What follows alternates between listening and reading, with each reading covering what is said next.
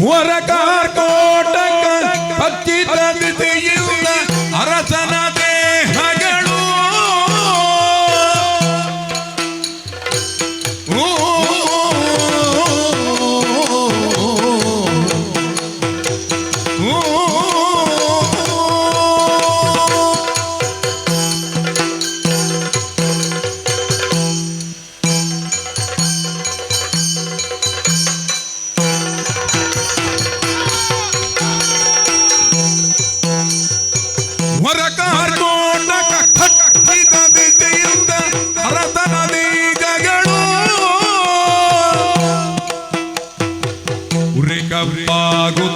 ಅಡಗಿತು ದಿವ್ಯಾಕಾರದ ರೂಪಗಳು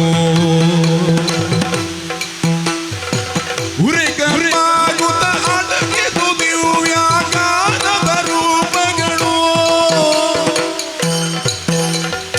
ಹೊರಗಾಕೋಟಕ ಪಚ್ಚಿತ ದಿಸೆಯಿಂದ ಅರಸನ ವೇಗಗಳು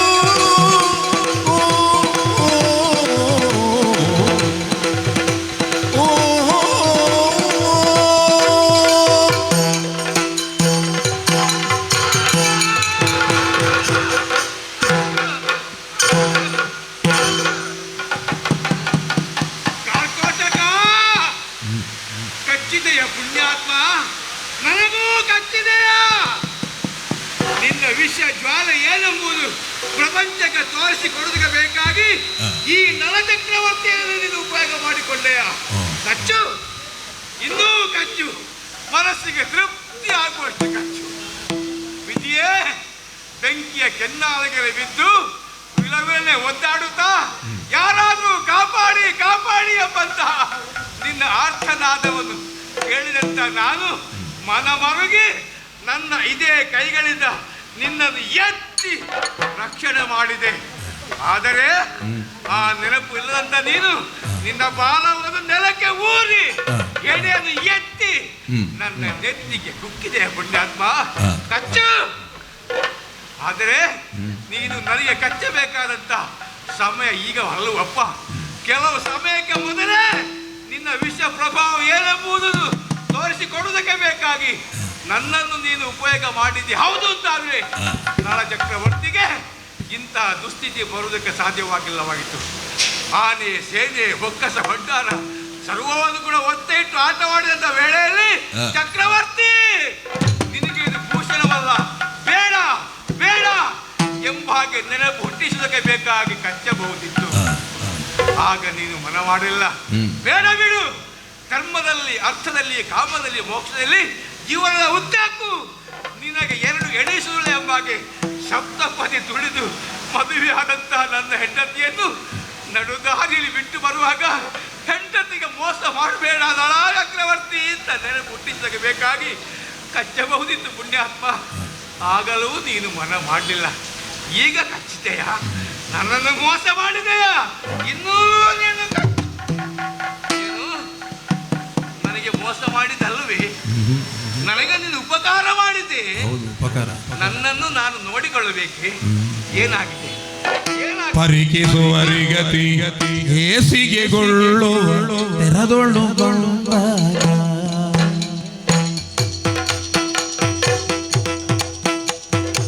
ಪರಿಕಿಸುವರಿಗತಿ ಹೇಸಿಗೆಗೊಳ್ಳುವ ತೆರದೊಳ್ಳು ಬಂದಾಗ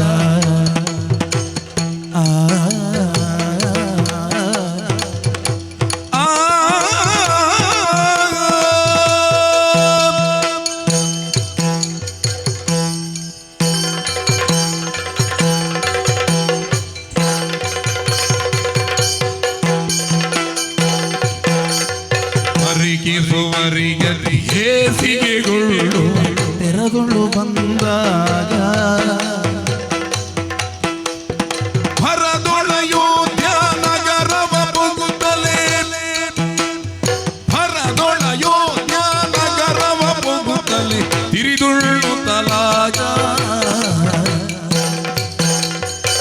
ಪರಿಕಿಸುವರಿಗತಿಗೆ ತಿರುಳುವ ತೆರದೊಳು ಬಂದಾಗ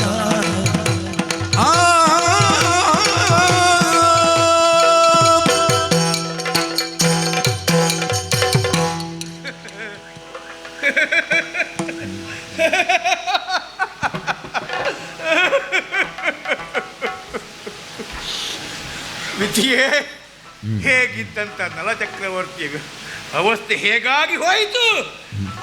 ನನ್ನನ್ನು ಕಾಣುವಾಗ, ನನ್ನ ನೋಡುವಾಗ ಹೇಸಿಗೆ ಆಗುತ್ತಾ ಇದೆ. ನನ್ನ ಪರಿಚಯ ನನಗೇ ಸಿಗದಂತ ಸ್ಥಿತಿ ನನ್ನ ಪಾಲಿಗೆ ಪ್ರಾಪ್ತವಾಯಿತು. ಹೌದು, ಆಲೋಚನೆ ಮಾಡಿದ್ದೆ ಹೌದು ಅಂತಾದರೆ ಕಾರ್ಕೋಟಕ ಮಾಡಿದ ತಪ್ಪಲ್ಲ, ಸರಿ ಅಂತ ನನಗೆ ಕಾಣಿಸ್ತದೆ. ಯಾಕೆ ನಳಚಕ್ರವರ್ತಿಯ ಪರಿಚಯ ಇಲ್ಲದವರು ಪ್ರಪಂಚದಲ್ಲಿ ಯಾರೂ ಇಲ್ಲ. ನನ್ನ ನಿಜ ರೂಪದಲ್ಲೇ ನಾನು ಹೋದದ್ದೇ ಹೌದು ಅಂತಾದರೆ ನನ್ನನ್ನು ನೋಡಿದವರು ಏನೆಂದಾರು, ಅದು ಸರ್ವಸ್ವವನ್ನು ಕಳ್ಕೊಂಡ ನಳಚಕ್ರವರ್ತಿ ಬೀದಿ ಬಿಕಾರಿಯಾಗಿ ತಿರುಗಾಡುತ್ತಾ ಇದ್ದಾನೆ ಎಂಬ ಹಾಗೆ ಕೈ ತಟ್ಟಿ ನಗುವುದಕ್ಕೆ ಸಾಧ್ಯ ಉಂಟು. ಮಾತ್ರವಲ್ಲ, ಅದು ಹೆಂಡತಿಗೆ ಮೋಸ ಮಾಡುವುದರಿಂದ ನಳಚಕ್ರವರ್ತಿ ಬೀದಿ ಬಿಕಾರಿ ಹಾಗೆ ತಿರುಗಾಡುತ್ತಾ ಇದ್ದಾನೆ ಎಂಬ ಹಾಗೆ ನನ್ನನ್ನು ಅಪಹಾಸ್ಯ ಮಾಡುವುದಕ್ಕೆ ಸಾಧ್ಯ ಉಂಟು. ಆದರೆ ನಾನು ಯಾರು ಎಂಬ ಹಾಗೆ ನನ್ನ ಪರಿಚಯ ನನಗೇ ದೊರಕುವುದಿಲ್ಲ ಅಂತ ಆದ ಮೇಲೆ ಮಿಕ್ಕವರ ಪಾಡೇನು? ಬದುಕಬೇಕು, ಬದುಕೂ ಬೇಕು. ಆದರೆ ಚಕ್ರವರ್ತಿಯಾದಂಥ ನಾನು ಸಾಮಾನ್ಯ ಒಬ್ಬನ ಅಡಿಯಾಳಾಗು ಮೇರೆಯುವುದು ಸರಿಯಲ್ಲ.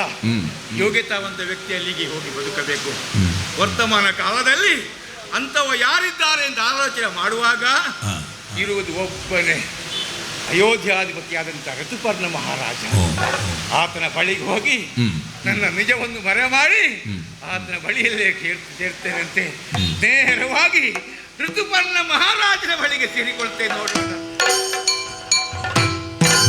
ಅಯೋಧ್ಯ ನಗರ ಹೋಗುತ್ತಲೇ ತಿರಿದುಣ್ಣುತ್ತಲಾಗ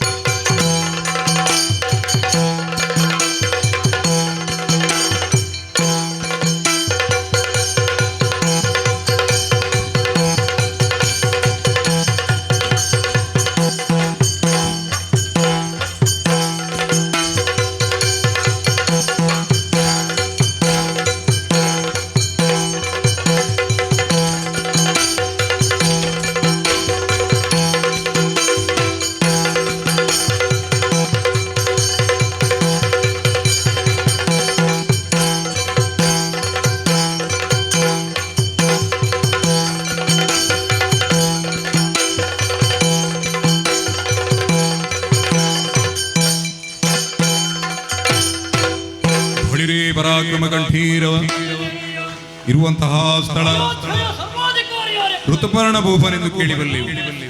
ಓಲಗವಿತ್ತ ವಿಚಾರ ಕುಶಲ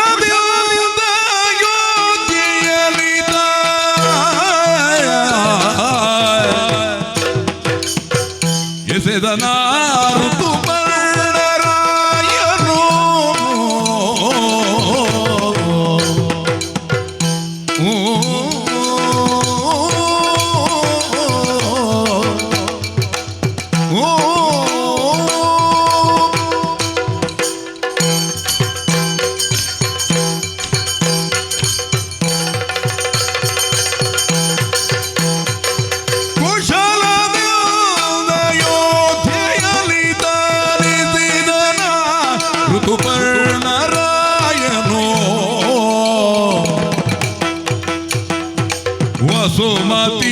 ವಸುಮತೀಶರೋಳಧಿಕ ವಿಕ್ರಮಿಗೆ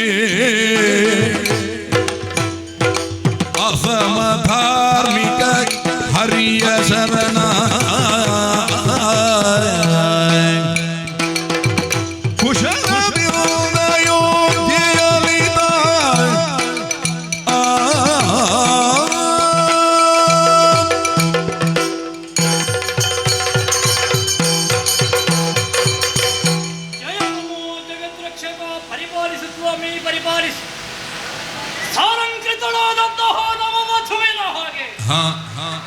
ಕಂಗೊಳಿಸುತ್ತಿರುವಂತಹ ಈ ಅಯೋಧ್ಯೆಯ ಸಭಾಸದನದಲ್ಲಿ ಮಂಡಿತರಾದ ಪ್ರತಿಯೊಬ್ಬ ಪ್ರಜಾಪರಿವಾರದವರಿಗೂ ರಾಜರ್ಷಿಯಾದಂತಹ ಋತುಪರ್ಣನ ಪ್ರಣಾಮಗಳು.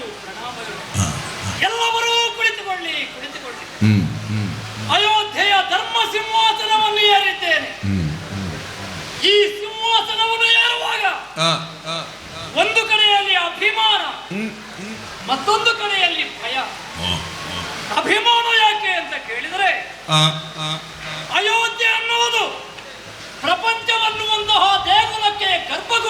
ಹಾಗೆ ಹ, ಹ.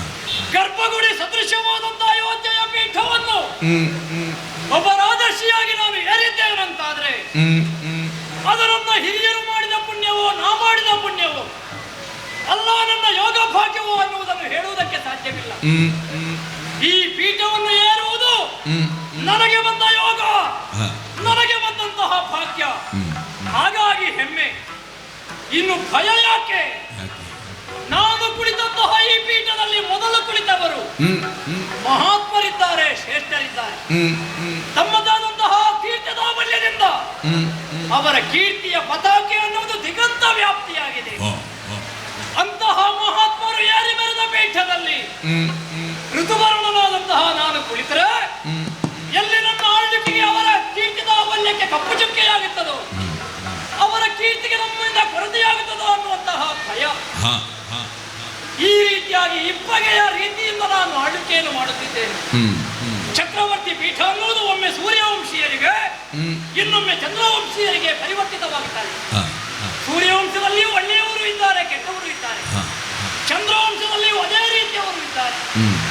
ವರ್ತಮಾನ ಕಾಲದಲ್ಲಿ ಚಂದ್ರವಂಶದಲ್ಲಿ ನಳ ಚಕ್ರವರ್ತಿ ಎನ್ನುವ ಚಕ್ರವರ್ತಿಯಾಗಿ ಮೆರೆಯುತ್ತಿದ್ದಾರೆ. ಅವನ ಸಾಮಂತನಾಗಿ ಅವನ ಜೀವನವನ್ನೇ ನನ್ನ ಆದರ್ಶವನ್ನು ಭಾವಿಸಿ ನಾನಿಲ್ಲಿ ಆಳ್ವಿಕೆಯನ್ನು ಮಾಡುತ್ತಿದ್ದೇನೆ. ಎಂದಿನ ಹಾಗೆ ಪ್ರಾತಾಂತಿಕೆಗಳನ್ನು ಸೇರಿಸಿ ಸಭಾಪ್ರವೇಶ ಮಾಡಿದೆ. ಸಾಮಂತರು, ಧೀಮಂತರು, ಶ್ರೀಮಂತರು, ವೀರರು, ವಿಕ್ರಮಿಗಳು, ವಿನಯಿತರು, ವಿಶೇಷ ವಿದ್ಯಾವಾಸಿಗಳನ್ನು ಬಂದ ಮಹಾತ್ಮರು ಸೇರಿದ ಸಭೆ, ತುಂಬಿದ ಸಭೆ. ಜನ ಎಷ್ಟು ಮಂದಿ ಇದ್ದಾರೆ ಅನ್ನುವ ಕಾರಣದಿಂದ ಸಭೆಯೊಂದು ತುಂಬಿದ ಸಭೆ ಆಗುವುದಲ್ಲ, ಸಭೆಯಲ್ಲಿ ಇದ್ದವರು ತುಂಬಿದವರಾಗಿರಬೇಕು. ಅದು ನಿಜವಾದಂತಹ ತುಂಬಿದ ಸಭೆ. ನಮ್ಮದು ತುಂಬಿದ ಸಭೆ. ಅರಸನಾಗಿ ಪ್ರಜೆಗಳ ಆಚಾರವನ್ನು ವಿಚಾರಕ್ಕೆ ತೆಗೆದುಕೊಳ್ಳಬೇಕಾದ ನಮ್ಮ ಕರ್ತವ್ಯ. ಯಾರಾದರೂ ತಮ್ಮ ಕಷ್ಟವನ್ನು ಹೇಳಿಕೊಳ್ಳಬಹುದು ಎಂಬ ಹಾಗೆ ನಾನು ಹೇಳಿದಾಗ ದೂತವನ್ನು ಹೇಳಿದ. ಯಾರೋ ನನ್ನ ಸಂದರ್ಶನಕ್ಕಾಗಿ ಅಲ್ಲಿ ಕಾಯ್ತಿದ್ದಾರಂತೆ. ಕೇಳಿ, ನಿಲ್ಲದೆ ಯಾತಕದಿಂದವ ಬರುತ್ತಿರೆ, ನಿಲ್ಲದೆ ಯಾತಕದಿಂದವ ಬರುತ್ತಿರೆ, ನೋಡಿದರವನೊಂದು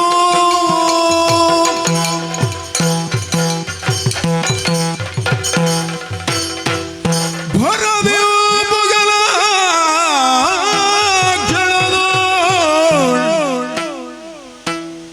ನರವಿದ್ರೂಪನ ಶರೀರವ ಪರಿಕಿಸುತ್ತಲಿಗೆ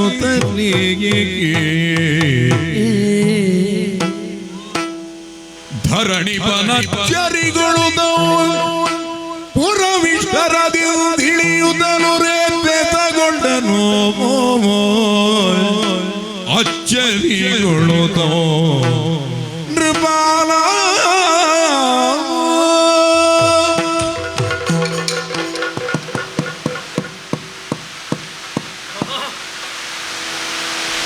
ನಾನು ಕಾಣುತ್ತಿರುವುದು ಕನಸು ಅಲ್ಲ, ಯಥಾರ್ಥವೋ ಎಂಬ ಹಾಗೆ ನನಗೆ ನನ್ನನ್ನೇ ನಂಬುವುದಕ್ಕಾಗುವುದಿಲ್ಲ. ಯಾರೋ ನಿಮ್ಮ ದಾರಿ ನಿರೀಕ್ಷೆಯಲ್ಲಿದ್ದಾರೆ ಎಂಬ ಹಾಗೆ ದೂತ ಹೇಳಿದಾಗ ಬರುವುದಕ್ಕೆ ಹೇಳಿದೆ. ಬಂದ ವ್ಯಕ್ತಿಯನ್ನು ಕಂಡಾಗ ನನ್ನ ಶರೀರವನ್ನು ನಾನು ಮುಟ್ಟಿ ನೋಡುವ ಹಾಗಾಗಿ ಹೋಯಿತು. ಏನಿದೆ ಇವನನ್ನು ಇಲ್ಲಿಯವರೆಗೆ ನಾನು ನೋಡಿದ್ದಿಲ್ಲ. ಹೇಳುವುದನ್ನು ಕೇಳಿದ್ದೇನೆ. ಈ ಲೋಕದಲ್ಲಿ ಕೆಲವು ಮಂದಿಗಳು ಕುರೂಪಿಗಳಿರ್ತಾರೆ, ವಿರೂಪದವರು ಇದ್ದಾರೆ. ಆದರೆ ಶಿವನನ್ನು ಕಂಡರೆ ಏನೇ ವಿಕೃತ ರೂಪ, ಏನೇ ವಿರೂಪ, ಏನೇ ಕುರೂಪ ನೋಡಬಾರದೆ. ಗೂನು ಬೆನ್ನು, ಗುಜ್ಜುಗರಳು, ಡೊಳ್ಳು ಹೊಟ್ಟೆ, ಮೆಳ್ಳಗಣ್ಣು, ವಕ್ರಬದನ, ಡೊಂಕು ಮೂಗು, ಉದುರುಗಡ್ಡ, ಕೆದರು ಕೂದಲು, ಅಷ್ಟವಕ್ರತೆ ಅಂತ ನಾವು ಯಾವುದನ್ನು ಹೇಳುತ್ತೇವೋ ಆ ಅಷ್ಟವಕ್ರತೆ ಇವನಲ್ಲಿ ನಾನು ಕಾಣುತ್ತಿದ್ದೇನೆ. ಇಂತಹ ವಿಕಾರ ಸ್ವರೂಪದಿಂದ ನನ್ನ ಮುಂದೆ ಕಾಣಿಸಿಕೊಂಡಂತಹ ಇವ ಯಾರು? ಎಂಬುದೇ ನಮಗೆ ಅರ್ಥವಾಗುವುದಿಲ್ಲ. ಹಾಗೆಂದು ಬಾಹ್ಯ ರೂಪವನ್ನು ಕೊಂಡು ನಾವು ಮಾನ ಸಮ್ಮಾನವನ್ನು ಮಾಡುವವರಲ್ಲ. ವಿರೂಪ ಕುರೂಪ ಎಲ್ಲರಿಗೂ ಕೂಡ ಇರ್ತದೆ. ಕಪ್ಪು ಡೊಂಕಾದರೂ ಆ ಕಪ್ಪಿನ ಸಿಹಿ ಡೊಂಕಾಗುವುದಿಲ್ಲ. ದೀಪ ಡೊಂಕಾದರೂ ಬಿರುವಂತಹ ಬೆಳಕು ಡೊಂಕಾಗುವುದಿಲ್ಲ. ನನ್ನ ಕಣ್ಣಿಗೆ ಕಾಣುವಂತಹ ಇವನ ರೂಪ ವಿರೂಪವಾದರೂ ಕುರೂಪವಾದರೂ ಇವನ ಅಂತರ್ಯದಲ್ಲಿ ಪರಮಾತ್ಮ ಇದ್ದಾನೆ ಅನ್ನುವುದೇ ಸತ್ಯ ತಾನೆ. ಹಾಗಾಗಿ ಬಾಹ್ಯ ರೂಪಕ್ಕೆ ನಾವು ಮರಳಾಗುವವರಲ್ಲ. ನನ್ನ ಸಂದರ್ಶನವನ್ನೇ ಅಪೇಕ್ಷೆಯನ್ನಾಗಿರಿಸಿ ಬಂದಿದ್ದಾನಂತಾದರೆ ಏನೋ ವಿಷಯ ಇರಬೇಕು. ಬಂದಂತಹ ಇವರನ್ನು ವಿಚಾರಿಸಿದ್ರೆ ಸತ್ಯ ಗೊತ್ತಾಗಬಹುದು. ವಾಸ್ತವ ಕಣ್ಣ ಮುಂದೆ ಇರುವಾಗ ನಾವು ಕಲ್ಪನಾ ಲೋಕದಲ್ಲಿ ವಿಹರಿಸುವುದು ಯಾಕೆ? ಇವರನ್ನೇ ಮಾತಾಡಿ. ಅಯ್ಯೋ, ಎಲ್ಲಿ ನಿನಗೆ ನೀನಾದೇನು ಪೂರ್ವದೋಳೆಲ್ಲಿದ್ದವನೇನು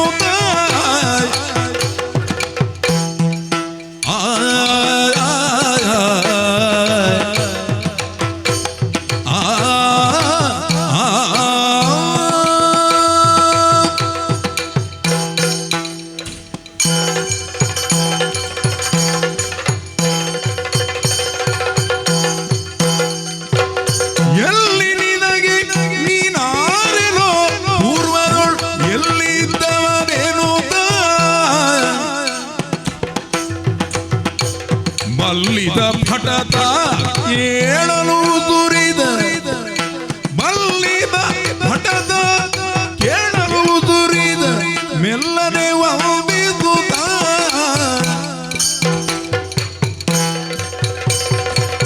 ಎಲ್ಲಿ ನಿನಗೆ ನೀನಾರೇಳೋ ಪೂರ್ವದೋಳೆಲ್ಲಿದ್ದವನೇನು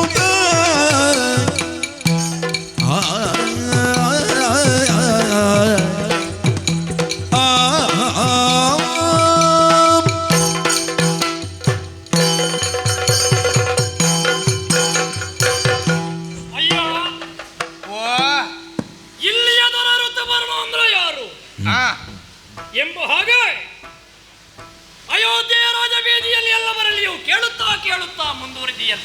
ನಾನೇ ನೀ ಯಾರನ್ನೆಲ್ಲ ವಿಚಾರಿಸಿದೆಯೋ ಅಂತಹ ಇಲ್ಲಿಯ ದೊರೆ ಋತುಪರ್ಣ, ರಾಜರ್ಷಿ ಋತುಪರ್ಣ, ನಾನೇ ನಿನ್ನ ಕಣ್ಣ ಮುಂದೆ ನಿಂತು ಮಾತಾಡುತ್ತಿದ್ದೆ. ಧನ್ಯನಾದೆ. ಅಯ್ಯ, ಓ, ನಿನ್ನನ್ನು ಇಲ್ಲಿಯವರೆಗೆ ನಾನು ನೋಡಿದವನಲ್ಲ. ನನ್ನನ್ನೇ ಕಾಣುವುದಕ್ಕಾಗಿ ನೀನು ಬಂದದ್ದು ಅನ್ನುವುದರಿಂದಲೇ ನಿನ್ನ ಪೂರ್ವಾಪರವನ್ನು ತಿಳಿಯಬೇಕನ್ನುವಂತಹ ಕುತೂಹಲ. ತಪ್ಪಲ್ಲ. ಯಾರಪ್ಪ ನೀನು? ನಿನ್ನ ತಂದೆ ತಾಯಿಗಳು ಯಾರು? ನಿನ್ನ ಹೆಸರೇ? ನೀನು ಈ ಪೂರ್ವದಲ್ಲಿ ಎಲ್ಲಿದ್ದವ? ಇಲ್ಲಿಗೆ ಬರಬೇಕು ಅಂತಾದರೆ ಕಾರಣ ಏನು?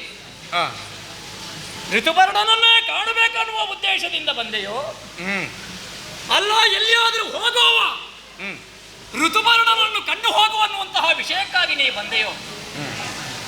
ಯೋಚನೆ ಮಾಡಬೇಡ. ಬಲ್ಲಿದನಾದಂತಹ ಋತುಪರ್ಣ ನಿನ್ನನ್ನು ವಿಚಾರಣೆ ಮಾಡ್ತಾ ಇದ್ದೇನೆ. ನನ್ನಲ್ಲಿ ಶ್ರೀಮಂತಿಕೆಯೂ ಉಂಟು, ಹೃದಯ ಶ್ರೀಮಂತಿಕೆಯೂ ಉಂಟು. ಯಾವ ಅಪೇಕ್ಷೆಯಿಂದ ನೀ ಬಂದೆಯೋ ಆ ಅಪೇಕ್ಷೆಯನ್ನು ನನ್ನಲ್ಲಿ ಮುಂದಿಟ್ಟರೆ ಅದನ್ನು ನೆರವೇರಿಸುವುದಕ್ಕೆ ಬೇಕಾಗಿ ನಾನು ಉದ್ಯುಕ್ತನಾಗುತ್ತೇನೆ. ಹೇಳಪ್ಪ, ಯಾರು ನೀನು? ನನ್ನನ್ನು ವಿಚಾರಿಸ್ತಾ ಇದ್ದೇನೆ ಪ್ರಭು. ನಿಷಧಪುರಾಧಿಪ ಶಶಿವಂಶ ಜನಳ ಅಸಮ ಪರಾಕ್ರಮನೋ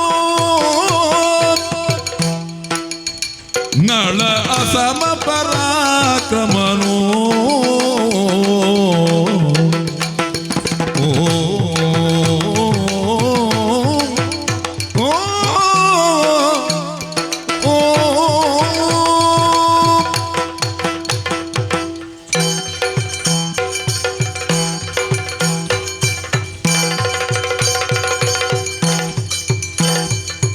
ನಿಷಧಪುರಾಧಿಪ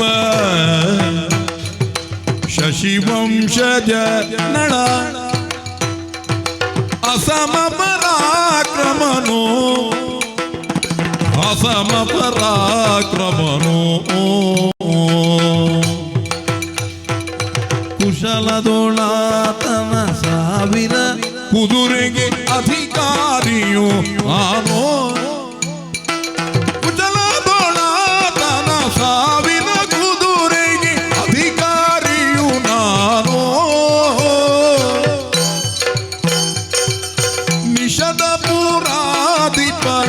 ಶಶಿವಂಶಜ ನಳ ಅತಮ ಪರಾಕ್ರಮನೋ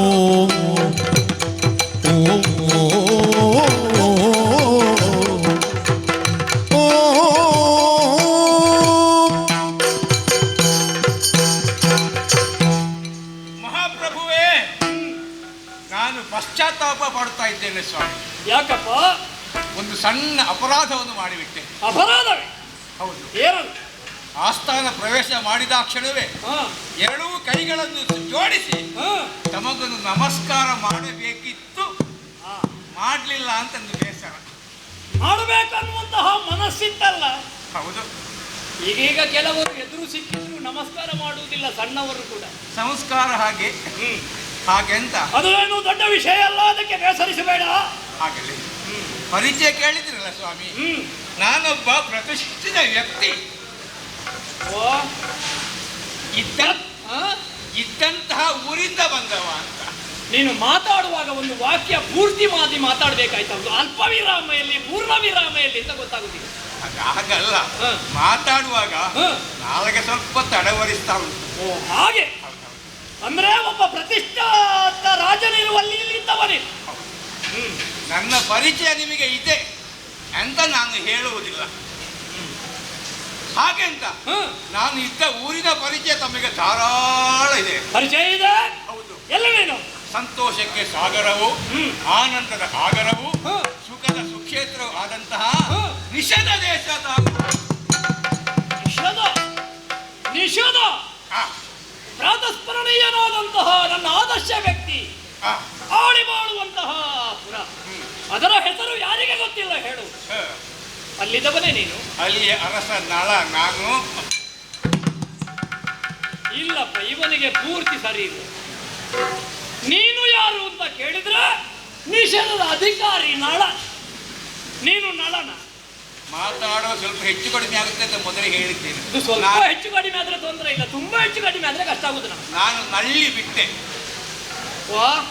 ನಲ್ಲಿ ಬಿಟ್ಟೆ. ಅದು ಕೆಲವರ ಸ್ವಭಾವ ಉಂಟು, ಬಿಟ್ಟೇ ಬರುವುದು. ಅಲ್ಲಿ ತೊಂದರೆ ಆಗುದು ಯಾರಿಗೆ? ಹಾಗಲ್ಲ ನೋಡಿ, ನಳನಲ್ಲಿ. ಹಾಗೆ ನಳನಲ್ಲಿ ನಿಷೇಧದ ದೊರೆಯ ನಳ ಮಹಾರಾಜನಲ್ಲಿ 1000 ಕುದುರೆಗಳ ಯಜಮಾನ. ಸರಿ ಹೋಯ್ತು. ನಿಷೇಧದಲ್ಲಿ ನೀನು 1000 ಕುದುರೆ ಯಜಮಾನನ? ಹಾಗಿದ್ರೆ ಬಹುಶಃ ನಳ ಚಕ್ರವರ್ತಿ ಕುದುರೆಗೆ ಸ್ನಾನ ಮಾಡಿಸುವವರಾಗಿರ್ಬೇಕು. ಎಂತದೋ ಮಾತಾಡ್ತೀಯ ನೀನು. ಹಾಗಲ್ಲ, ಕುದುರೆಗಳನ್ನೆಲ್ಲ ನೋಡಿಕೊಂಡು ಬರುವಂತ. ಅಂದ್ರೆ ನಿಷೇಧದಲ್ಲಿ ಚಕ್ರವರ್ತಿಗಳ ಆಶ್ರ ಚಕ್ರವರ್ತಿಯಲ್ಲಿ ನಾನಿದ್ದವ, ಕೆಲಸಕ್ಕಿದ್ದವ. ನಿನಗೆ ಸುನಿನ ಮುಖ, ನಿನ್ನಂತವನ ಮುಖ ನೋಡಿದ್ರೆ ಸಚೇಲ ಸ್ನಾನ ಮಾಡಬೇಕಾದಿತ್ತು. ಅಂತಹ ಚಕ್ರವರ್ತಿಗಳ ಅರಮನೆಯಲ್ಲಿ ಒಂದು ಸಣ್ಣ ಕೆಲಸ ಸಿಗಬೇಕು ಅಂತಾದ್ರು ಪುಣ್ಯ ಮಾಡಿರಬೇಕು. ಅಂತಹ ಯೋಗ ಭಾಗ್ಯ ನಿನಗೆ ಸಿಕ್ಕಿದೆ. ಅವರ ಬಳಿಯಲ್ಲಿ ಕೆಲಸ ಮಾಡುವುದನ್ನು ಬಿಟ್ಟು ಇಲ್ಲಿಗೆ ಬಂದ್ಯಾ? ಸೋಮಾರಿಯಾಗಿ ನಾನು ಇಲ್ಲಿಗೆ ಬಂದದ್ದಲ್ಲ. ಮತ್ತೆ ಆ ಪುಣ್ಯ ದೇಶವನ್ನು ಬಿಟ್ಟು ಬರಬೇಕು ಅಂತ ಆದ್ರೆ ಅಲ್ಲಿ ಒಂದು ದಿನ ಒಂದು ಅಚಾತುರ್ಯ ನಡೆದು ಹೋಯಿತು. ಏನದು? ವಿಷಮಲೆತ್ತಗಳಾಡಿ ಸೋತು ಸಕಲವ, ವಿಷಮಲೆತ್ತವನಾಡಿ ಸೋತು ಸಕಲವ, ಪುಷ್ಕರನಿಗೆ ಒಪ್ಪಿಸುತ್ತ ಯಥೆವ ಕೌಪೀನದೋಳ್ 5 ನಡವಿಗೆ,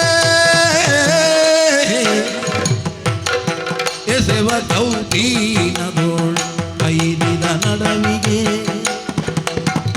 ತನ್ನಯ ಸತಿ ಸಗೀತ ವಿಷಮಲೆತ್ತವನಾಡಿ ಸೋತು ನಗಲವ,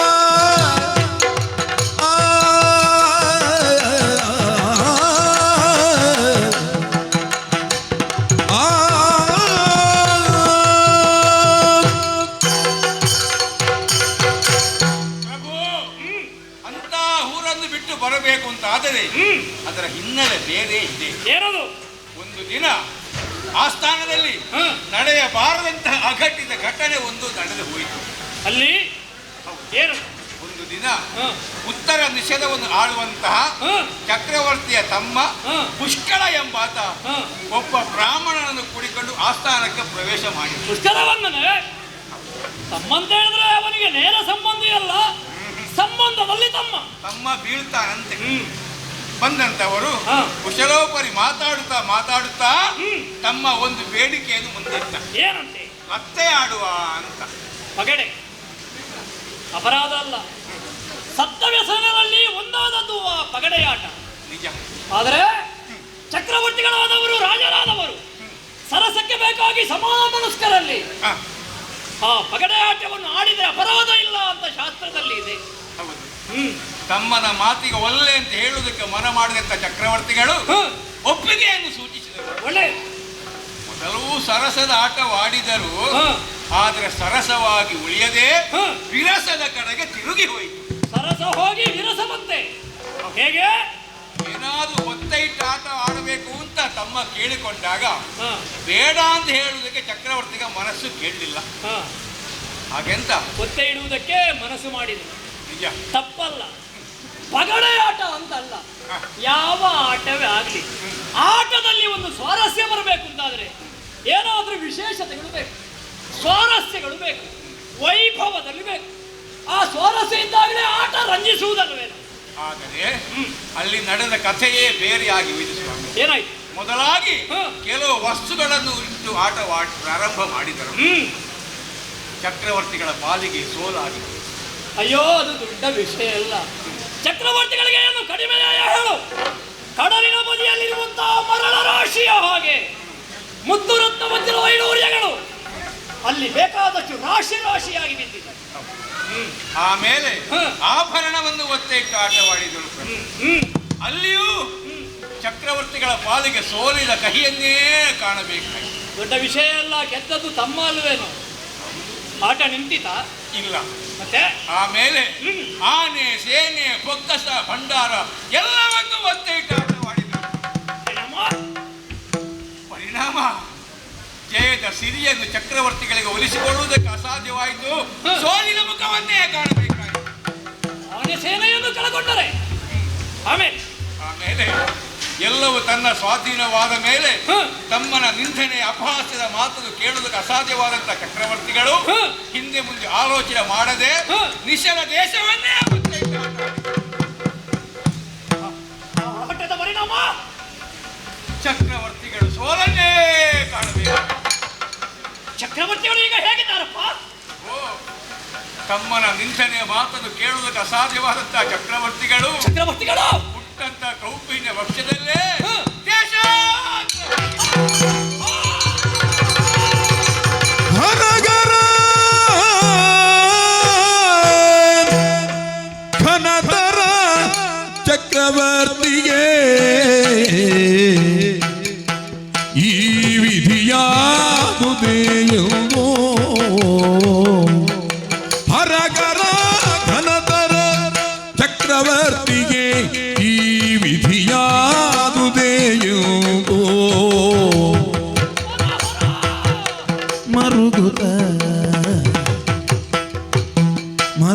ಮರುಗುತ್ತಲೀತನ ಶತ ಅಶ್ವಕಿ ದಳವಾಯಿಯ ಮಾಡಿದನು ಹರಗರ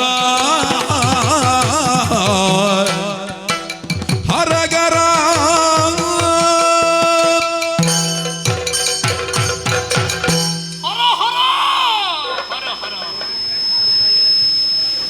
ಎಂತಹ ದುರ್ವಾರ್ತೆಯನ್ನು ನಾನು ಕೇಳುತ್ತಿದ್ದೇನೆ. ಶೀತ ನಾಡಿದ ಮಾತನ್ನು ಕೇಳುವಾಗ ಕಾದ ಸೀಸವೇ ನನ್ನ ಕಿವಿಗೆ ಏರದ ಹಾಗೆ ಮಿಂಚಿನ ಬಳ್ಳಿಯೇ ಬಂದು ಬಡಿದಂತಹ ಅನುಭವವಾಗುತ್ತಿದೆ. ಯಾರನ್ನು ನನ್ನ ಆದರ್ಶ ಪುರುಷ ಅಂತ ನಾನು ಭಾವಿಸಿದ್ದೇನೋ, ಯಾರನ್ನು ಪ್ರಾತಸ್ಮರಣೀಯ ಎಂಬ ಹಾಗೆ ನಾನು ಪೂಜಿಸುತ್ತಿದ್ದೇನೆ, ಅಂತಹ ಘನತರ ಚಕ್ರವರ್ತಿಯಾದಂತಹ ನಳ ಭೂಪತಿ ನಿಮಗೂ ಇಂತಹ ಸ್ಥಿತಿಯಾಗಿ ಹೋಯಿತೆ. ನಿಮಗೂ ಇಂತಹ ಸ್ಥಿತಿಯಾಗಿ ಹೋಯಿತೆ. ಅಯ್ಯೋ, ಯಾಕೆ ಹೀಗಾಯಿತು? ಈ ಹೀಗಾಗುವುದಕ್ಕೆ ಕಾರಣ ಏನು ಅಂತ ನಾವು ಆಲೋಚನೆ ಮಾಡಿದರೆ ಉತ್ತರ ಸಿಗ್ತಾ ಇಲ್ಲ. ಕಾಲದೋಷವೇ? ಕಾಲದೋಷವೇ? ಖಂಡಿತ ಅಲ್ಲ. ಚಕ್ರವರ್ತಿಗಳ ಆಳ್ವಿಕೆಯಲ್ಲಿ ಧರ್ಮದೇನು 4 ಪಾದವನ್ನು ಊರಿ ಧರ್ಮದ ರಾಜಕೀಯ ಅಲ್ಲಿ ನಡೆಯುತ್ತಿತ್ತು. ರಾಜ ಕಾಲಸ್ಯ ಕಾರಣಂ ಅನ್ನುವಂತಹ ಮಾತೊಂದಿದೆ. ಧರ್ಮಾತ್ಮರಾದಂತಹ ಚಕ್ರವರ್ತಿಗಳ ಆಳ್ವಿಕೆಯಲ್ಲಿ ಲೋಪ ಬರುವುದಕ್ಕೆ ಎಲ್ಲಿಂದ ಸಾಧ್ಯ? ಹಾಗಿದ್ರೆ ಇದು ಕಾಲದೋಷ ಅಲ್ಲ, ಮತ್ತೇನು? ಕರ್ಮದೋಷವೇ? ಶುದ್ಧ ಚಾರಿತ್ರವುಳ್ಳಂತಹ ನರಚಕ್ರವರ್ತಿಗಳ ಜೀವನದಲ್ಲಿ ಕಪ್ಪು ಚುಕ್ಕೇ ಇಲ್ಲ. ಹಾಗಿದ್ರೆ ಕರ್ಮದೋಷ ಅನ್ನುವುದನ್ನು ಹೇಳುವುದಕ್ಕೂ ಸಾಧ್ಯವಿಲ್ಲ. ಇದು ಎರಡೂ ಅಲ್ಲ ಅಂತ ಆದರೆ ಏನು? ಹೌದು, ಹಣೆ ಬರಹ ವಿಧಿ ನಮ್ಮ ಹಣೆಯಲ್ಲಿ ಬರೆದದ್ದನ್ನು ತಪ್ಪಿಸುವುದಕ್ಕೆ ಯಾರಿಂದಲೂ ಸಾಧ್ಯವಿಲ್ಲ. ಚಕ್ರವರ್ತಿಗೆ ಕಾಡುವಾರಾಗಬೇಕನ್ನುವಂತಹ ಹಣೆಯ ಬರಹವನ್ನು ಬ್ರಹ್ಮದೇವ ಬರೆದಿದ್ರೆ ತಪ್ಪಿಸುವುದಕ್ಕೆ ಯಾರಿಂದ ಸಾಧ್ಯ? ನಾನು ಅದನ್ನೆಲ್ಲ ಯೋಚನೆ ಮಾಡುವುದು.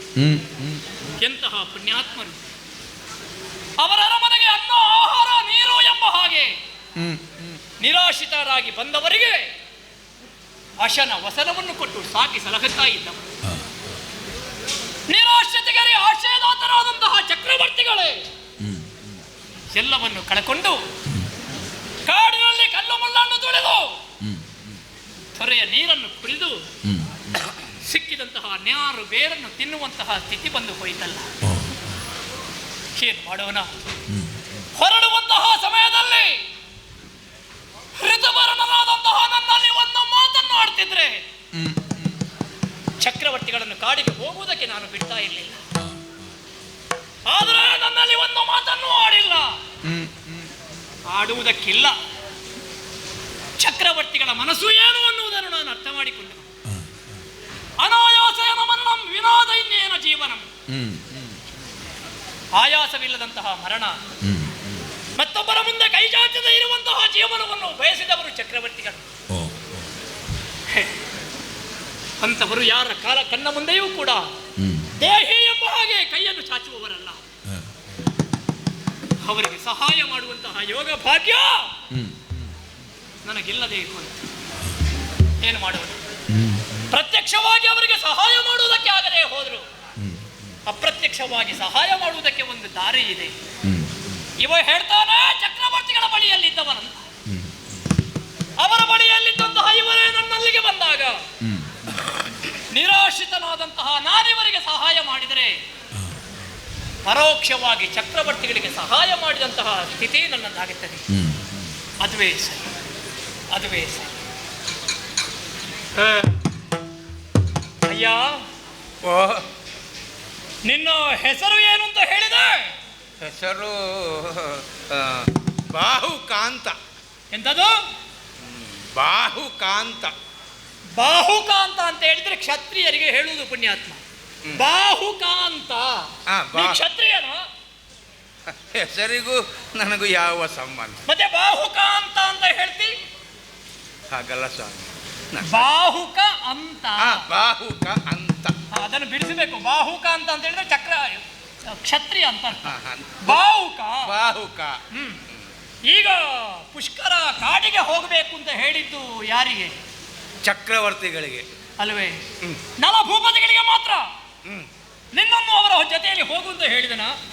ಇಲ್ಲ. ನಿನಗೆ ಅವನ ಜೊತೆಯಲ್ಲಿ ಇರಬಹುದಿತ್ತಲ್ಲ, ನೀನು ಯಾಕೆ ನಾಡು ಬಿಟ್ಟು ಬಂದೆ? ಕಾರಣ ಇದೆ ಸ್ವಾಮಿ.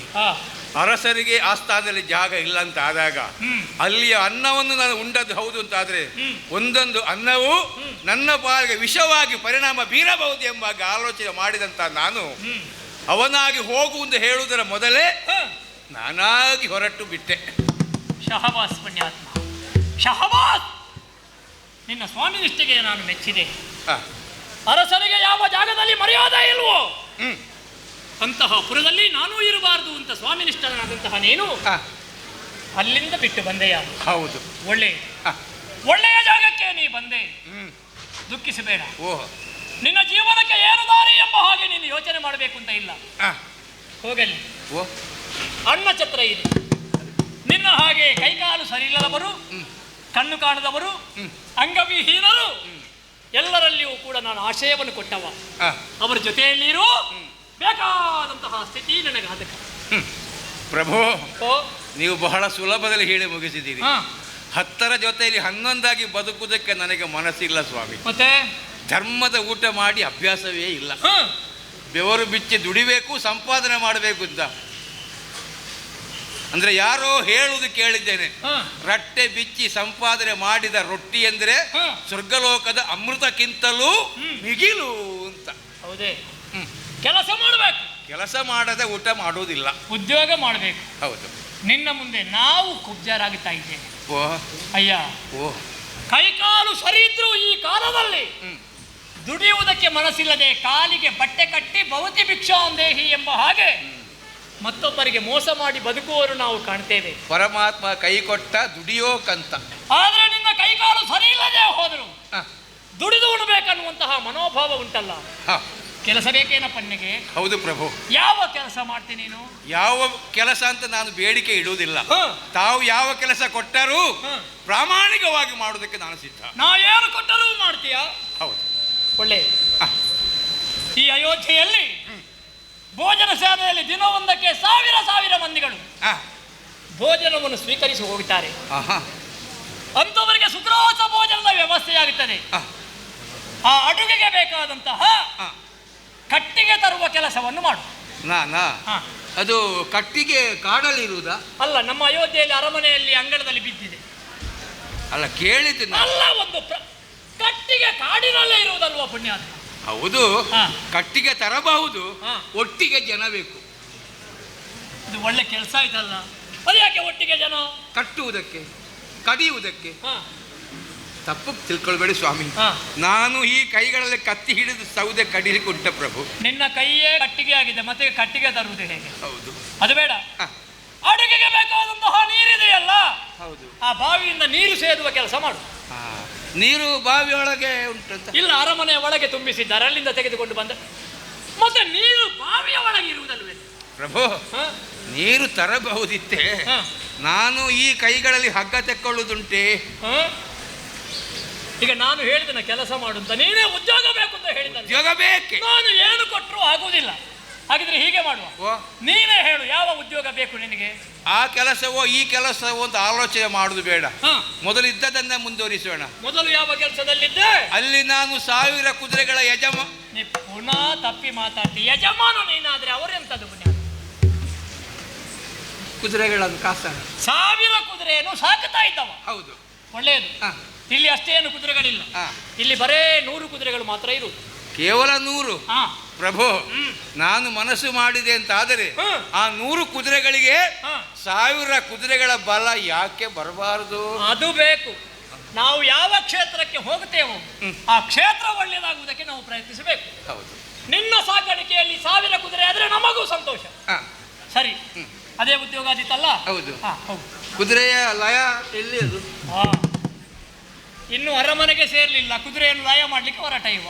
ಅಲ್ಲ, ಅದು ಕುದುರೆಯ ಲಯ ಅಲ್ಲ ಪುಣ್ಯಾತ್ಮ, ಕುದುರೆಯ ಲಾಯ. ಹಾ, ಎಳಿಬೇಕು. ಹಾ. ಹಾ, ಹಾ. ಯಾವುದನ್ನು? ಅದು ಲಾಯವನ್ನು. ಲಾಯ ಹೇಳಿಬೇಡ, ಅಕ್ಷರ ಹೇಳಿದ್ರೆ ಸಾಕು. ಅಕ್ಷರ ಎಳಿಬೇಕು. ಹಾ. ಆಯ್ತು. ಇದು ಹಾ. ರಾಯರೇ, ಹಾ. ಬೇಸರ ಮಾಡಬಾರ್ದು. ಹಾ. ಇನ್ನೊಂದು ಬೇಡಿಕೆ ನನ್ನದುಂಟು. ಎಂತದ್ದು? ಅದು ಆಗುದಿಲ್ವಾ? ಅದಾಗುದಿಲ್ಲ ಅಂತಲ್ಲ, ಹಾ. ಪ್ರಾಮಾಣಿಕತೆಯಲ್ಲಿ ಕೆಲಸವನ್ನು ಮುಂದುವರಿಸ್ತೇನೆ. ಹಾ. ಸಂಬಳ ಎಷ್ಟು ಅಂತ ಕೇಳಿ. ಒಳ್ಳೆ ಜನ ಪುಣ್ಯಾತ್ಮ. ಇನ್ನು ಉದ್ಯೋಗಕ್ಕೆ ಸೇರಲಿಲ್ಲ, ಪ್ರಾರಂಭ ಆಗಲಿಲ್ಲ. ನೀನು ಹೋದಲ್ಲೆಲ್ಲ ಹೀಗೆ ಸಂಬಳ ನಿಶ್ಚಯ ಮಾಡಿಯೇ ಉದ್ಯೋಗ ಸೇರುವುದ? ಮತ್ತೆ ಚರ್ಚೆ ಆಗಬಾರ್ದಲ್ಲ. ಅಲ್ಲ, ನೀನಿರುವುದೇ ಒಬ್ಬ ಪುಣ್ಯಾತ್ಮ, ನಿನಗೆ ಸಂಬಳ ಯಾಕ? ಒಬ್ಬನೇ ಅಂತ ಯಾರು ಹೇಳಿದ್ದು? ಮತ್ತೆ ಈಗ ಇರುವುದು ಒಬ್ಬನೇ ಆಗಿರಬಹುದು. ಹ. ನಾನು ಒಬ್ಬ ಸಂಸಾರಿ.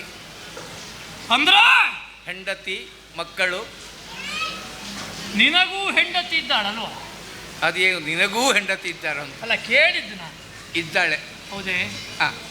ಅಲ್ಲ, ಇಷ್ಟು ದುಡಿಯುವುದು ಮತ್ತೆ ಯಾರಿಗೆ? ಹೆಂಡತಿ ಮಕ್ಕಳಿಗೆ ಬೇಕಾಗಿಯಾ? ನಿದ್ದೆ ಬಿಟ್ಟು ಸಂಪಾದನೆ ಮಾಡು ಯಾರಿಗೆ ಬೇಕಾಗಿ? ನಿನಗೆ ಎಷ್ಟು ಸಂಬಳ ಕೊಡಬೇಕು ನಾನು? ಅದು ನಾನು ಕೇಳುವುದಿಲ್ಲ. ಹಾ. ತಾವು ಎಷ್ಟು ಕೊಟ್ಟರೂ ಹಾ. ಅದನ್ನು ನಾನು ನಿನ್ನ ಉದ್ಯೋಗವನ್ನು ನೋಡಿ ಸಂಬಳವನ್ನು ನಿಗದಿ ಮಾಡಲಾಗುವುದು. ಹಾ, ಹಾ. ಆದಿತ್ತಲ್ಲ? ಆಯ್ತು. ಅಲ್ಲಿ ಒಳಗೆ ಹೋಗು.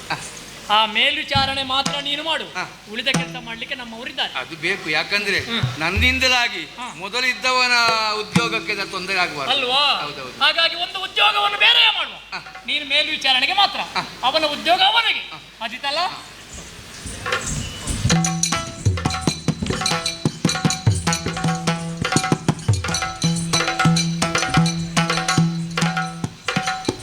ಆಶ್ಚರ್ಯ, ಎಂತಹ ಒಂದು ವಿಸ್ಮಯವಾದಂತಹ ಘಟನೆ.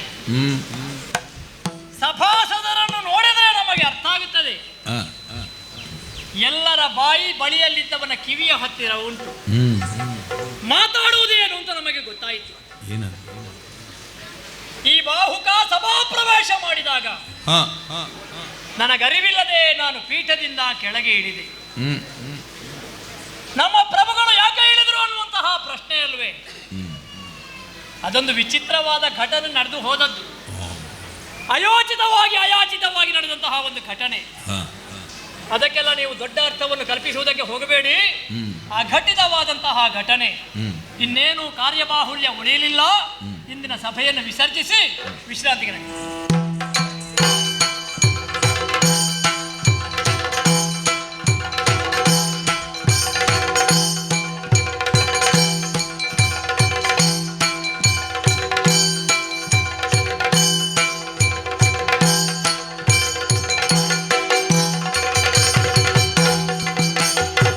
ಒಂದು ದಿನ ಋತುಪರ್ಣ ಭೂಪ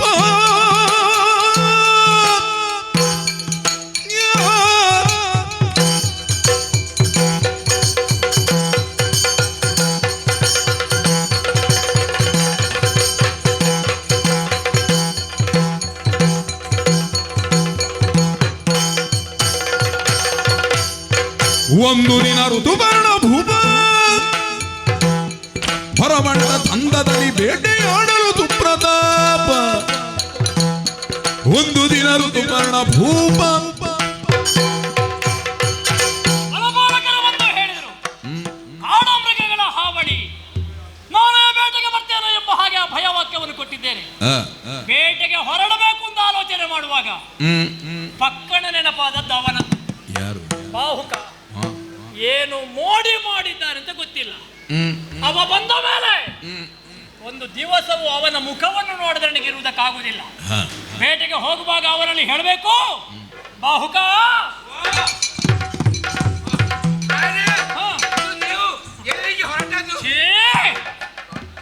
ಏನು ಅಪಶಕುನವ, ಏನಾಯ್ತು? ಒಳ್ಳೆಯ ಕೆಲಸಕ್ಕೆ ಹೊರಡುವಾಗ ಎಲ್ಲಿಗೆ ಅಂತ ಕೇಳಬಾರ್ದು, ಬೆಕ್ಕೊಡ್ಡ ಬಂದಾಗ ಅಂತ ಹೇಳಿಲ್ವಣ. ಅದು ಮನೆ ಬೆಕ್ಕಡ್ಡ ಬಂದ್ರೆ ಅಪಶಕುನ ಅಲ್ಲ ಅಂತ. ಮನೆ ಬೇಕಾದ್ರೂ ಬೆಕ್ಕೆ ಅಲ್ವಾ, ಅದೇನು ಪುರುಷ ಮೃಗವ? ಅಂದ್ರೆ ಎಲ್ಲಿಗೆ ಅಂತ ಕೇಳಬಾರ್ದು, ದೂರ ಅಂತ. ದೂರ ಎಲ್ಲಿ? ಅದನ್ನು ಬಿಡುವುದಿಲ್ಲ ಇವ. ನಾನು ಬೇಟೆಗೆ ಹೊರಟದ್ದು. ನಾನು ಬರ್ತೇನೆ, ಹೋಗುವ.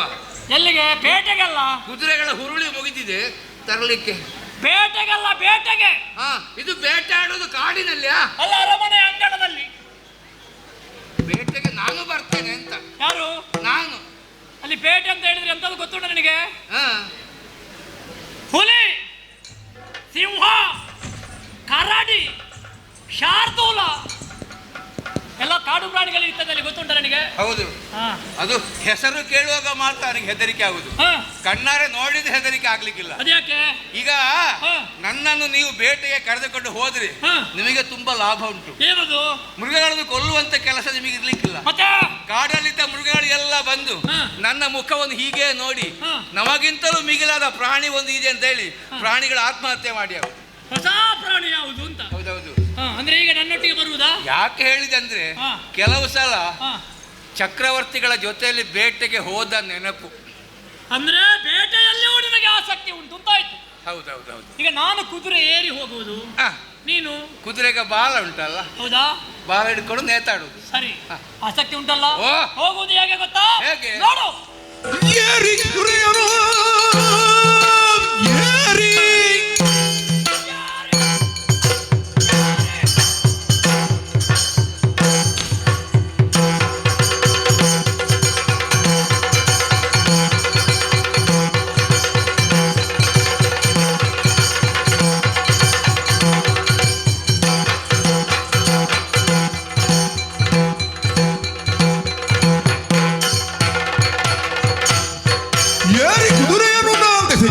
ವರದಿಗೊಳ್ಳುದ ಕ್ರೂರ ಮೃಗ ಜಾತಿಗಳ ತಡೆದು ಮರ್ದಿದುದ ಒಂದು ದಿನ ಋತುಪರ್ಣ ಭೂಪ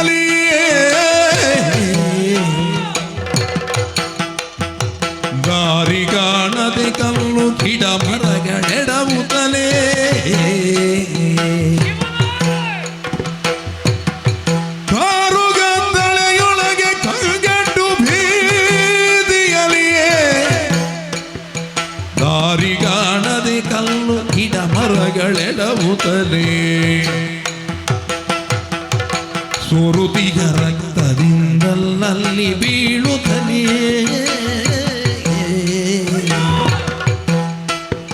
ಧಾರಿಣಿ ಪಕ್ಷುದೆಯ ಬಾಧೆಯಲಿ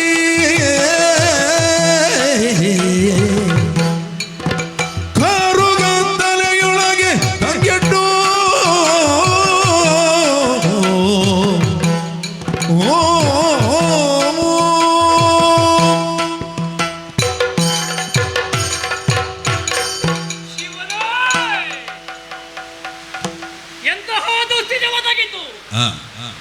ಬಾವುಕರನ್ನು ಸೇರಿದೆ.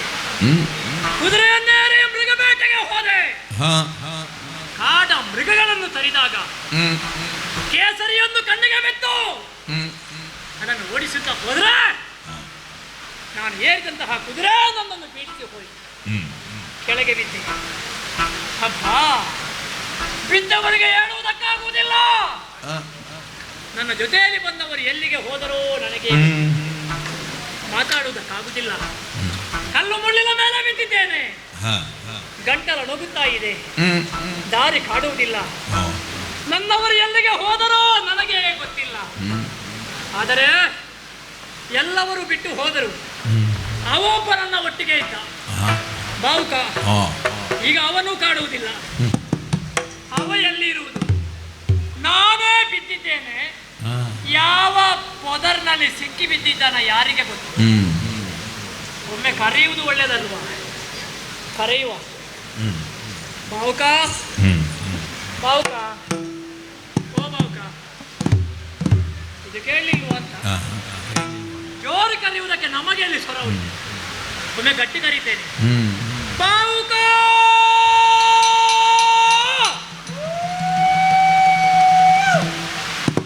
ವ್ಯಾಪ್ತಿ ಪ್ರದೇಶದ ಒಳಗಿದ್ದಾನೆ ಪುಣ್ಯಕ್ಕೆ. ಬರ್ರಿ ನೋಡುವ. ಇಲ್ಲಿ ಬರ.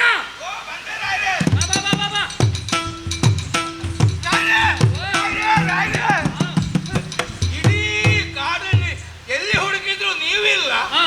ನೀವು ಬಂದು ನೋಡುವ. ನೀವು ಇಲ್ಲಿ ಕೂತ್ಕೊಂಡಿದ್ದೀರಿ. ಯಾರು ನೀವು? ಕೂತದ್ದು.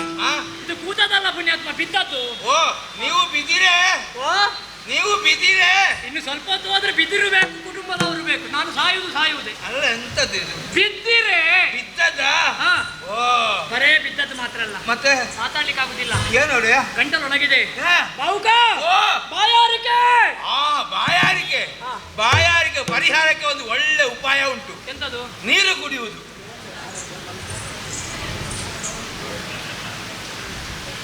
ಬರೇ ಬಾಯಾರಿಕೆ ಅಲ್ಲ ಮಾತ್ರ ಬಾವುಕ, ಹಸಿವೆ. ಹಸಿವೆ? ಹಸಿವೆ.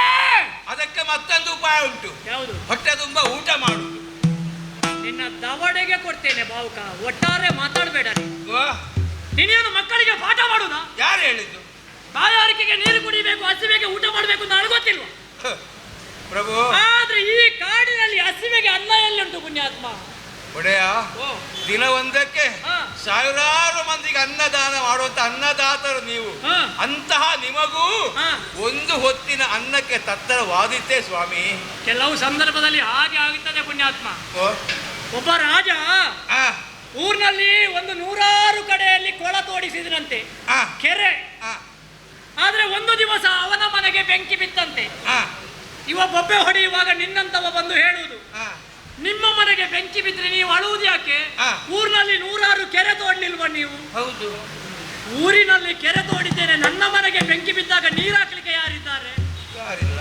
ಸಾವಿರಾರು ಮಂದಿಗೆ ಅನ್ನ ಕೊಟ್ಟಿದ್ದೇನೆ, ಈಗ ನನಗೆ ಅನ್ನ ಕೊಡುವವರು ಯಾರು? ಪ್ರಭು, ಹಾ. ಯಾರ್ಯಾರು ಯಾಕೆ? ಹಾ. ನಾನೇ ಇಲ್ವೋ ಇಲ್ಲಿ? ನೀನು ಅನ್ನ ಉಂಟು, ಎಲ್ಲಿಂಟು? ಆದ್ರೆ ಕೊಡುವುದಿಲ್ಲ. ಯಾಕೆ? ಅದು ನಿಮ್ಮಂಥವರು ಊಟ ಮಾಡಬೇಕಾದಂತ ಅನ್ನ ಅಲ್ಲ ಸ್ವಾಮಿ. ಮತ್ತೆ ಅದು ಬರುವಾಗ ಹಾ. ನನಗೂ ಮತ್ತು ಕುದುರೆಗೆ ಬೇಕಾಗಿ ಒಂದಿಷ್ಟು ಅನ್ನವನ್ನು ಹಿಡ್ಕೊಂಡು ಬಂದಿದ್ದೇನೆ. ಅಯ್ಯೋ ಪುಣ್ಯಾತ್ಮ, ಓ ಹಸುವೆಯ ಕಾಲದಲ್ಲಿ ಕಲ್ಲು ಸಿಕ್ಕಿದ್ರೂ ಜೀರ್ಣವಾಗುತ್ತದೆ. ಹಾ. ತಾತ ಎಲ್ಲಿಟ್ಟಿದೆ ಅದನ್ನು? ಅದೋ ಅಲ್ಲಿ ಮರದ ಪೊಟಾರೆಯಲ್ಲಿ ಇಟ್ಟಿದ್ದೇನೆ. ಎಲ್ಲಿ? ಮರದ ಪೊಟಾರೆಯಲ್ಲಿ. ಹಾ, ಹಾ. ನಾವು ಊಟ ಮಾಡಿದ ಹಾಗೆ ಯಾಕೆ? ಅಲ್ಲಿ ನಿನ್ನ ಕುಟುಂಬದವರು ಬಂದು ಯಾವಾಗ ಕೊಂಡು ಹೋಗಿರ್ಬೋದು.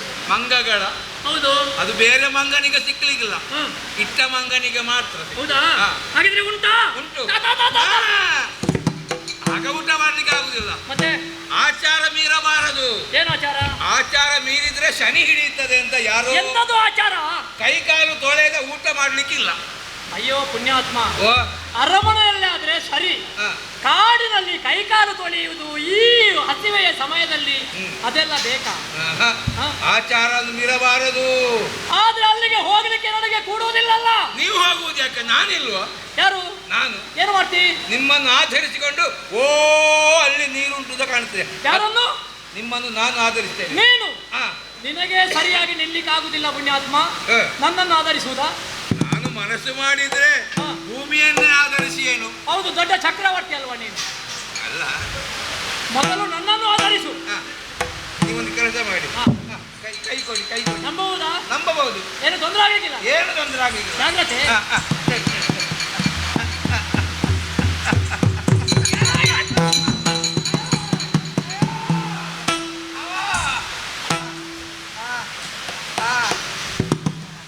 ನಾನು ಬೇಡ ಬೇಡ ಅಂತ ಹೇಳಿದೆ, ಕೇಳಿದ್ಯಾ ನೀನು? ಎಂಥದ್ದು ಭೂಮಿಯನ್ನು ಆಧರಿಸುವುದ ನೀನು? ಏನಾಯ್ತಾ? ಅದು ಹಾ. ತಪ್ಪು ನನ್ನದಲ್ಲ ಒಡೆಯ. ಮತ್ತೆ ನೀವು ನನ್ನನ್ನು ನಂಬಿದ್ದೀರಾ, ಹಾ. ನಾನು ಕೋಲನ್ನು ನಂಬಿದ್ದೆ. ಹಾ. ಕೋಲು ಕೈ ಕೊಟ್ಟಿತು, ಹಾ. ಇಬ್ಬರು ಬಿದ್ದರು. ನಿನಗೆ ಕೋಲು ಕೈ ಕೆಟ್ಟುತ್ತೆ, ನನಗೆ ನೀನು ಕೈ ಕೊಟ್ಟೆ. ಇಲ್ಲ ನಿಲ್ಲಿ. ಹಾ. ಹಾ. ಹೌದಾ? ಇನ್ನೇನಾಗ್ಲಿಕ್ಕಿಲ್ಲ. ಜಾಗ್ರತೆ. ಹಾ. ಹೇಳಿ, ಹೇಳಿ.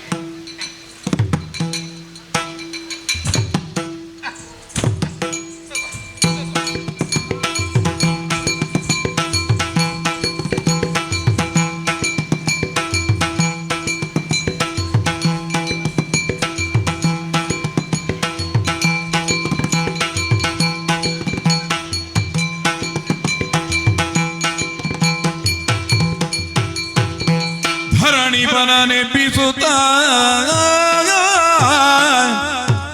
ವರ ಭೋಜನವು ಗೈಸೇ ಹರುಜದ ರುಚಿಕರಗೆ ಮೆಚ್ಚಿ ಬಾಹುಗೆದ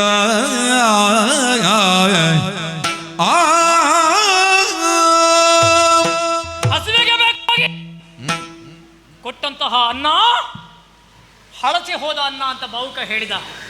ಆದ್ರೆ ಷಡ್ರಸೋಪೇತವಾದಂತಹ ಭೋಜನ, ಅದರ ಪರಿಮಳ ಇನ್ನೂ ಕೂಡ ಮಾಸಿಲ್ಲ. ಅಂತೂ ನನ್ನ ಜೀವ ಉಳಿಸಿದ್ದಾನೆ. ಇವ ಎಲ್ಲಿ ಹೋದ? ಬಾಹುಕ, ಎಲ್ಲಿದ್ದೀಯೋ? ಹೀಗೆ ಬಾ. ನೀವು ಒಳ್ಳೆ ಜನ ಆಯ್ತಾ? ಹಾ. ಊಟ ಮಾಡಿ ಎದ್ದು ಬಂದದ್ದೆ ಅಲ್ವಾ? ಹೌದು. ಅಲ್ಲಿ ಕೆಲಸ ಅಷ್ಟು ಉಂಟು. ಅಲ್ಲಿ ಏನು ಕೆಲಸ? ಮತ್ತೆ ಊಟ ಮಾಡಿದ ಎಲೆ ತೆಗಿಬೇಕು, ಊಟ ಮಾಡಿದ ಸ್ಥಳವನ್ನು ಶುದ್ಧ ಮಾಡಬೇಕು. ಅಯ್ಯೋ ಪುಣ್ಯಾತ್ಮ, ನಿನಗೆ ಎಂತದು ಹೇಳುವುದು? ವಾ. ಕಾಡಿನಲ್ಲಿ ಊಟ ಮಾಡಿದ್ರೆ ಶುದ್ಧ ಎಲ್ಲ ಯಾಕೆ? ಅರಮನೆಯಲ್ಲಿ ಆದ್ರೆ ಸರಿ. ಆಹಾ. ಹಾ. ಯಾಕಂದ್ರೆ ಹಾ. ಊಟ ಮಾಡೋ ಸ್ಥಳವನ್ನು ನಾವು ಶುದ್ಧ ಮಾಡದೇ ಇದ್ರೆ ಹಾ. ಆ ಎಲೆಯನ್ನು ಪ್ರಾಣಿಗಳು ಬಂದು ಮೂಸಿದ್ರೆ ಹಾ. ಅದರ ಮೇಲೆ ನೊಣ ಕುಳಿತರೆ ಹಾ. ಸತ್ತ ಮೇಲೆ ನಮ್ಮ ಹೆಣದ ಮೇಲೆ ನೊಣ ಕೂತುಕೊಳ್ಳುತ್ತದಂತೆ. ಓ, ಅಂದ್ರೆ ಯಜಮಾನನ ಮೇಲೆ ಭಕ್ತಿ ನಿನಗೆ. ಹಾ. ಒಳ್ಳೆಯದು. ನೀನು ಎಂಥದ್ದು ಹೇಳಿದ್ದು? ಹಲಸಿದ ಅನ್ನ. ಅದು ಹೌದು. ಪರಿಮಳ ನೋಡು. ಯಾವುದು?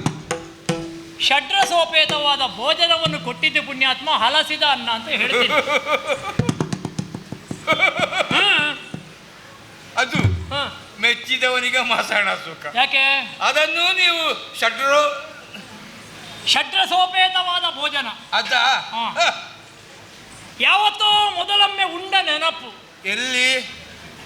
ನಳದಮಯಂತಿಯ ಮದುವೆ ಸಂದರ್ಭದಲ್ಲಿ ಉಂಡ ನೆನಪು. ಏನಪ್ಪ ಅದಷ್ಟು ರುಚಿ ಯಾಕೆ ಬಂತು? ಅದು ಕುದುರೆಗಳಿಗೆ ಹುರುಳು ಬೇಯಿಸುವ ಅದೇ ಪಾತ್ರೆಯಲ್ಲಿ ನಾನು ಅನ್ನ ಬೇಯಿಸುವುದು. ಹೌದಾ? ಅಂತೂ ನನ್ನ ಜೀವ ಉಳಿಸಿದವ ಪುಣ್ಯಾತ್ಮನಪ್ಪ ನೀನು. ಸಂತೋಷ. ಬಾವುಕ, ಏನೋ ಇದು? ಸಂತೋಷದಲ್ಲಿ ಬೆನ್ನು ತಟ್ಟಿದಾಗ ನಿನ್ನ ಬಾಹುಗಳನ್ನು ನೋಡಿದರೆ ಕಬ್ಬಿಣದ ಸರಳಿನ ಹಾಗುಂಟು. ಇದು ಇದು ಹೇಗೆ ಸಾಧ್ಯ ಆಯಿತು? ಅದು ಹಾಗೆ ಕಾಣುವುದು ಮಾತ್ರ, ಒಳಗೆ ಬರೇ ಎಲುಬು. ಇರ್ಲಿ, ಅಂತೂ ನನ್ನ ಪ್ರಾಣ ಉಳಿಸಿದವ. ನಿನಗೇನಾದ್ರೂ ಪ್ರತ್ಯುಪಕಾರ ಮಾಡಬೇಕು. ಇಲ್ಲ, ಬೇಡಪ್ಪ. ಒಂದು ತೀರ್ಮಾನಕ್ಕೆ ಬಂದಿದ್ದೇನೆ. ಏನು?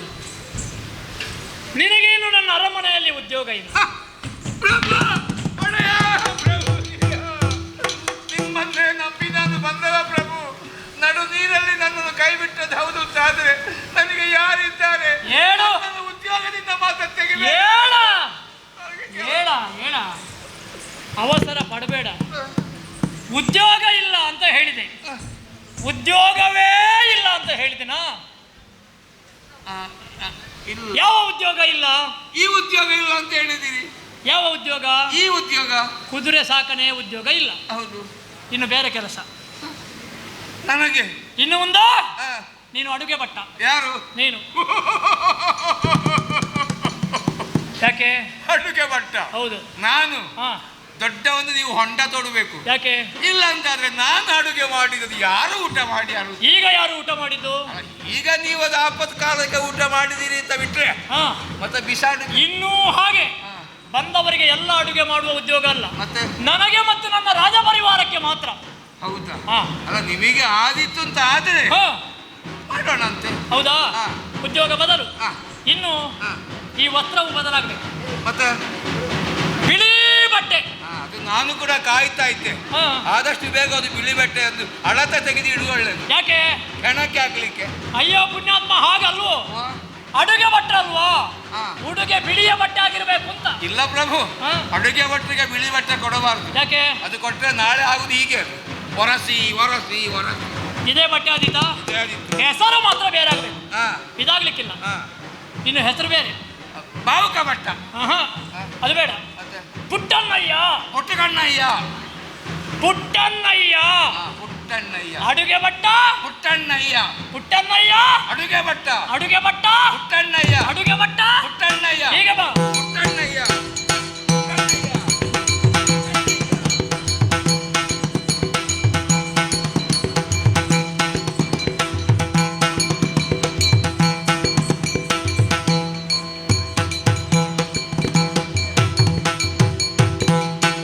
ಇತನ ಭೀಮಗ ಪತ್ನಿಯ ಸಗಿತದೀಗೆ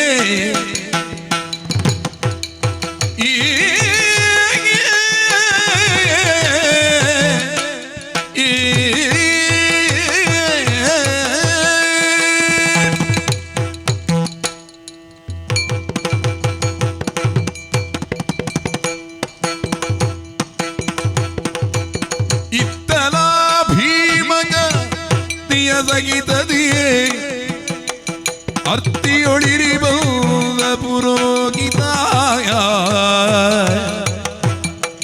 ಇತ್ತಲ ಭೀಮಗ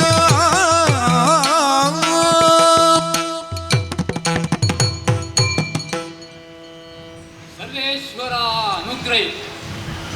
ವ್ಯಕ್ತಿಯೊಬ್ಬ ತನ್ನ ಜೀವನದಲ್ಲಿ ಇರುವಾಗ,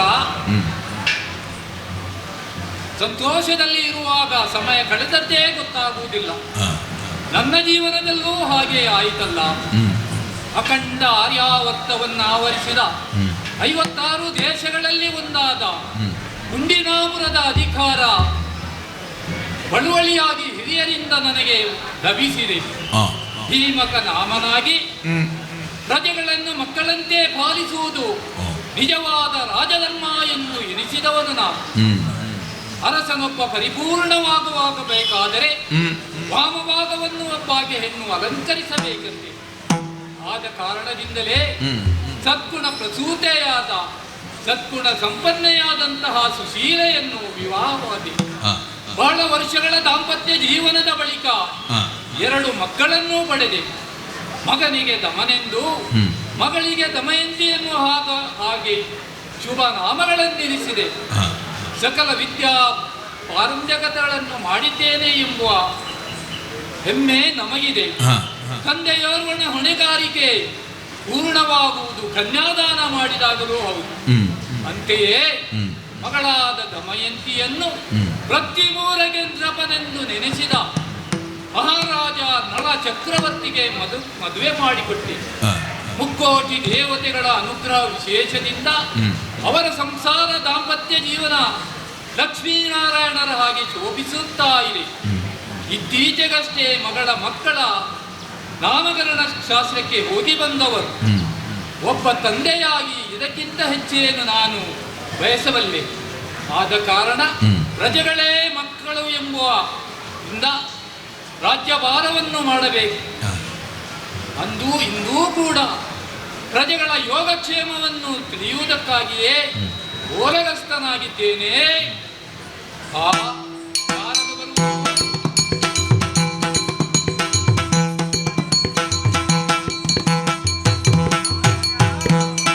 ಇತ್ತಲೂ ಕುಲಪುರೋಹಿತ ದಮಯಂತಿ ಪುತ್ರರು ಬರಲು ಕಂಡು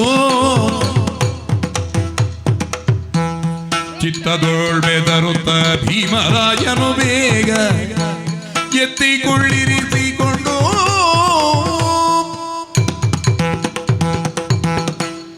ಪೂಜ್ಯರೇ, ಭೀಮಕ ಮಹಾರಾಜ ಹೊಂದಿಸಿಕೊಂಡಿದ್ದೇನೆ. ಶುಭಮಸ್ತು. ತಮ್ಮನ್ನು ಎಲ್ಲಿಯೋ ನೋಡಿದ ಅನುಭವ ಬರುತ್ತಿದೆ. ನಳನ ಪುರೋಹಿತ ನಳನ ಪುರೋಹಿತನಲ್ಲವೇ? ನಾನೇ ಸ್ವಾಮಿ. ಇವರು ನನ್ನ ಮೊಮ್ಮಕ್ಕಳಲ್ಲವೇ? ನಿಜ, ನಳ ದಮಯಂತಿಯರ ಮಕ್ಕಳು. ಇಷ್ಟವನ್ನು ಕಾರಣವೇನು ಪುರೋಹಿತರೇ? ಸೃಷ್ಟಿಗೇಳೋ ನಿನ್ನಲಿ ನಳಗೆ ಬಂದ ಕಷ್ಟವನೆಂದು ಬೇಳಲಿ ದುಷ್ಟ ಪುಷ್ಕರನೊಡನೆ ಲೆತ್ತ ಮಾಡಿ ಅಷ್ಟಭಾಗ್ಯಗಳಲ್ಲೇ ತೆತ್ತು ಆ ಕೂಳನಿಗೆ ಸೃಷ್ಟಿ ಜಗೇಳು ಕೇಳು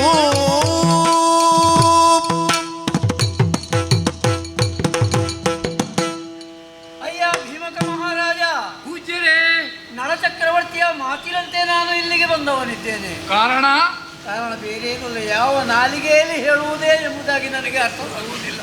ಏನಾಯ್ತು ಇಂತಹ ಪುರೋಹಿತರೇ? ಸಂಕಷ್ಟ ಬಂದೀತು ಎಂಬುದಾಗಿ ಕನಸು ಮನಸ್ಸಲ್ಲೂ ಹಾ. ಗ್ರಹಿಸಿಕೊಳ್ಳಲೇ ಇಲ್ಲ ನಾನು. ಹಾ, ಸ್ವಾಮಿ, ಏನು?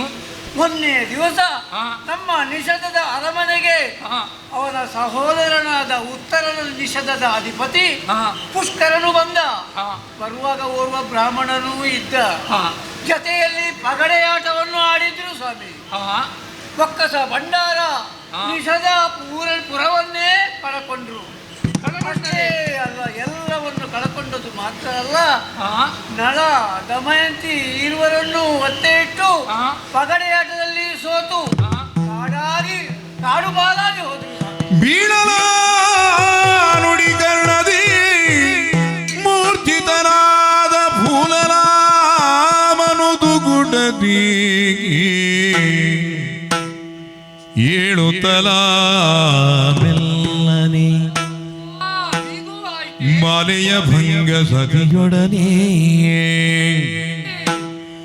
ಹರಗಡ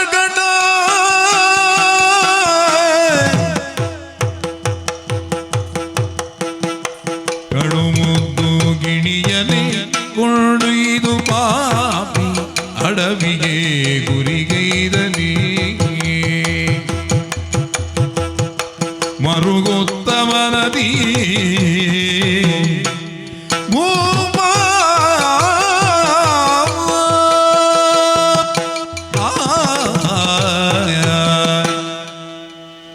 ಕನಸಿನಲ್ಲಿಯೂ ಇಂತಹ ವಿಷಯವನ್ನು ನಾನು ತಿಳಿದಿಲ್ಲ. ನಿಜವಾಗಿಯೂ ಆಗಿ ಹೋಯಿತೆ ಪುರೋಹಿತರೇ.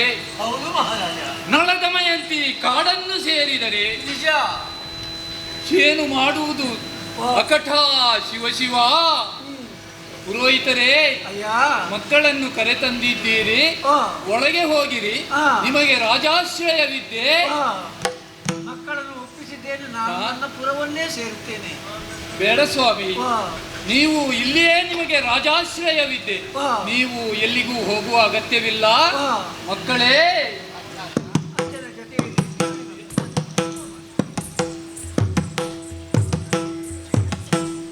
ಇಂತಹ ವಿಷಯ ನಡೆಯಿತೆಂದು ನಾನು ಕನಸಿನಲ್ಲಿಯೂ ಕಾಣಲಿಲ್ಲ. ಏನು ಮಾಡು, ಆ, ನನ್ನ ಸಹಪಾಠಿಯಾದ ನನ್ನ ಜೊತೆ ಇರುವ ಪುರೋಹಿತರಿದ್ದಾರೆ, ಕುಲದ ಹಿತವನ್ನು ಬಯಸುವವರು, ಅವರನ್ನೇ ಕರೆಯುತ್ತೇನೆ. ಯಾರಲ್ಲಿ ದೇವರಿದ್ದಾರಾ?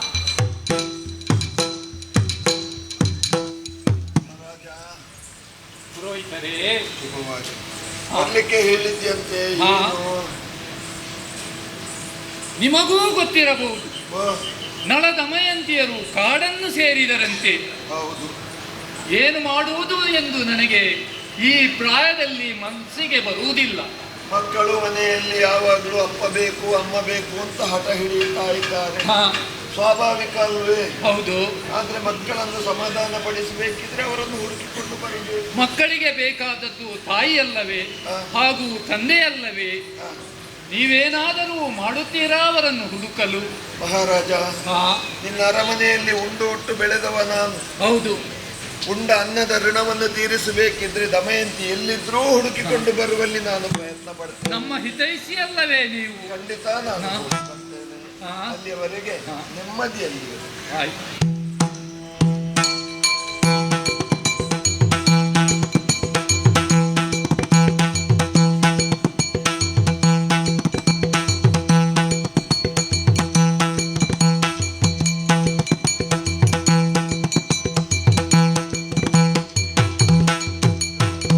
ಪೃಥ್ವಿದೇವನು ಅಖಿಲ ರಾಜ್ಯವ ಸುತ್ತಿದಣಿಯಳು ಚದುರಿ ಸಿಕ್ಕದಾದಳು ಚಿತ್ತದೊಳಗಿ ಆಳುತ್ತದು ಗುಡವ ಮತ್ತೆ ಗೊಕ್ಕನು ಚೈತ್ಯ ನಗರ ರಾಜನ ಕಣ್ಣೀರನ್ನು ಕಂಡಾಗ ಸಮಾಧಾನ ಪಡಿಸಬೇಕೆಂಬ ಉದ್ದೇಶದಿಂದ ಎಲ್ಲೇ ಇದ್ದರೂ ಹುಡುಕಿಕೊಂಡು ಬರುತ್ತೇನೆ ಅನ್ನೋ ಹಾಗೆ ಭರವಸೆ ಮಾತನ್ನು ಹೇಳಿ ಹೊರಟು ಬಂದೆ. ಅಖಿಲ ರಾಜ್ಯವನ್ನು ಸಂಚರಿಸಿದೆ. ಎಲ್ಲಿ ಹೋದ್ರೂ ದಮಯಂತಿಯ ಇರವೇ ಇಲ್ಲ, ಪತ್ತೆಯೇ ಸಿಗುತ್ತಾ ಇಲ್ಲ. ಎಲ್ಲಿ ಹೋಗೋಣ, ಏನು ಮಾಡೋಣ ಅಂತ ಯೋಚಿಸ್ತಾ ಇರುವಾಗ ಮಧ್ಯಾಹ್ನದ ಹೊತ್ತು ಒಂದು ಸ್ನಾನ ಒಂದು ಊಟ ಇದೆರಡು ಸರಿಯಾದ್ರೆ ಮತ್ತೆ ಯಾವ ರಗಳೆಯೂ ಇಲ್ಲ. ಓಹೋ ಹೋ, ಚೈದ್ಯ ದೇಶ ಅಲ್ವೇ? ಅರಮನೆಯತ್ತ ಹೋ.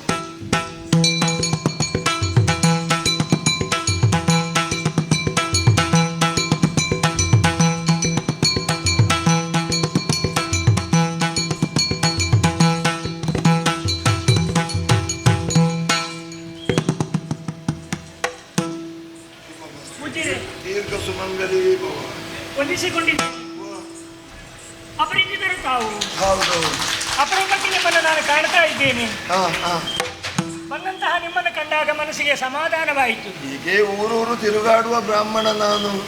ಒಳ್ಳೆಯದು ಸ್ವಾಮಿ. ಓ, ದೇವಲೋಕದಲ್ಲಿ ದೇವತೆಗಳ ಪೂಜಾರ್ಹರು, ಓ, ಭೂಲೋಕದಲ್ಲಿ ಯಾರು ಅಂತ ಕೇಳಿದ್ರೆ ಹಾ. ಕಣ್ಣಿಗೆ ಕಾಣುವಂತಹ ಭೂಸುರೋತ್ತಮರು ನೀವು. ಹೌದು. ಹಾಗಾಗಿ ಇನ್ನೊಮ್ಮೆ ಪ್ರಣಾಮಗಳು. ಶುಭವಾಗಲಿ. ಅಪರಿಚಿತ ತಾವು. ಹಾ. ನಿಮ್ಮನ್ನು ಸತ್ಕರಿಸಬೇಕಾದ ಗೃಹಿಣಿಯಾದಂತಹ ನನ್ನ ಕರ್ತವ್ಯವೇ ಆಗಿದೆ. ಹಾ. ನಮ್ಮ ಅರಮನೆಗೆ ಬಂದಂತಹ ಅತಿಥಿಗಳು ತಾವು. ಓ, ಆದ್ರೆ ಹೊತ್ತು ನೋಡುವಾಗ ಮಧ್ಯಾಹ್ನ. ಮಧ್ಯಾಹ್ನ. ಹೌದು. ಹಾ. ತಮಗೆ ಊಟೋಪಚಾರದ ವ್ಯವಸ್ಥೆ ಆಗಬೇಕು. ಆಗಬೇಕು ಊಟಕ್ಕೆ ಬಂದದ್ದು. ಸ್ನಾನಾದಿ ಕರ್ಮಗಳನ್ನು ನೀವು ತೀರಿಸಿಕೊಂಡು ಬಂದ್ರೆ ಅದಕ್ಕೆ ವ್ಯವಸ್ಥೆಯನ್ನು ನಾನು ಮಾಡುತ್ತೇನೆ. ಹೊಳೆ ಕಂಡಲ್ಲಿ ಸ್ನಾನ, ಮನೆ ಕಂಡಲ್ಲಿ ಊಟ. ಹಾ. ಹೊಳೆ ಬದಿಯಲ್ಲಿ ಎಲ್ಲ ಮುಗಿಸಿಕೊಂಡೇ ಬಂದದ್ದು ನಾನು. ಓಹೋ. ಇನ್ನು ಊಟದ ಒಂದು ವ್ಯವಸ್ಥೆ ಆದ್ರೆ ಸರಿಯಾಯಿತು. ಎಲ್ಲ ಆಗಿದೆಯಾ?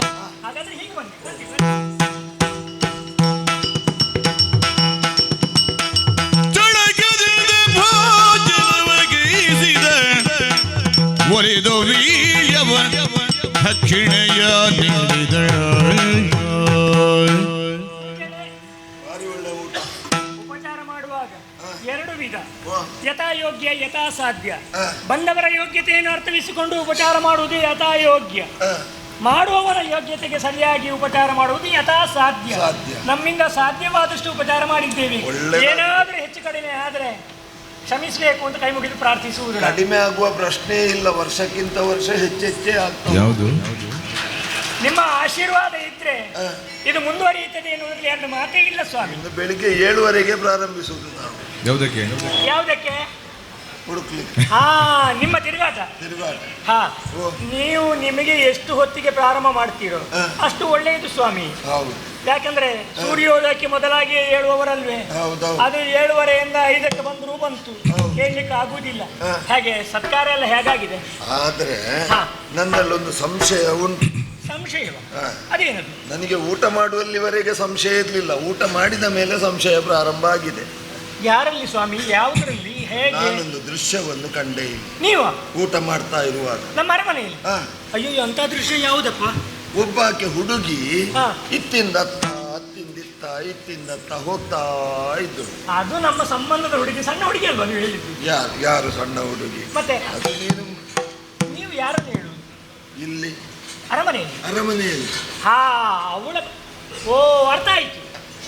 ಒಬ್ಳು ಹುಡುಗಿ, ದಾಸಿ ಚಂದದ ಹುಡುಗಿ. ಅದು ಯಾರು ಸ್ವಾಮಿ? ಇಷ್ಟು ಪ್ರಾಯ ಆದರೂ ಆ ಹುಡುಗಿಯನ್ನು ನೋಡಿ ಕುತೂಹಲದಿಂದ ಯಾರು ಅಂತ ಕೇಳ್ತಾ ಇದ್ದೀರಿ. ಅಲ್ಲ, ಕೆಲವು ಪ್ರಾಯದಲ್ಲಿ, ಸಣ್ಣ ಪ್ರಾಯದಲ್ಲಿ ಇರುವಾಗ ಏನೇನೋ ಭಾವನೆ ಬರ್ತದೆ. ಈ ಪ್ರಾಯಕ್ಕೆ ಬಂದಾಗ ಮನೆಯವರ ನೆನಪಾಗುದು, ನನ್ನ ಮಗಳ ಹಾಗೆ ಕಾಣ್ತಾಳೆ, ನನ್ನ ಮೊಮ್ಮಗಳ ಹಾಗೆ, ಅದೆಲ್ಲ ಒಂದು ಭಾವನೆ ಬರ್ತದೆ. ಒಳ್ಳೆಯ ಭಾವನೆಯಲ್ಲಿ ನೀವು ಕೇಳಿ ಒಳ್ಳೆಯದಾಯ್ತು ಸ್ವಾಮಿ. ಅನೇಕ ಮಂದಿ ಇದ್ದಾರೆ ನಮ್ಮ ಅರಮನೆಯಲ್ಲಿ ಉಳಿದವರು. ಅವಳು ಇತ್ತೀಚೆಗೆ ಬಂದು ಸೇರಿಕೊಂಡವಳು ಕೆಲಸಕ್ಕೆ ಅಂತ. ಕೆಲಸದವಳು. ಹೌದೌದು. ಅವಳು ಕೆಲಸದವಳು ಸ್ವಾಮಿ. ಅವಳು ಕೆಲಸ ಮಾಡಿ ಏನು ಸ್ವಾಮಿ ಹಾಗೆ ಹೇಳಿದ್ರೆ? ಅಲ್ಲಲ್ಲ, ಬಹಳ ಆಶ್ಚರ್ಯವಾಗಿ ಅವಳು ಕೆಲಸ. ಹಾಗಾದ್ರೆ ಅವಳು ಅಂತ ಹೇಳುವಲ್ಲಿ ಏನೋ ಉಂಟು ಅಂತ ಆಯ್ತಲ್ಲ. ಕೆಲವು ಶರೀರ ನೋಡುವಾಗ ಒಳ್ಳೆ ದುಡಿದ ಶರೀರವನ್ನು ನೋಡುವಾಗ ಗೊತ್ತಾಗ್ತದೆ, ಒಳ್ಳೆ ದುಡಿದ ಶರೀರ ಇದು. ನಿಮಗೆ ಗೊತ್ತಾಯ್ತಲ್ಲ, ದುಡಿಯುವ ಕಾಲದಲ್ಲಿ ಒಳ್ಳೆ ದುಡಿದ ಶರೀರ. ಅಷ್ಟಿದ್ರೆ ಸಾಕು, ಅದೊಂದು ಸಮಾಧಾನ ಉಂಟು. ಇನ್ನೂ 10 ವರ್ಷ ಹೀಗೆ ದುಡಿಲಿಂತ ಆಶೆಯೂ ಉಂಟು ನನಗೆ. ಯಾಕೆ ಸ್ವಾಮಿ? ವಯಸ್ಸು ಗೊತ್ತಾಗುವುದಿಲ್ಲ ನೋಡು. ನಿಮ್ಮ ಕಣ್ಣು ನನ್ನ ವಯಸ್ಸಿನ ಮೇಲೆ ಬಿದ್ದದ್ದ ವಿಷಯ ಹೇಳಿದ್ದು ಹಾಗೆ. ಆ ಹೆಂಗಸನ್ನು ಕಾಣುವಾಗ ಅದು ದುಡಿಸಿದ್ದಲ್ಲದೆ ದುಡಿದತ್ತಲ್ಲ. ಆ ಹುಡುಗಿಯನ್ನು ಕಾಣುವಾಗ ಹೌದೇ ಅದೊಂದು ಯೋಗ್ಯತೆ ಕಾಣುವಾಗ 10 ಮಂದಿಯನ್ನು ದುಡಿಸಿದ ವ್ಯಕ್ತಿಯ ಹಾಗೆ ಕಾಣ್ತಾ ಇದ್ದಾಳೆ. ಹಾಗಾದ್ರೆ ನೀವು ಹಾಗೆ ಹೇಳಬೇಕು ಅಂತಿದ್ರೆ ಅವಳ ಬಗ್ಗೆ ಪೂರ್ವಾಪರವನ್ನು ನೀವು ತಿಳಿದುಕೊಂಡಿದ್ದೀರಿ ಅಂತ ಅರ್ಥ. ಅಲ್ಲ, ಯಾವಳು ಯಾರು ಎಲ್ಲಿಯವಳು ಅಂತ ಏನಾದ್ರೂ ಹೇಳಿದ್ದಾಳೋ? ಅವಳು ಕೇಳಿದ್ದಕ್ಕೆ ಹೇಳಿದ್ದಾಳೆ, ನನಗೆ ಯಾರು ಇಲ್ಲ, ಕೇಳುವವರು ಯಾರು ಇಲ್ಲ, ನಾನೊಬ್ಬಳು ಅನಾಥೆ ಅಂತ ಹೇಳಿದ್ದಾಳೆ. ಅವಳು ಹೇಗೆ ಕೇಳಿದ್ದಕ್ಕೆ ಹೇಳಿದಷ್ಟೇ, ಅನಾಥೆ ಅಂತ ಅಷ್ಟೇ. ಅನಾಥೆ? ಹೌದು. ಈಗ ಇನ್ನೇನಾದ್ರೂ ಈ ಊರಿನವಳು ಅಲ್ಲ? ಇಲ್ಲ. ಈ ಊರಿನವಳಾದ್ರೆ ನನಗೆ ಖಂಡಿತವಾಗಿ ಪರಿಚಯ ಸಿಗಲೇಬೇಕು. ನನ್ನ ಪರಿಚಯ ಇಲ್ಲದವರು ಯಾರಿದ್ದಾರೆ ಈ ಊರಿನಲ್ಲಿ? ಎಲ್ಲರ ಪರಿಚಯ ನನಗುಂಟು, ನನ್ನ ಪರಿಚಯ ಎಲ್ಲರಿಗೂ ಉಂಟು. ಇಲ್ಲಿ ಅವಳಲ್ಲ, ದೂರದಿಂದ ಬಂದವಳು. ಈಗ ಅವಳನ್ನು ನೋಡ್ಬೇಕಾ ನಿಮಗೆ? ಒಮ್ಮೆ ನೋಡಿ ಮಾತನಾಡು ಅಷ್ಟೇ ಅಲ್ವಾ? ಅಷ್ಟೇ. ಉಂಡಲೋ ಸುಗ ಮೇಲೆ ಇರುವಳ ಮುನ್ನ ಕರೆಯಲು ಇಳಿದು ಬಂದಳು.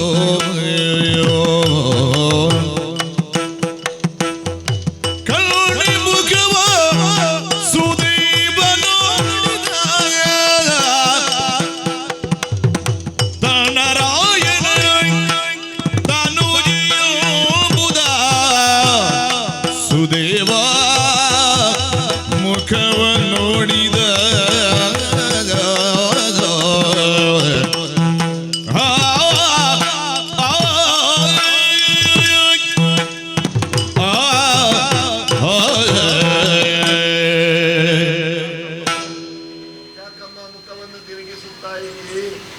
ನನ್ನ ಪರಿಚಯ ಸಿಗಲಿಲ್ಲ ನಿನಗೆ?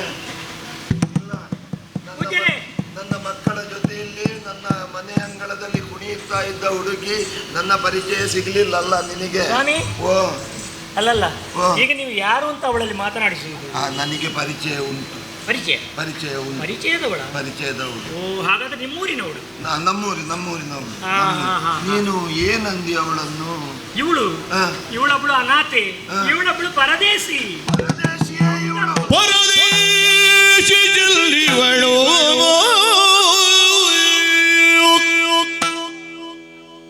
ಪರದೇಶಿ ಜಲ್ಲ ಇವಳು ನಿನಗೆ ಅಕ್ಕನ ಮಗಳು, ನಿನಗೆ ಅಕ್ಕನ ಮಗಳು, ಪರಮ ಮಂಗಲೆಯಾದ ಪರಮ ಮಂಗಲೆಯಾದ ದಮಯಂತಿ ನೋಡು, ಪರಮ ಮಂಗಲೆಯಾದ ದಮಯಂತಿ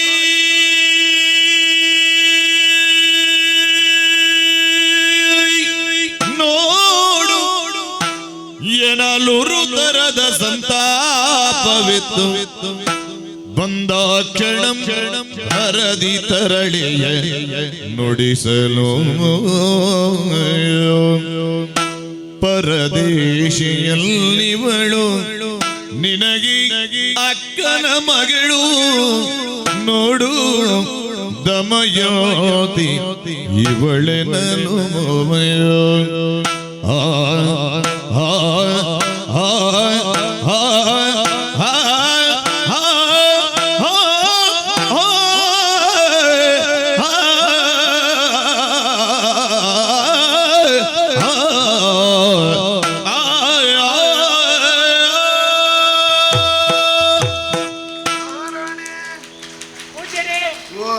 ಕಣ್ಣು ಮಿಟುಕಿಸದೆ ಅವಳನ್ನೇ ನೋಡ್ತಾ ಇದ್ದೀರಿ. ಏನು ಸ್ವಾಮಿ ಅಷ್ಟು ವಿಶೇಷ? ನನಗೆ ಅವಳ ಪರಿಚಯ ಇದ್ದ ಕಾರಣವೇ ನಾನು ಕಣ್ಣು ಮಿಟುಕಿಸದೆ ನೋಡಿದ್ದು. ಪರಿಚಯ ಉಂಟೆ? ಹೌದು. ಯಾರು ಅಂತ ನನಗೆ ಗೊತ್ತಾಗ್ಲಿಲ್ಲ. ನೀನು ಪರದೇಶಿ ಅಂದೆಯ? ನಾನು ಪರದೇಶಿ ಅಲ್ಲ, ಅವಳು ಪರದೇಶಿ ಅಂತ ಹೇಳಿ. ನೀನು ಪರದೇಶಿ ಅಂದೆಯ? ಅವಳನ್ನು ಹೌದು. ಅವಳು ಪರದೇಶಿಯೇ. ಮತ್ತೆ ಏನು ಸ್ವಾಮಿ? ಪರದೇಶಿ ಅಲ್ಲ, ನಿನ್ನಕ್ಕನ ಮಗಳು.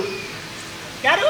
ನಿನ್ನಕ್ಕನ ಮಗಳು ಪರಮ ಮಂಗಲೆಯಾದ ಪರಮ ಮಂಗಲೆಯಾದ ದಮಯಂತಿ ನೋಡು. ಸ್ವಾಮಿ, ಊಟ ಮಾಡಿದ್ದಕ್ಕೆ ಏನಾದ್ರೂ ಹೇಳಿ ಹೋಗುವ ಅಂತ ಆಲೋಚನೆ ಮಾಡುವುದ ನೀವು? ಅಲ್ಲ, ಖಂಡಿತವಾಗಿ ಹೇಳುವುದ? ನೀವೇ ಹೇಳಿದ ಹಾಗೆ ನನಗೆ ಪ್ರಾಯ ಆಗಿದೆ, ನೀವು ಹೇಳುವಷ್ಟು ಪ್ರಾಯ ಆಗಲಿಲ್ಲ. ಯಾಕೆ? ನನ್ನಷ್ಟಾಗಲಿಲ್ಲ. ನನ್ನ ಅಕ್ಕನ ಮಗಳಾದಂತಹ ದಮಯಂತಿಯ ಬಗ್ಗೆ ಪರಿಚಯ ಸಿಗದೇ ಇರುವಷ್ಟು ಪ್ರಾಯ ನನಗೆ ಆಗಲಿಲ್ಲ. ನೋಡಿ ನನ್ನನ್ನು ಸರಿಯಾಗಿ. ಏನು ನನಗೆ ಕಣ್ಣು ಕಾಣಿಸುವುದಿಲ್ಲ? ಕಣ್ಣು ಕಾಣಿಸ್ತದೆ. ಮತ್ತೆ ಏನಾದ್ರೂ ಹೇಳಿ ನನ್ನನ್ನು. ನಿನಗೆ ಯಾಕೆ ಪರಿಚಯ ಸಿಗಲಿಲ್ಲ? ನನ್ನ ಅಕ್ಕನು, ಅವಳ ಯೋಗ್ಯತೆಯಲ್ಲಿ, ಇವಳ ಹಣೆ ಬರಹ ಎಲ್ಲಿ, ಏನು ಹೇಳ್ತೀರಿ ಸ್ವಾಮಿ? ಒಬ್ಬ ಮನುಷ್ಯನ ಮುಖದಲ್ಲಿ ಸ್ವಲ್ಪ ವ್ಯತ್ಯಾಸ ಕಂಡ್ರೆ ಕೆಲವು ಸಂದರ್ಭದಲ್ಲಿ ಆ ಮನುಷ್ಯರ ಪರಿಚಯವೇ ಸಿಗುವುದಿಲ್ಲ. ಹೌದಪ್ಪ. ಈ ದಮಯಂತಿಗೆ ಕೆಲವೊಂದು ಲಕ್ಷಣಗಳುಂಟು, ನಿನಗೆ ನೆನಪುಂಟಾ? ನನಗೆ ಗೊತ್ತುಂಟು. ನನ್ನ ಅಕ್ಕನ ಮಗಳ ಪರಿಚಯ, ಅವಳಲ್ಲಿರುವಂತಹ ವಿಶೇಷತೆ, ವ್ಯತ್ಯಾಸ ಏನು ಅಂತ ನನಗೆ ಗೊತ್ತಿಲ್ವ? ಅವಳ ಹುಬ್ಬಿನ ಮಧ್ಯದಲ್ಲಿ ಏನಿದೆ? ತಾವರೆ ಆಕಾರದ ಮಚ್ಚೆ ಹೊಂದಿತ್ತು. ಇವಳ ಮುಖದಲ್ಲಿ ಉಂಟ ನೋಡು.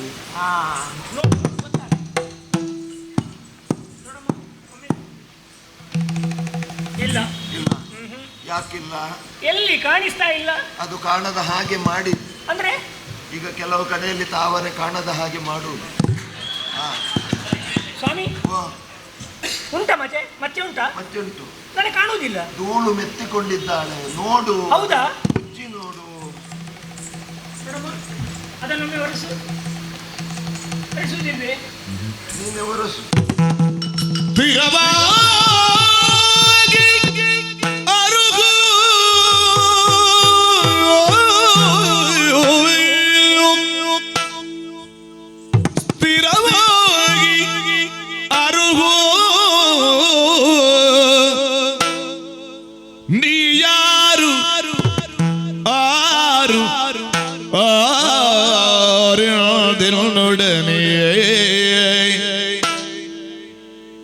ಮರೆ ಮಾಡಿದರೆ ನಿನ್ನ ತಂದೆ ತಾಯಿಗಳಾಣೆ, ಮರೆ ಮಾಡಿದರೆ ನಿನ್ನ ತಂದೆ ತಾಯಿಗಳಾಣೆ, ದಮಯಂತಿಯಲ್ಲವೇ ಮೆರೆವ ದಮಯಂತಿಯಲ್ಲವೇ ನೀನು ಪೇಳಿನಲ್ ಶಿರಬಾಗಿ ಅಹುದೆಂದಳು ಸ್ಥಿರವಾಗಿ ಅರುಗುನಿ ಯಾರು ಯಾರು ಯಾರು ದಮಯಂತಿ ಅಲ್ಲವೇ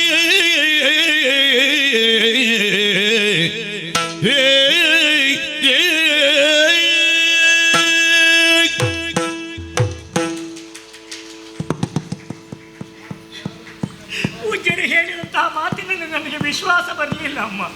ಆದರೆ ಈಗ ಸೂಕ್ಷ್ಮವಾಗಿ ನಿನ್ನನ್ನು ಕಂಡಾಗ ನನ್ನ ಒಳಮನಸ್ಸು ಹೇಳುತ್ತಾ ಇದೆ ನೀನು ಯಾರು ಎಂಬುದಾಗಿ.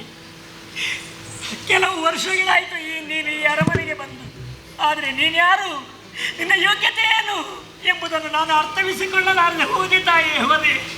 ಹಾಗಾಗಿ ನಿನ್ನಲ್ಲಿ ಕೇಳ್ತಾ ಇದ್ದೇನೆ, ನನ್ನ ಅಕ್ಕನ ಮಗಳು ಅರ್ಥಾತ್ ನನ್ನ ಮಗಳು ನೀನು ದಮಯಂತಿ ಅಲ್ವೇ? ಅಲ್ಲ, ಅಲ್ಲ, ನಾನು ನಿಮ್ಮ ಸೇವಕಿ, ಕೆಲಸದ ಆಳು. ನೀನಲ್ವೇ? ಪರದೇಶ. ಗೊತ್ತಾಯ್ತು ನನಗೆ. ನಾನು ಹೇಳಿದ್ದನ್ನು ತಿರುಗಿಸಿ ನನಗೆ ಹೇಳ್ತಾ ಇದ್ದಾನೆ. ಸತ್ಯ ಹೇಳು, ಏನಮ್ಮ? ನನ್ನಲ್ಲಿ ವಂಚಿಸಬಾರದು. ಹಡೆದ ತಾಯಿ ಬೇರೆ ಅಲ್ಲ, ಚಿಕ್ಕಮ್ಮ ನಾನು ಬೇರೆ ಅಲ್ಲ. ಈಗ ಮುಟ್ಟಿ ಹೇಳು, ನನ್ನ ಅಕ್ಕನ ಮಗಳು ದಮಯಂತಿ ನೀನಲ್ವೇ? ಹೇಳೋದಿಲ್ವೇ? ಅರ್ಥ ಆಯಿತು. ಹೇಗೆ ನಿನ್ನನ್ನು ನಿನ್ನ ಬಾಯಿ ಬಿಡಿಸಬೇಕು ನನಗೆ ಗೊತ್ತು. ಅದು ನಿನ್ನ ತಂದೆ ತಾಯಿಗಳ ಆಣೆ ಹೇಳು, ನಿನ್ನ ದಮಯಂತಿ ಅಲ್ವೇ? ಅಲ್ಲ. ನಿನ್ನನ್ನು ಹಡೆದಂತಹ ಮಕ್ಕಳ ಆಣೆ ಹೇಳು, ನೀನು ದಮಯಂತಿ ಅಲ್ವೇ? ಇಲ್ವೇ?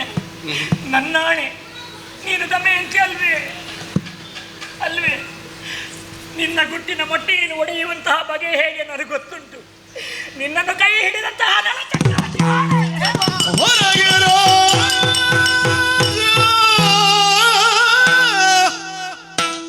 ಗುಡ್ಡ ಬೀಳದಿ ಕೊರಳ ಕೊಯ್ದೆಯ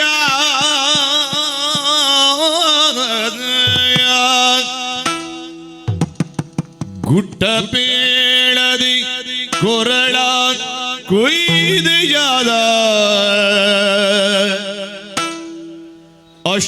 ಅಷ್ಟಭಾಗ್ಯಣಿ ಸೇವೆಯಲ್ಲಿ ಬಹು ಕಷ್ಟಪಡಿಸಿದೆ.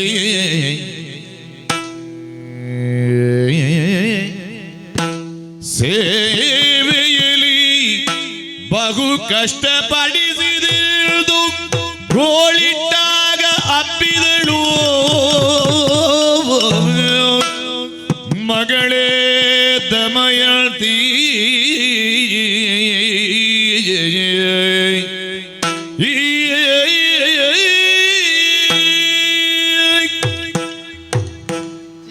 ದಮಯಂತಿ, ಚಿಕ್ಕಮ್ಮ, ದಮಯಂತಿ, ದಮಯಂತಿ.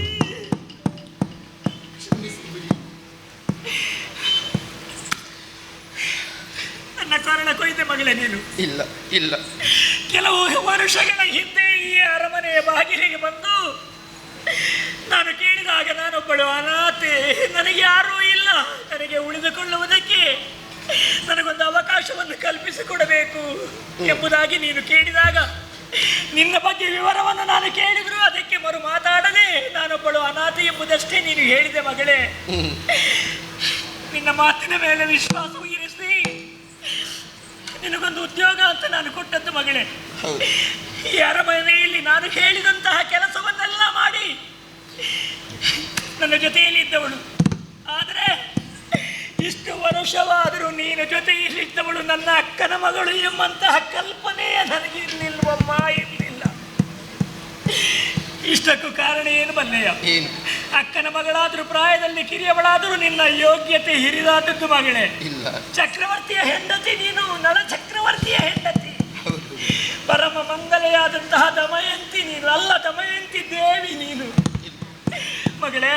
ಚಿಕ್ಕಮ್ಮ, ನಾನು ಹೇಳಿದ ಕೆಲಸವನ್ನೆಲ್ಲ ಮಾಡಿದೆ. ಮಾತ್ರವಲ್ಲ, ಪ್ರಾಯದಲ್ಲಿ ಕಿರಿಯವಳಾದರೂ ನನ್ನ ಮಗಳ ಸೇವೆಯನ್ನು ನೀನು ಮಾಡಿದೆ ಮಗಳೇ. ಸತ್ಯವನ್ನು ಹೇಳದೆ ಈ ತಾಯಿಯ ಪುತ್ತಿಗೆ ಬರಿದೇ ಮುಮ್ಮಳಿಸದಿರಿ ಭೇದವ ಇರಿಸಿ ಮಾತಾಡುವಿರಿ ಅಮ್ಮ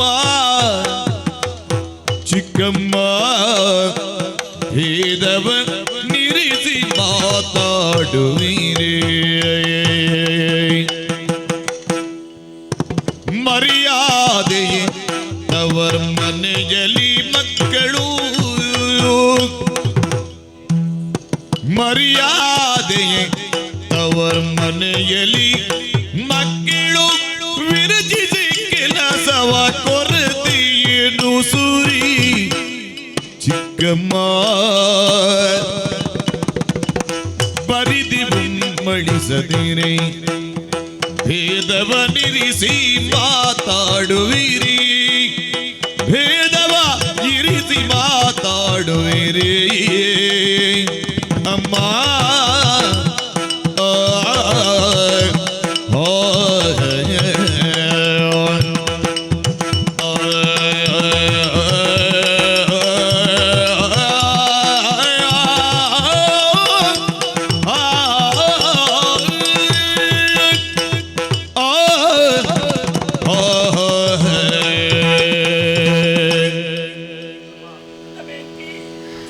ಕಣ್ಣೀರು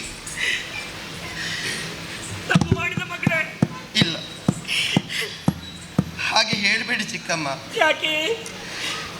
ಹೊಟ್ಟೆಗೆ ಅನ್ನವನ್ನ ಕೊಟ್ಟ ಕೈಗಳಿವೆ. ಆ, ಬಂದು ಸೇರಿದ ದಮಯಂತಿಗೆ ಇಲ್ಲಿ ಏನು ಕೊರತೆ ಬಂತು?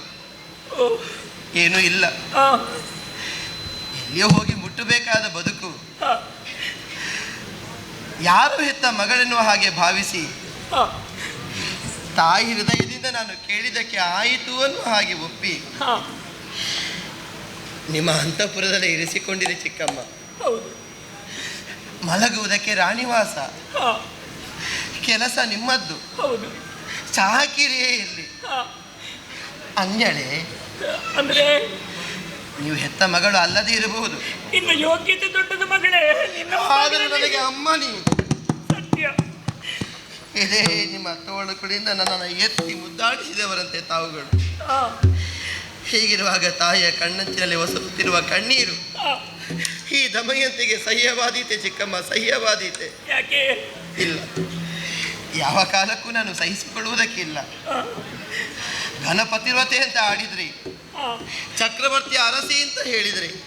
ಇರಲಿ, ಆ, ಆದರೂ ತಾಯಿಗೆ ಮಗಳೇ. ನನಗಿದು ತವರು ಮನೆ, ಆ, ಬಂದು ಸೇರಿದು ತವರು ಮನೆಯನ್ನ. ಆ, ನಾನು ಸೇವಿಸಿದ್ದು ನನ್ನ ತಾಯಿಯನ್ನ.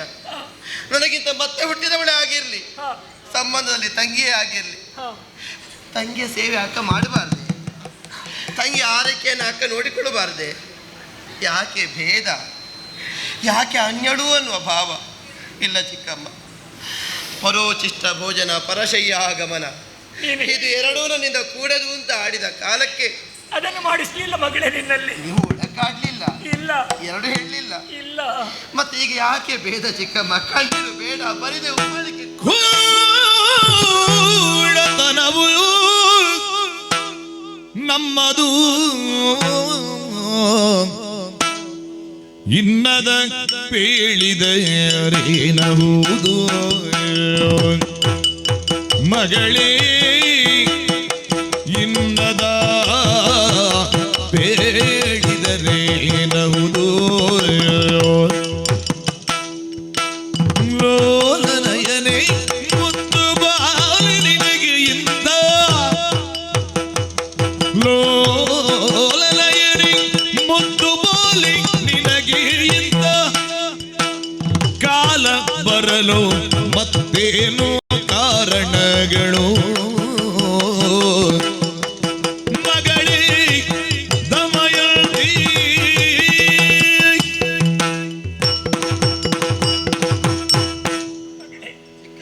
ದಮಯಂತಿ, ಹೇಳಿ. ನನ್ನ ಮನಸ್ಸಮಾಧಾನಕ್ಕಾಗಿ ನೀನು ಆಡುವಂತಹ ಮಾತುಗಳೆಲ್ಲ ಸತ್ಯ. ಇದು ಹೃದಯಸ್ಥವಾದ ಮಾತುಗಳು. ನಾನು ಈ ಚಿಕ್ಕಮ್ಮ, ನೀನು ನನಗೆ ಮಗಳು, ಆದರೆ ಯೋಗ್ಯತೆ ಇಲ್ಲ ಅಲ್ಲ ಮಗಳೇ. ಮತ್ತೆ ಚಕ್ರವರ್ತಿ ನಳನ ಹೆಂಡತಿ, ನಾವು ಸಾಮಂತರು ನಿಮ್ಮ ಮುಂಭಾಗದಲ್ಲಿ. ನಾವು ಬಂದಾಗ ತಲೆ ತಗ್ಗಿಸಿಕೊಂಡೇ ನಿಲ್ಲುವಂತಹ ಸ್ಥಿತಿ ನಮ್ಮದು. ಆದರೆ ಅದೆಲ್ಲವನ್ನು ಗೌಪ್ಯವಾಗಿಟ್ಟುಕೊಂಡು ನಮ್ಮ ಕೈಯಿಂದ ಇಂತಹ ಅಪರಾಧವನ್ನು ಮಾಡಿಸಿ ನಮಗೆ ಸ್ಥಿತಿ ನನಗೆ ಊಹಿಸುವುದಕ್ಕೆ ಸಾಧ್ಯ ಇಲ್ಲ ಮಗಳೇ. ಆದರೆ ಒಂದಂತೂ ಸತ್ಯ, ನೀನು ಬಂದು ನಿಂತಾಗ ನಾನೊಬ್ಬಳು ಅನಾಥೆ ಅಂತ ಹೇಳಿದಾಗ ನಿನ್ನನ್ನು ಯಾಕೆ ನಾನು ಗಮನಿಸಲಿಲ್ಲ, ಪ್ರಶ್ನಿಸಲಿಲ್ಲ ಗೊತ್ತೇ? ಯಾಕೆ? ಆ ಸ್ಥಳದಲ್ಲಿ ಒಂದು ವೇಳೆ ನೀನು ನಾನು ದಮಯಂತಿ ಅಂತ ಹೇಳಿದ್ರು ನಂಬುವಂತಹ ಸ್ಥಿತಿಯಲ್ಲಿ ನಾನಿರಲಿಲ್ಲ ಮಗಳೇ, ನಾನಿರಲಿಲ್ಲ. ಅದಕ್ಕೆ ಕಾರಣವೇನು ಗೊತ್ತೇ?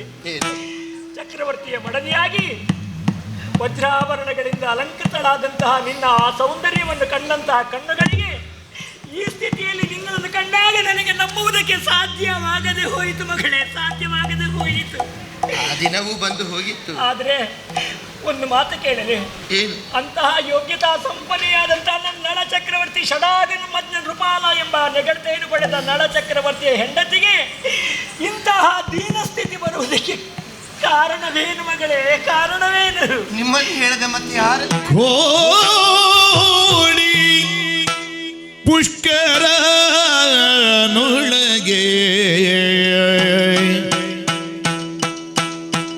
ಪತಿಯು ಜೂಜನಾಡಿ ಸೋದನು ಕಡೆಗೆ, ಪತಿಯು ಜೂಜ ಆಡಿ ಸೋದನು ಕಡೆಗೆ.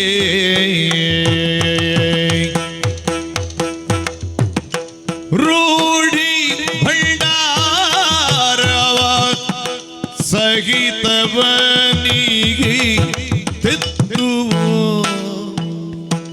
ರೂಢಿ ಭಂಡಾರವ ಸಹಿತವನಿಗೆ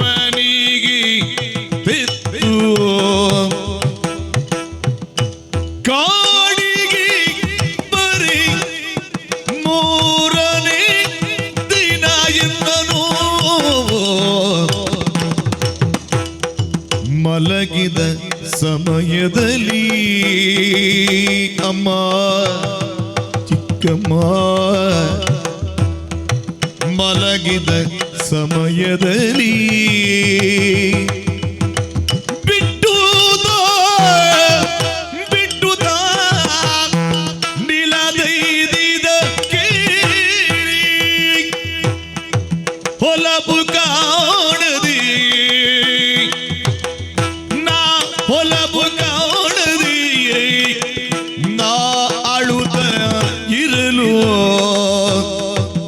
ವೈಶ್ಯ ಕುಲದ ಇಲ್ಲಿಗೆ ಕಳುಗಿದರಿ ಕರುಣದಿಯೇ. ಬರಿದೆ ಉಮ್ಮಳಿಸದಿರಿ, ಭೇದವಾನಿರಿಸಿ ಮಾತಾಡುವಿರಿ ಅಮ್ಮ ಚಿಕ್ಕಮ್ಮ.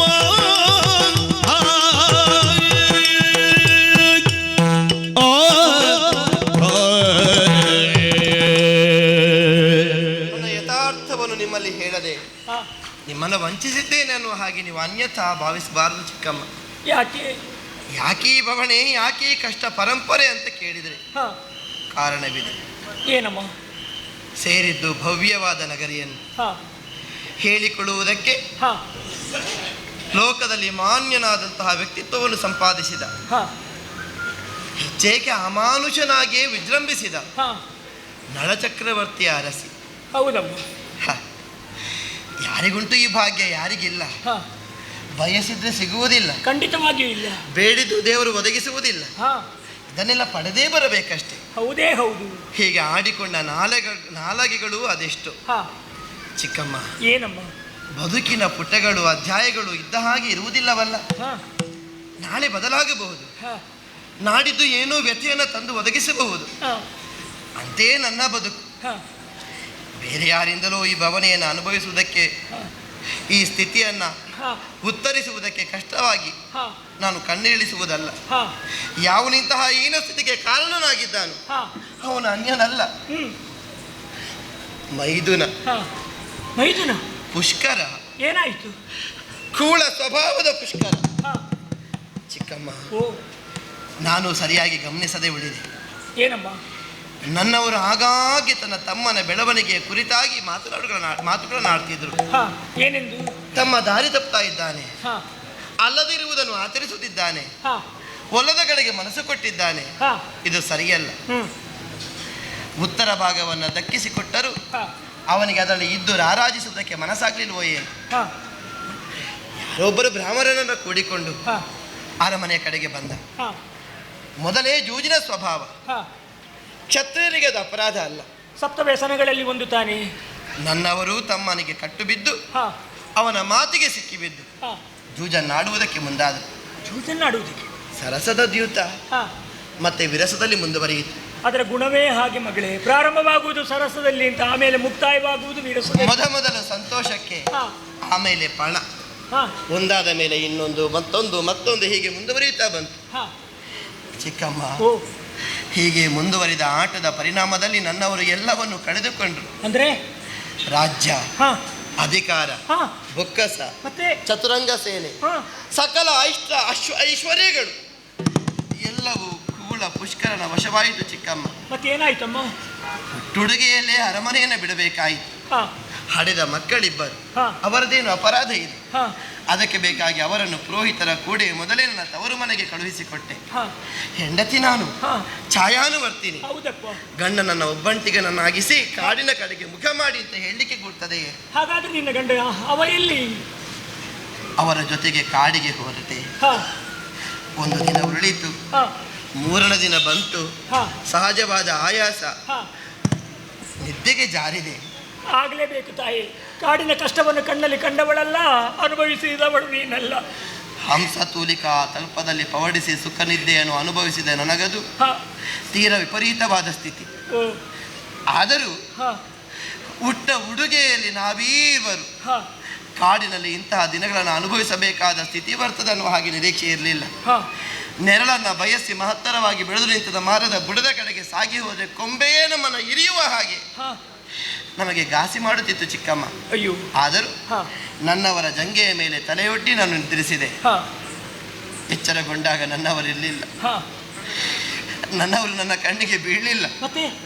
ನನ್ನನ್ನು ಬಿಟ್ಟು ಕಾಡಿನ ಅದೋ ಯಾವುದೋ ಕಡೆಗೆ ಮುಖ ಮಾಡಿ ಹೊರಟೇ ಬಿಟ್ಟಿದ್ದರು ಚಿಕ್ಕಮ್ಮ. ಕೂಗಿದೆ, ಗೋಗರೆದೆ, ಹಳವತ್ತುಕೊಂಡೆ, ಕಣ್ಣೀರಿಳಿಸಿದೆ. ನನ್ನ ಆಳಲು ಅರಣ್ಯ ರೋದನವಾಯಿತು ಬಿಟ್ಟರೆ ಮತ್ತೇನೂ ಅಲ್ಲ. ಘೋರಾರಣ್ಯದಲ್ಲಿ ನಿನ್ನೊಬ್ಬಳನ್ನೇ ಬಿಟ್ಟು ನಳ. ಯಾಕೆ ನನ್ನವರ ಮನಸ್ಸು ಅಷ್ಟು ಕಲ್ಲಾಯಿತು ಗೊತ್ತಿಲ್ಲ. ಹಾ. ಹುಡುಕಿದ್ರು ಅರಸಿದರೂ ನಳ ಚಕ್ರವರ್ತಿಯ ಸುಳಿವೇ ನನಗೆ ಸಿಗಲಿಲ್ಲ. ಮತ್ತೇನು ಮಾಡಿದೆ ತಾಯಿ? ಮತ್ತೇನು, ಹಾ, ಆ ಕಡೆಗೂ ಈ ಕಡೆಗೂ ಸಾಗಿ ಬಂದು ಕಷ್ಟಗಳನ್ನು ಉತ್ತರಿಸಿ ಕಡೆಗೆ ಹಾ, ವೈಶ್ಯೋತ್ತಮರ ಸಹಾಯದಿಂದ ಕರುಣೆಯ ಮನಸ್ಸಿನಿಂದ ಹಾ. ಅವರು ತೋರಿಸಿದ ಪಥವನ್ನು ಬಳಸಿ ಈ ಕಡೆಗೆ ಸಾಗಿ ಬಂದೆ. ಹಾ, ಚೈತ್ಯ ದೇಶ ಅಂತ ಹೇಳಿದ್ದು ಒಳ್ಳೆಯದಾಯಿತು ಚಿಕ್ಕಮ್ಮ. ಹಾ.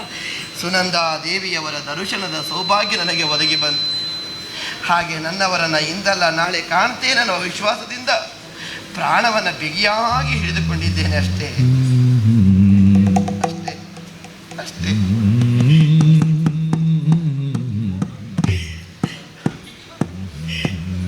ಚಕ್ರವರ್ತಿ ಮಡದಿಯಾದಂತಹ ನಿನಗೆ ಇಂತಹ ಸ್ಥಿತಿ ಬದುಕಿನಲ್ಲಿ ಬಂದೊದಗಿತೆ ಮಗಳೇ. ಅಂತೂ ಅದನ್ನು ಕೇಳಿ ಸಹಿಸಿಕೊಳ್ಳುವಂತಹ ತಾಳ್ಮೆ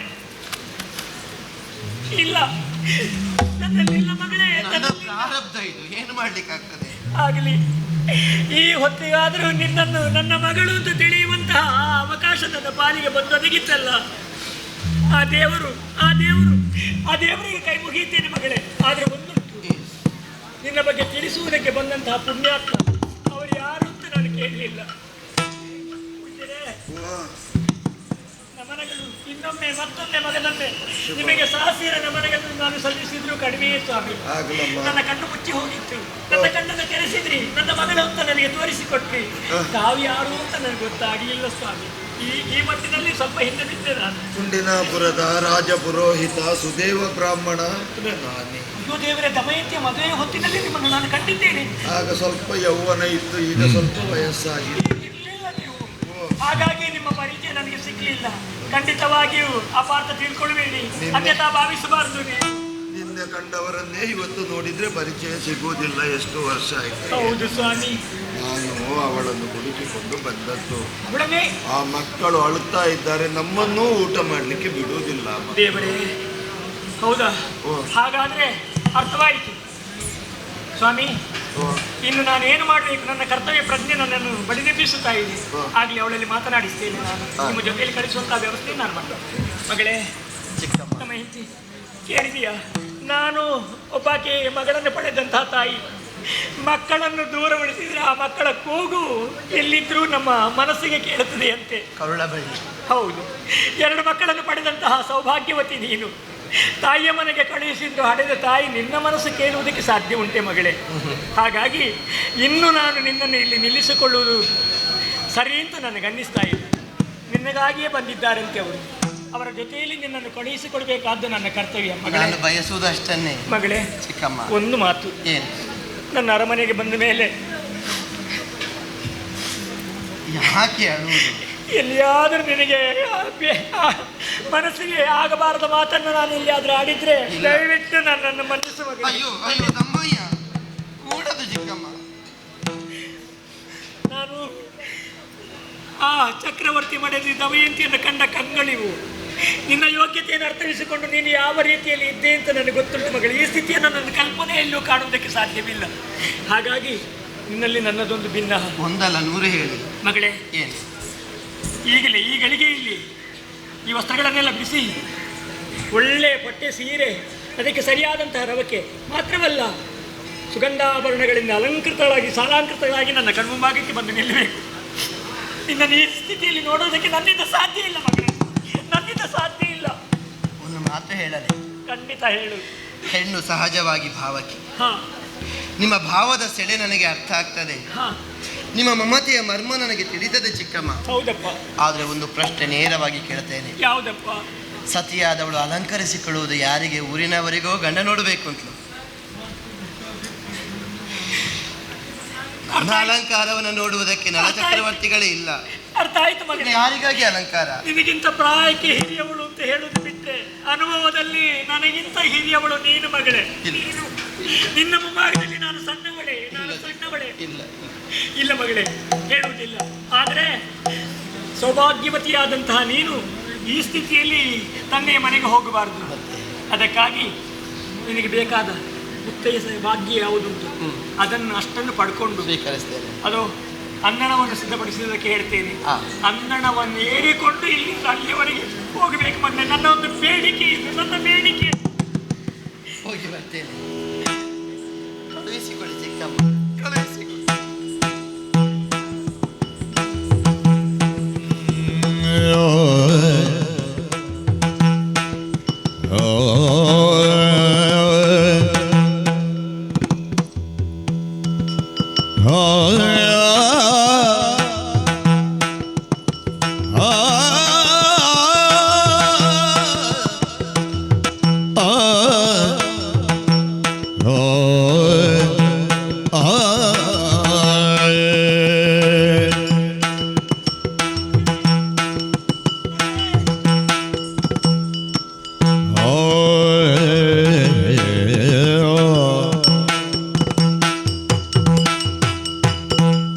ಬರುತ್ತಲಾಗೆ ವಾರಿದಿಯುಳು ಮುಳುಗುವುದದ ಆರಿಡಿಪತಿಗೆರಗುತ್ತಾ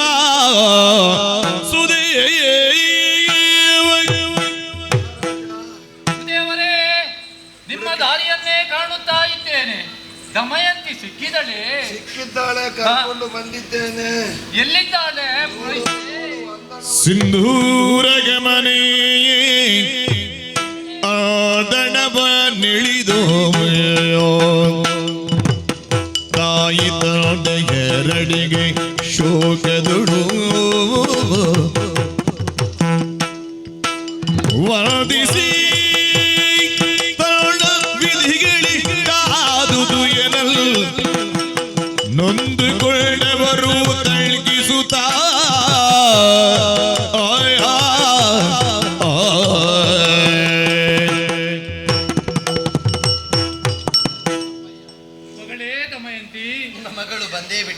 ತಂದೆಯ ಎಲ್ಲಿ ಹೋಗಿದ್ದೆ? ನಿನ್ನ ತಂದೆಯ ನೆನಪು ಕೂಡ ಆಗಲಿಲ್ಲವೇ ನಿನಗೆ? ಹಾಗೆ ಹೇಳಬೇಡಿ. ಈಗ ಇನ್ನೊಂದು ಮುಖವನ್ನು ನಿಮಗೆ ಯಾಕೆ ತೋರಿಸಬೇಕು, ಹೇಗೆ ತೋರಿಸಬೇಕು ಅನ್ನೋ ನೆಲೆಯಿಂದ ನಾನು ಬಾರದೆ ಬಿಡಿದಿದ್ದೆ ಅಷ್ಟೇ. ಆಶೀರ್ವದಿಸಬೇಕು, ಮಗಳನ್ನು ಹರಸಬೇಕು. ಮಕ್ಕಳೇ ಬನ್ನಿ ಇತ್ತಾಗೆ. ನಿಮ್ಮ ತಾಯಿ ಬಂದಿದ್ದಾಳೆ.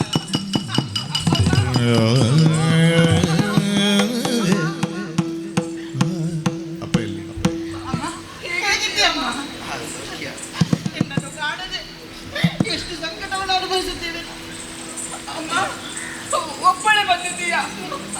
ಅಪ್ಪ ಎಲ್ಲಿ? ಅಪ್ಪ ಎಲ್ಲಿ? ಅಪ್ಪ ಬರ್ತಾರೆ. ಮಕ್ಕಳೇ ಬೇಸರದಿರಿ. ನಮ್ಮ ಕಡುಮುದ್ದು ಮಗಳೇ ನೀದು ಗುಡಗುಳ್ಳಲು ಬೇಡ, ಪೊಡವಿ ಮೂರರು ನಿನ್ನ ರಮಣ ಅಡಗಿಕೊಂಡಿದ್ದೇರು ಹುಡುಗಿರುವೆನು ಎಂದು ತೊಡೆದರು ಕಣ್ಣ ಜಲವನ್ನು.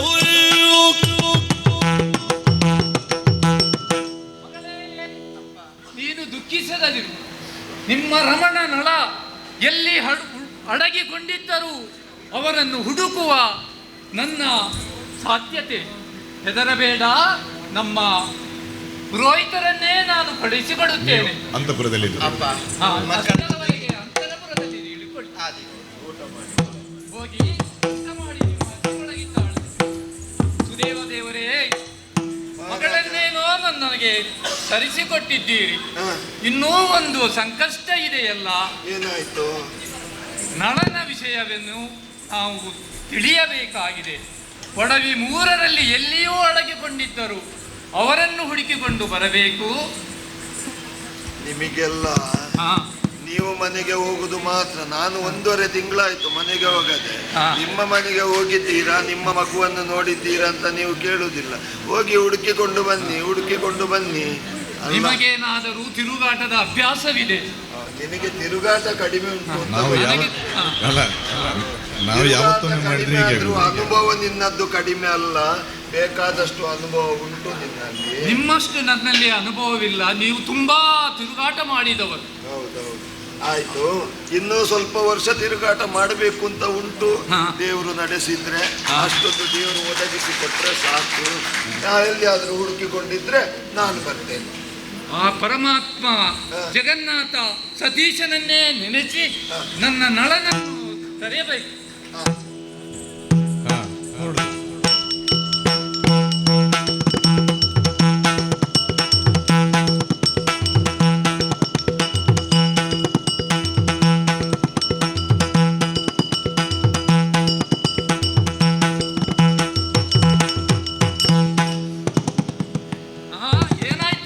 ಏನಾಯ್ತು? ಮೂಗುಬಾಯಿ ಅಂತ 3 ತೂತುಂಟು, ಗಾಳಿ ಹೋಗ್ಲಿಕ್ಕೆ ಜಾಗ ಸಾಕಾಗುವುದು.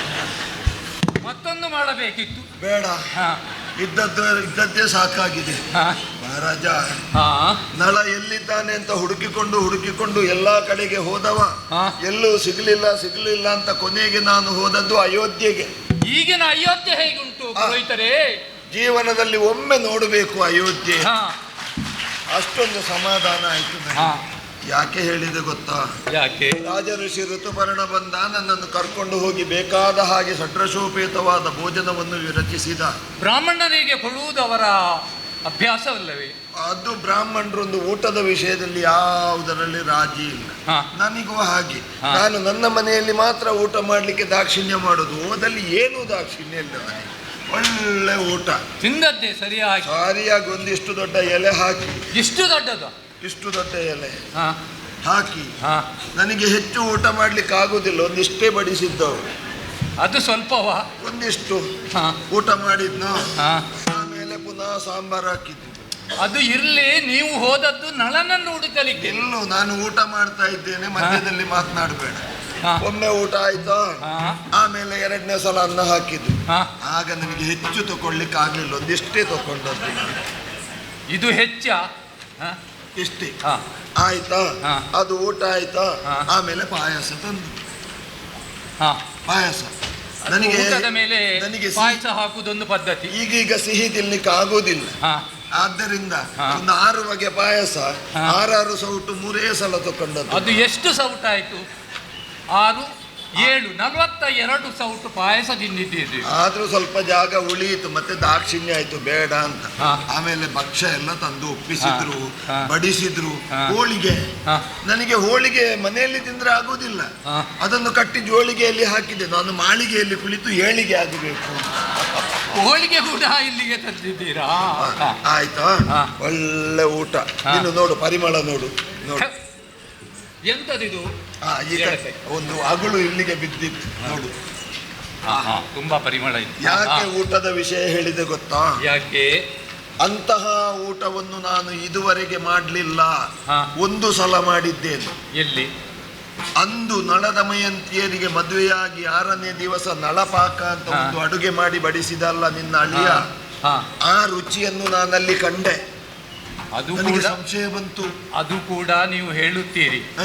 ಬೂನು ಬೆನ್ನಿನವ ವಿಕಾರ ಸ್ವರೂಪಿ, ಅವನ ಊಟವನ್ನು ನೀವು ಮಾಡಿ ನೋಡಿದೆ ನಾನು. ಯಾವ ಕರೆದು ಕೇಳಿದೆ ಎಲ್ಲಿ ಅವ ಅಂತ. ಹಾ. ಅಕರಾಳ ವಿಕರಾಳವಾದ ದೇಹ, ಹಾ. ಕಣ್ಣು, ಕೈ, ಕಾಲು, ಮೂಗು, ಮುಸುಡು ಎಲ್ಲ ಉಂಟು. ಹಾ. ಇರಬೇಕಾದಲ್ಲಿ ಒಂದೂ ಇಲ್ಲ. ಅಂತಹ ವಿಕಾರ ರೂಪ. ಹಾ. ಎಲ್ಲಿದ್ದ ಅಂತ ಕೇಳಿದಾಗ ಹಾ. ಒಂದು ಕಾಲದಲ್ಲಿ ನಿಷಧದಲ್ಲಿದ್ದನಂತೆ. ಅರಸನಾಗಿ. ಆ, ಬಾಹುಕನ ಎಂಬ ಹೆಸರಂತೆ ಅವನಿಗೆ. ಹಾ. ನಳ ಚಕ್ರವರ್ತಿ ಕಾಡಾಡಿಯಾಗಿ ಹೋದ ಮೇಲೆ ಊರು ಬಿಟ್ಟು ಬಂದನಂತೆ. ಹಾ. ಈಗ ಅಲ್ಲಿ ಅಡಿಗೆ ಭಟ್ರು ಪುಟ್ಟಣ್ಣಯ್ಯ ಅಂತ ಹೆಸರು. ಧರಣಿ ದೇವನ ನುಡಿಗೆ ರತನಾಲೋಚಿಸುತ್ತ ತರಳೆ ಮಗವೀಕಿದಲು ವರದಳೆಯಾಗಿ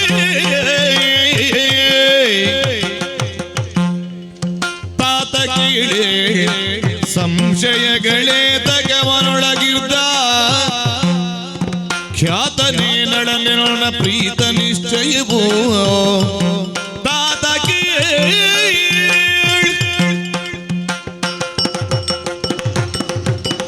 ಅಪ್ಪ, ದಮಯಂತಿ. ವಿಪ್ರೋತ್ತಮರು ಆಡಿದ ಮಾತುಗಳನ್ನು ನಾನು ಕೇಳಿದೆ. ಹಾ, ನಗುವುದು ಅಳುವುದು ಗೊತ್ತಾಗುವುದಿಲ್ಲ. ಹೌದು. ಆದರೂ ಒಂದು ಸಂತೋಷದ ಭಾವ. ಏನು? ಸುದೀರ್ಘವಾದ ಅಗಲುವಿಕೆಗೆ ಒಂದು ಪೂರ್ಣ ವಿರಾಮ ಅತಿ ಶೀಘ್ರದಲ್ಲಿ ಒದಗ್ತದೆ ಅನ್ನುವ ವಿಶ್ವಾಸ. ಹೇಗೆ ಅದು? ಆಡಿದ್ರಲ್ಲ, ಹೌದು ರೂಪದಲ್ಲಿ ಕುರೂಪ, ಹೌದು. ಹೆಸರಿನಲ್ಲಿ ಬೆನ್ನಿನವ. ವ್ಯತ್ಯಾಸ. ಹೌದು. ಏನೇ ಇರಲಿ, ಹಾ. ನನ್ನವರು ಪರಕಾಯ ಪ್ರವೇಶ ಮಾಡಿದ್ರು ಅಂತ ಹೇಳಿದ್ರೆ ಹಾಗೆ. ಹಾ. ಪಾತ್ರವೇ ಸ್ವಭಾವವಾಗುವುದು, ಹಾ. ಸ್ವಭಾವವೇ ಪಾತ್ರವಾಗುವುದು, ಹಾ. ತಾನೇ ಪಾತ್ರವಾಗುವುದು. ಹಾ. ಜನಾನುರಾಗಿಯಾಗಿ ಈವರೆಗೆ ಗುರುತಿಸಿಕೊಂಡ ನಳಮಹಾಶಯ ಹಾ. ಯಾವ ಕಾಲದಲ್ಲೂ ಒಬ್ಬಂಟಿಗನಾಗಿ ಸಮಾಜದಿಂದ ದೂರ ಉಳಿದು ಹಾ.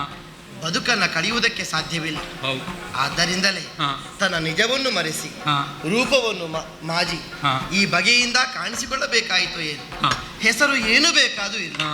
ಆದರೆ ಅಡುಗೆಯ ರುಚಿ ಹೌದು. ನನಗೆ ವಿಶ್ವಾಸ. ಹಾ. ಇನ್ನು ಸಂಶಯವೇನಿಲ್ಲ, ಇಲ್ಲ. ಆತನೇ ಹಾ. ಖ್ಯಾತ ಹಾ. ನಳನೆನ್ನೋ ಪ್ರೀತ. ಹಾ. ಇದು ನನ್ನ ದೃಢ ಮನಸ್ಸು. ಆದರೆ ಹಾ. ನಾವು ಎಷ್ಟು ಪ್ರಯತ್ನ ಪಟ್ಟರು, ಹಾ. 100 ಸಂವತ್ಸರಗಳು ಕಳೆದು ಹೋದ್ರು, ಹಾ. ನನ್ನವರು ತನ್ನ ಪರಿಚಯವನ್ನು ಯಾವ ಕಾಲಕ್ಕೂ ಬಿಟ್ಟುಕೊಳ್ಳಿಕ್ಕಿಲ್ಲ. ಹಾ. ತಾನಿದ್ದೇನೆ ಅನ್ನುವುದನ್ನು ಹೇಗೂ ತೋರಿಸ್ಲಿಕ್ಕಿಲ್ಲ. ಹಾ. ಅವರ ಗುಟ್ಟಿನ ಮೊಟ್ಟೆಯನ್ನು ಒಡಿಬೇಕು ಅಂತಾದರೆ ಹಾ. ಒಂದು ಉಪಕಾರ ಮಾಡಬೇಕು. ಏನದು? ಇಳೆ ಮೂರರು ಹುಡುಗಿದರು ನಳನ ಸೋಗಿಲ್ಲ ನಿಲದೆ ಪುನರಪಿಸುವವರೆಗಿವೆ ಬಾಲಿಗೆಗೆ ಚಳಕೆದ ಬಂದು ಪುಣ್ಯಗಳಿರ್ದ ಮೋಹನರುರಿಸಿಕೊಂಬುದು ಎನ್ನುವುದರಲ್ಲಿ ಕಳುಹು ಲೇಖನಗಳ ಮಗಳೇ. ಹಾ. ಒಂದು ಉಪಕಾರ ಮಾಡಬೇಕು. ಏನು ಹೇಳು? ಈವರೆಗೆ ನಿಮ್ಮಲ್ಲಿ ಏನೂ ಕೇಳಲಿಲ್ಲ, ಏನನ್ನೂ ಬೇಡಲಿಲ್ಲ. ಇಲ್ಲ. ಆದರೆ ಈಗ ಹಾ. ನನ್ನವರಿಗಾಗಿ ಹಾ. ಮಕ್ಕಳಿಗೆ ತಂದೆ ಆದಷ್ಟು ಬೇಗ ಸಿಗಲಿ ಅನ್ನೋ ಉದ್ದೇಶಕ್ಕಾಗಿ ಕೇಳಿಕೊಡ್ತಾ ಇದ್ದೇನೆ. ನಳ ಬೇಗನೆ ಬರಬೇಕಲ್ಲವೇ? ಒಂದು ಉಪಕಾರ, ಏನು ಹೇಳಿ? ಒಂದು ಘೋಷಣೆ ಆಗಬೇಕು ನಿಮ್ಮಿಂದ. ಏನು ಘೋಷಣೆ? ದಮಯಂತಿಗೆ ಹಾ. ದಮಯಂತಿಗೆ ಹಾ. ಪುನಃ ಸ್ವಯಂವರ. ಮಗಳೇ, ಏನು ಆಡುತ್ತಿ? ಎಂತ ಮಾತನಾಡುವುದು ನೀವು? ಎಂತ ಮಾತನಾಡುವುದು ನೀವು? ಅಪ್ಪ ಮಗಳು ಎಂತ ಮಾತನಾಡುವುದು ನೀವು? ಏನಂತ ಭಾವಿಸಿಕೊಂಡು ನಿಮಗೆ ಮಾನ ಮರ್ಯಾದೆ ಭಾಷೆ ಯಾವುದು ಇರ್ಲಿಕ್ಕಿಲ್ಲ. ಅವ ಯಾರು ಅಂತ ಲೆಕ್ಕ ಹಾಕಿ ನೀವು ಪೃಥ್ವಿ ಮೂರಕ್ಕೆ ನಳಂದ್ರಪ್ಪ ಅವರಿಗೆ ನಿನಗೆ ಹೆಸರು ಬಂದದಿದ್ರೆ ನಾನು ನಳ ಚಕ್ರವರ್ತಿಗೆ ಮದುವೆ ಮಾಡಿಕೊಟ್ಟು ಏನು ಅಂತ ಭಾವಿಸಿಕೊಂಡೆ. ಒಂದು ಮದುವೆಯಾದ ಹುಡುಗಿಗೆ ಪುನರ್ ಸ್ವಯಂವರ ಏನು ನೀನು ಕೊಡುವ ಸಂಬಳಕ್ಕೆ ನಾನು ಇಲ್ಲಿಗೆ ಬರುದು ಅಂತ ಭಾವಿಸಿದ್ಯಾ? ಏನು ಅಂತ ಭಾವಿಸಿಕೊಂಡೆ? ಹಾಗಲ್ಲ ಸುದೇವ ದೇವರೇ. ನಳನ ಬಗ್ಗೆ ನನಗೆ ಅಭಿಮಾನ ಉಂಟು. ಅರೆಗಳಿ ಮುಗಿಲಿಲ್ಲ ಹೇಳ್ತಾ ಇದ್ದೆ. ಒತ್ತಡದ ಪ್ರಶ್ನೆ. ನಾನು ಮಟ್ಟಕ್ಕೆ ಬರ್ತೇನೆ. ಊರು ಬಿಟ್ಟು ಹೋಗ್ತೇನೆ. ನಾನು ಈ ಕೆಲಸ ಮಾಡಿದ್ರೆ ಊರು ಬಿಟ್ಟು ಹೋಗ್ತೇನೆ. ದೇವರೇ, ದಮಯಂತಿ ಪುಂಡಿನ ನಗರದ ವಿಶ್ವವಿದ್ಯಾಲಯದಲ್ಲಿ ಪದವೀದಳು. ಅವಳ ಮಾತಿಗೇನು ಬೆಲೆ ಇಲ್ಲದ ಹಾಗೆ ಮಾತಾಡಬೇಕು. ವಿದ್ಯಾನಿಲಯದಲ್ಲಿ ಕಲ್ತವರೇ ಇಂಥದ್ದೆಲ್ಲ ಮಾಡುವುದು. ಆದ್ರೆ ನಿಮ್ಮ ಕೈಗೂಸು ನಾನು ಗೊತ್ತು. ಮತ್ತೆ ಯಾಕೆ ಹೇಳಿದ್ದು? ಜನ್ಮ ಕೊಟ್ಟ ಅಪ್ಪನಿಗೆ ಎಷ್ಟು ಅಧಿಕಾರ ಉಂಟು ಅಷ್ಟು ಅಧಿಕಾರ ನಿಮಗೂ ಉಂಟು. ನನ್ನ ಮೇಲೆ ಒಟ್ಟಿಗೆ ಇದ್ದವರು ಸಹಪಾಠಿಯಾಗಿ ನೀವು ಇದ್ದವರಲ್ಲವೇ? ನೀವೇ ಹೇಳಿಕೊಟ್ಟ ನೀತಿ ಬುದ್ಧಿಗಳು ಏನು ಅಷ್ಟು ಬೇಗ ಮತಿಗಟ್ಟಿ ವ್ಯವಹಾರ ಮಾಡ್ತಾಳೆ ದಮಯಂತಿ? ಎಂತದ್ದು ಒಟ್ಟು ಅವಸರ ನಿಮಗೆ ಎಂತ? ಕೇಳಿ ಅವಳ ಮಾತನ್ನು. ಪುನರ್ ಸ್ವಯಂವರ ಅಂತ ಹೇಳಿದ್ದಾರೆ. ಪುನರ್ ಸ್ವಯಂವರ ಅಂತ ಹೇಳಿದ್ರೆ ಎರಡನೇ ಮದುವೆ ಅಲ್ಲ ಅದು. ಅಲ್ಲಿಗೆ ಮುಗಿಲಿಲ್ಲ, ಮತ್ತೆ ಘೋಷಣೆ ಮಾಡಿ ಅಂತ ಹೇಳಿದೆ. ಯಾಕೆ ಘೋಷಣೆ? ಅಷ್ಟೇ, ಆಗ್ಲಿಕ್ಕಿಲ್ಲ. ಇಲ್ಲ ಸುಮ್ಮನೆ ಘೋಷಣೆ. ನಾವು ಇದು ಕೊಡ್ತೇವೆ ಅಂತ ಘೋಷಣೆ ಮಾತ್ರ. ಅದು ಎಷ್ಟು ಕೊಡ್ಬೋದು? ಘೋಷಣೆ ಅದನ್ನೇ ಹೇಳಿದ್ದು ನಾನು. ಅದುವೇ ಯಥಾರ್ಥ ಅಂತ ಅಲ್ಲ, ಅಥವಾ ಸ್ವಯಂವರದಲ್ಲಿ ನನಗೆ ಮತ್ತೆ ಮನಸ್ಸುಂಟನ್ನೋ ಕಾರಣಕ್ಕಾಗಿ ಆಡಿದ್ದಲ್ಲ. ನನ್ನವರನ್ನ ಇಲ್ಲಿಗೆ ಬರೆಸಿಕೊಳ್ಬೇಕು ಅಂತಾದ್ರೆ ಅದಲ್ಲದೆ ಬೇರೆ ವೇದಿಕೆ ಇಲ್ಲಿಗೆ ಬರ್ಲಿಕ್ಕೆ ಬೇಕಾಗಿ ಪುನರ್ ಸ್ವಯಂವರ ಯಾವ ಗಂಡನೇ ಇಲ್ಲಿ ಪ್ರಪಂಚದಲ್ಲಿ ಹೆಂಡತಿ ಇನ್ನೊಬ್ಬರನ್ನ ಮದುವೆ ಆಗುವುದಕ್ಕೆ ಮನಸ್ಸು ಮಾಡಿದ್ದಾಳೆ ಅಂತ ಹೇಳಿದ್ರೆ ಅವನಿಗೆ ಸಹಿ ಆದೀತು. ಅದು ಒಪ್ಪಿಕೊಳ್ಳಿಕೊಂಡು ಅದಕ್ಕೆ ಹೇಳಿದೆ ನಾನು. ಅದೇ ನಾನು ಯೋಚನೆ ಮಾಡುವುದು. ನನ್ನ ಶಿಷ್ಯೆ ಹಾಗೆಲ್ಲ ಮಾತನಾಡ್ಲಿಕ್ಕಿಲ್ಲ. ಈಗ ನಿಮ್ಮ ಶಿಷ್ಯೆ ಹಾಳು ಮಾಡುವಾಗ ನನ್ನ ಮಗಳು. ಆಗ ಮೊನ್ನೆ ವೈದ್ಯರು ಹೇಳಿದ್ದಾರೆ, ನೀವು ತಿಂಗಳಿಗೊಮ್ಮೆ ಪರೀಕ್ಷೆ ಮಾಡಬೇಕು, ಸ್ವಲ್ಪ ರಕ್ತದ ಒತ್ತಡ ಉಂಟು ನಿಮಗೆ. ಹಾಗೆ ಆಯ್ತು. ಆದ್ರೆ ವ್ಯವಧಾನದಿಂದ ಕೇಳಬೇಕು. ಇಳೆ ಮೂರಳು ಹುಡುಕಿದರು ನಳ ಚಕ್ರವರ್ತಿಯ ಸುಳಿವಿಲ್ಲ. ಎಷ್ಟು ಪ್ರಯತ್ನ ಬರಕಾಗಿ ಅರಸಿದ್ದು ಅವರ ಸುಳಿವೇ ಬರಲಿಲ್ಲ. ಹಾಗಾಗಿ ಮಗಳಾದ ದಮಯಂತಿಗೆ ಮರುಸ್ವಯಂವರ ಹೀಗೊಂದು ಲೇಖನ ಎಲ್ಲಾ ನೃಪಾರರಿಗೆ ಹೋಗಿ ಮುಟ್ಲಿ, ಎಲ್ಲ ಅರಗುವರೆಗೆ ಹೋಗಿ ಸಿಗಲಿ. ಆದ್ರೆ ಒಂದು ಸ್ಪಷ್ಟವಾಗಿ ಉಲ್ಲೇಖ ಆಗಬೇಕು.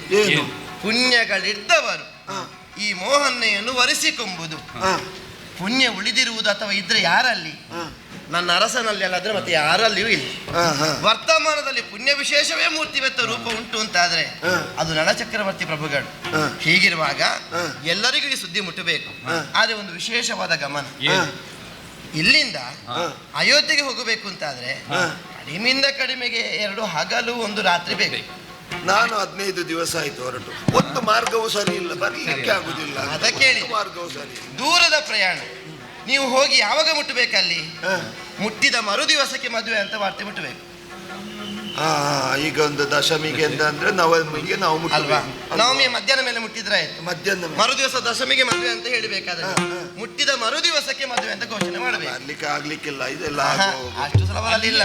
ಅಲ್ಲಿಗೆ ಹೋಗುವಂತ ನಮ್ಮ ಜಾಣರು ನಮ್ಮಲ್ಲಿಯೂ ಕೂಡ ಇದ್ದಾರೆ. ಅಲ್ಲಿ ಇರುವವರು ನನ್ನ ಚಕ್ರವರ್ತಿಗಳೇ ಹೌದು ಅಂತಾದ್ರೆ 5 ಗಳಿಗೆ ಸಾಕವಲ್ಲ. ನಾಳಾದ್ರೆ ಬಂದೇ ಬರ್ತಾರೆ. ಹಾಗಾಗಿ ದೊಡ್ಡ ಉಪಕಾರ. ಒಂದು ಮೂಲೆ ಎಲ್ಲ ಬರೀ ದಮಯಂತಿ ಹೇಳಿದ ಹಾಗೆ ಒಂದು ಘೋಷಣೆಯನ್ನು ಮಾಡುವ. ನಳನನ್ನು ಆದಷ್ಟು ಬೇಗ ಹುಡುಕಿ ಬಂದಿರಿ. ಒಂದು ಓಲೆ ಕಳಿಸು.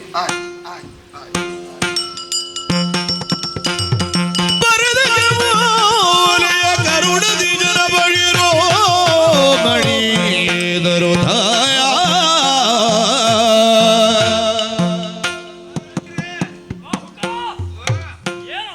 ಯಾರೋ ಒಬ್ಬ ಬಂದ, ಏನೋ ಒಂದು ಕೈಗೆ ಕೊಟ್ಟು ಹೋದ. ಏನು ಕೊಟ್ಟು? ಇದು ಪತ್ರ ಅಂತ ಕಾಣ್ತದೆ. ಓಲೆ ಬಂದವರಿಗೆ ಏನಾದ್ರೂ ದಕ್ಷಿಣ ಕೊಡ್ಲಿಲ್ಲ? ಊಟ ಮಾಡಿದ, ದಕ್ಷಿಣ ಕೊಡ್ಲಿಕ್ಕೆ ಮುಂದೆ ಹೋಗುವಾಗ ನನ್ನ ಮುಖವನ್ನು ನೋಡಿದ್ರು ಓಡಿದ್ರು. ಸರಿ, ಅಲ್ಲಿ ನಿಂತುಕೋ. ಓಲೆಯಲ್ಲಿ ಏನು ಸ್ವಸ್ತಿ ಶ್ರೀಮಂತೇರಿ ಕುಲ ಗಜ್ಜತು ಗಗಭಕ್ತಿ ವಂಶಾಧಿಪನು ಸತ್ವಗುಣಾನ್ವಿತ ಸಕೇತ ನಗರದ ಪೃಥ್ವಿ ಬರುದು ಪರ್ಣಗೆ.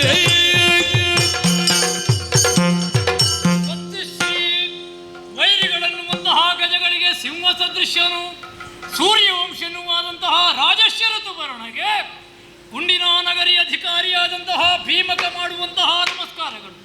ಸಾಂಪ್ರತ ತಿಳಿಸುವುದೇನೆಂದರೂ ನಾನೆಲ್ಲರೂ ಕ್ಷೇಮಿಗಳು, ದೇವರು ನಿಮಗೂ ಕೂಡ ಅದನ್ನೇ ಅನುಗ್ರಹಿಸಲಿ.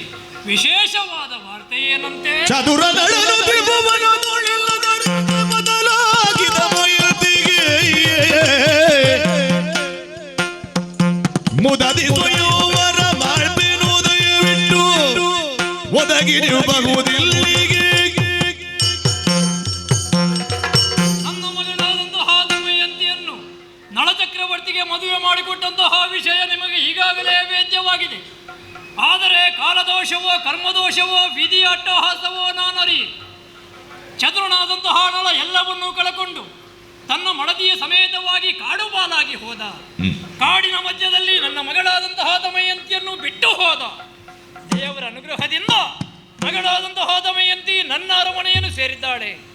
ಅವಳಿಗೆ ಅಪ್ಪನಾಗಿ ಅವಳ ಸರ್ವತೋಮುಖ ಉತ್ಕರ್ಷೆಯನ್ನು ಬಯಸಿದಂತಹ ನಾನು ಅವಳ ಸುಖಕ್ಕೆ ಬೇಕಾಗಿ ನನ್ನ ಮಗಳಾದಂತಹ ದಮಯಂತಿಗೆ ಪುನಃ ಸ್ವಯಂ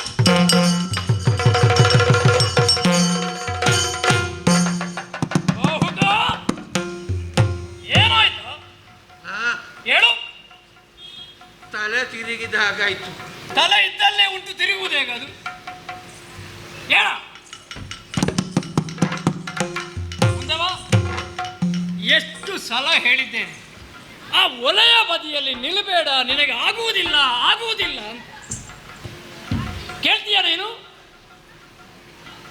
ವೀಳ್ಯದೆಲೆ ತಿನ್ನು ಪುಣ್ಯಾತ್ಮ, ಹೊಗೆ ಸೊಪ್ಪೊಂದು ತಿನ್ನಬೇಡ ಅಂತ ಹೇಳಿದ್ದೇನೆ. ಅವನಿಗೆ ಇಷ್ಟು ದದ್ದು ಬೇಕು, ಅದು ಕೂಡ ಸಾಮಾನ್ಯ ಹೊಗೆ ಸೊಪ್ಪಲ್ಲ, ಅದೇ ಬೇಕು. ತಲೆದರಿಗಿದ ಈಗೇನು ತೊಂದರೆ ಇಲ್ಲಲ್ಲ, ಸ್ವಲ್ಪ ನಿಲ್ಲು. ಮದುವೆ ಬಲರು ಬಂದು ನೆರೆದೆಲ್ಲರೂ ದಶಮಿಯ ದಿನದವಧಿ ವ್ಯಸವಗಳಿಗೆ ಗತಿ ಮೂರಕ್ಕೆ ಶುಭ ಲಗ್ನ ಕುಶಲದೊಳಿಟ್ಟಿಗೆ ದಮಯಂತಿಯ ಪುನಃಸಂಹಾರಕ್ಕೆ ಬೇಕಾಗಿ ವಸುದೆ ಬಾಲಕರಿಗೆಲ್ಲರಿಗೂ ಕೂಡ ಲಿಖಿತ ಕರಂಟಕವನ್ನು ಕಳುಹಿಸಿಕೊಟ್ಟಿದ್ದೇನೆ. ಹಾಗಾಗಿ ನಿಮಗೂ ಕೂಡ ಈ ಲೇಖನವನ್ನು ಕಳುಹಿಸಿದ್ದೇನೆ. ದಶಮಿಯ ದಿನ 13 ಗಳಿಗೆಯಲ್ಲಿ ನನ್ನ ಮಗಳಿಗೆ ಪುನಃಸಂಹಾರ. ಹಾಗಾಗಿ ರಾಜರ್ಷಿಯಾದಂತಹ ನೀವು ಈ ನನ್ನ ಲಿಖಿತ ಕರಂಟಕವನ್ನು ಓದಿ ನಮ್ಮಲ್ಲಿಗೆ ಬಂದು ಈ ಶುಭ ಕಾರ್ಯವನ್ನು ಚೆನ್ನಾಗಿಸುವಲ್ಲಿ ನಿಮ್ಮ ಸಹಾಯ ನಮಗೆ ಅಗತ್ಯ. ಹಾಗಾಗಿ ನಿಮಗೆ ಈ ಲೇಖನವನ್ನು ಕಳುಹಿಸಿಟ್ಟಿದ್ದೇನೆ. ಇತಿ ನಮಸ್ಕಾರ.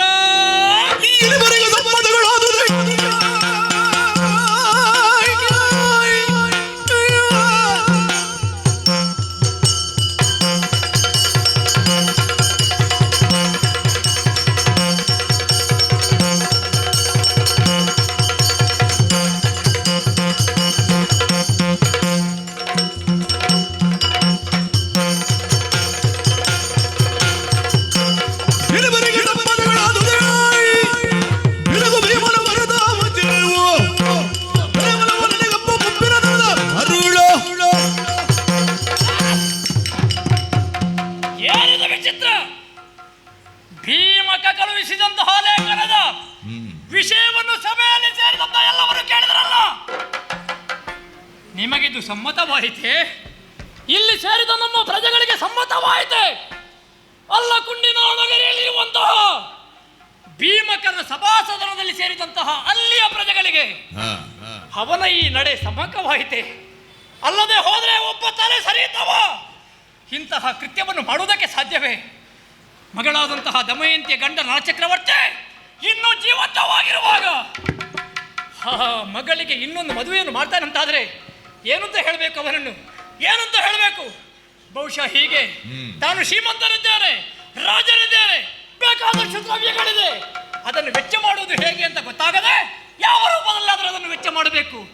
ಧನಪತಿಯಾದಂತಹ ನಾನು ನನ್ನ ಮಗಳಿಗೆ ಇನ್ನೊಂದು ಮದುವೆಯನ್ನು ಮಾಡಿ ಆದರೂ ನನ್ನ ಶ್ರೀಮಂತಿಕೆಯನ್ನು ಎಲ್ಲವರಿಗೂ ತೋರಿಸಬೇಕನ್ನುವಂತಹ ಆ ಒಂದು ದಾನದ ಕೊಪ್ಪೆಯಿಂದ, ಶ್ರೀಮಂತಿಕೆಯ ಮದದಿಂದ ಮಗಳಾದಂತಹ ದಮಯಂತಿಗೆ ಮದುವೆಯನ್ನು ಮಾಡುವುದಕ್ಕೆ ಹೋದನೆ. ಅದು ಅಲ್ಲ, ಅರೆಮರಳು ಪ್ರಾರಂಭವಾಗಿದೆ. 60 ವರ್ಷ ಕಳೆದಿದೆ. ತಾನೇನು ಮಾಡುತ್ತಿದ್ದೇನೆ, ತಾನು ಮಾಡಿದಂತಹ ಕೃತಿ ಸರಿಯೋ ತಪ್ಪೋ ಅನ್ನುವಂತಹ ವಿವೇಚನೆ ಇಲ್ಲದೆ ಮರಳುತನದಿಂದ ದಮಯಂತಿಗೆ ಮದುವೆಯನ್ನು ಮಾಡುವುದಕ್ಕೆ ಹೊರಟಿದ್ದಾನೆ ಹೊರತು ಮತ್ತೆ ಇದಕ್ಕೆ ಸರಿಯಾದಂತಹ ಅರ್ಥವನ್ನು ಹುಡುಕುವುದಕ್ಕೆ ಸಾಧ್ಯವೇ ಇಲ್ಲ. ಹೇಳಿಕೊಂಡಲ್ಲ, ಮಗಳ ಶ್ರೇಯಸ್ಸು, ಮಗಳ ಸುಖ, ಮಗಳ ಉದ್ಯೋಗ, ಮಗಳ ಸರ್ವತೋಮುಖ ಉತ್ಕರ್ಷೆ ನನಗೆ ಮುಖ್ಯ ಎಂಬ ಹಾಗೆ ಲೇಖನದಲ್ಲಿ ಬರೆದಿದ್ದಾನೆ. ಆದರೆ ಸ್ವಲ್ಪ ಆಲೋಚನೆ ಮಾಡಲಿಲ್ಲ. ತನ್ನ ಮಗಳು ಸೌಖ್ಯದಲ್ಲಿರಬೇಕು ಎಂಬ ಹಾಗೆ ಭಾವಿಸಿದನೇ ಹೊರತು ತನ್ನ ಮಗಳ ಗಂಡನಾದಂತಹ ನಳಚಕ್ರವರ್ತಿ ಕಾಡಿನಲ್ಲಿ ಎಲ್ಲಿದ್ದಾನೆ, ಹೇಗಿದ್ದಾನೆ, ಬದುಕಿದ್ದಾನು, ಸೌಖ್ಯದಲ್ಲಿದ್ದನು ಅನ್ನುವಂತಹ ಒಂದು ವಿಷಯದ ಬಗ್ಗೆ ಆಲೋಚನೆಯನ್ನು ಮಾಡದೆ ನಳಚಕ್ರವರ್ತಿಯನ್ನು ಯಾವ ರೀತಿಯಲ್ಲಿಯೂ ಕೂಡ ಗಣಿಸದೆ ಮತ್ತೊಂದು ಮದುವೆಯನ್ನು ಮಾಡ್ತಾನಂತಾದ್ರೆ ಆ ಮುದಿಯನಿಗೆ ಮರುಳನಿಗೆ ಏನು ಅಂತ ಹೇಳಬೇಕು? ನಳಚಕ್ರವರ್ತಿಯನ್ನು ಇವ ಏನು ಅಂತ ಗ್ರಹಿಸಿದ, ಏನು ಅಂತ ಗ್ರಹಿಸಿದ?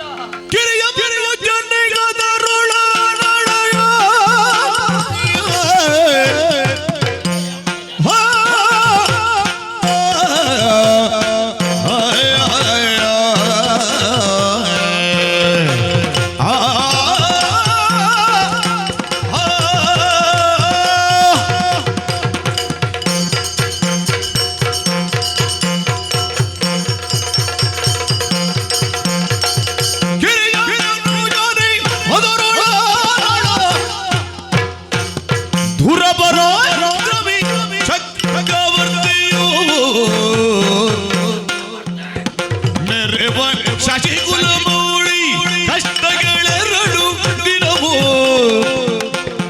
ಮೆರೆವ ಶಶಿಕುಲ ಮೂಳಿ ಕಷ್ಟಗಳೆರಡು ದಿನವೋ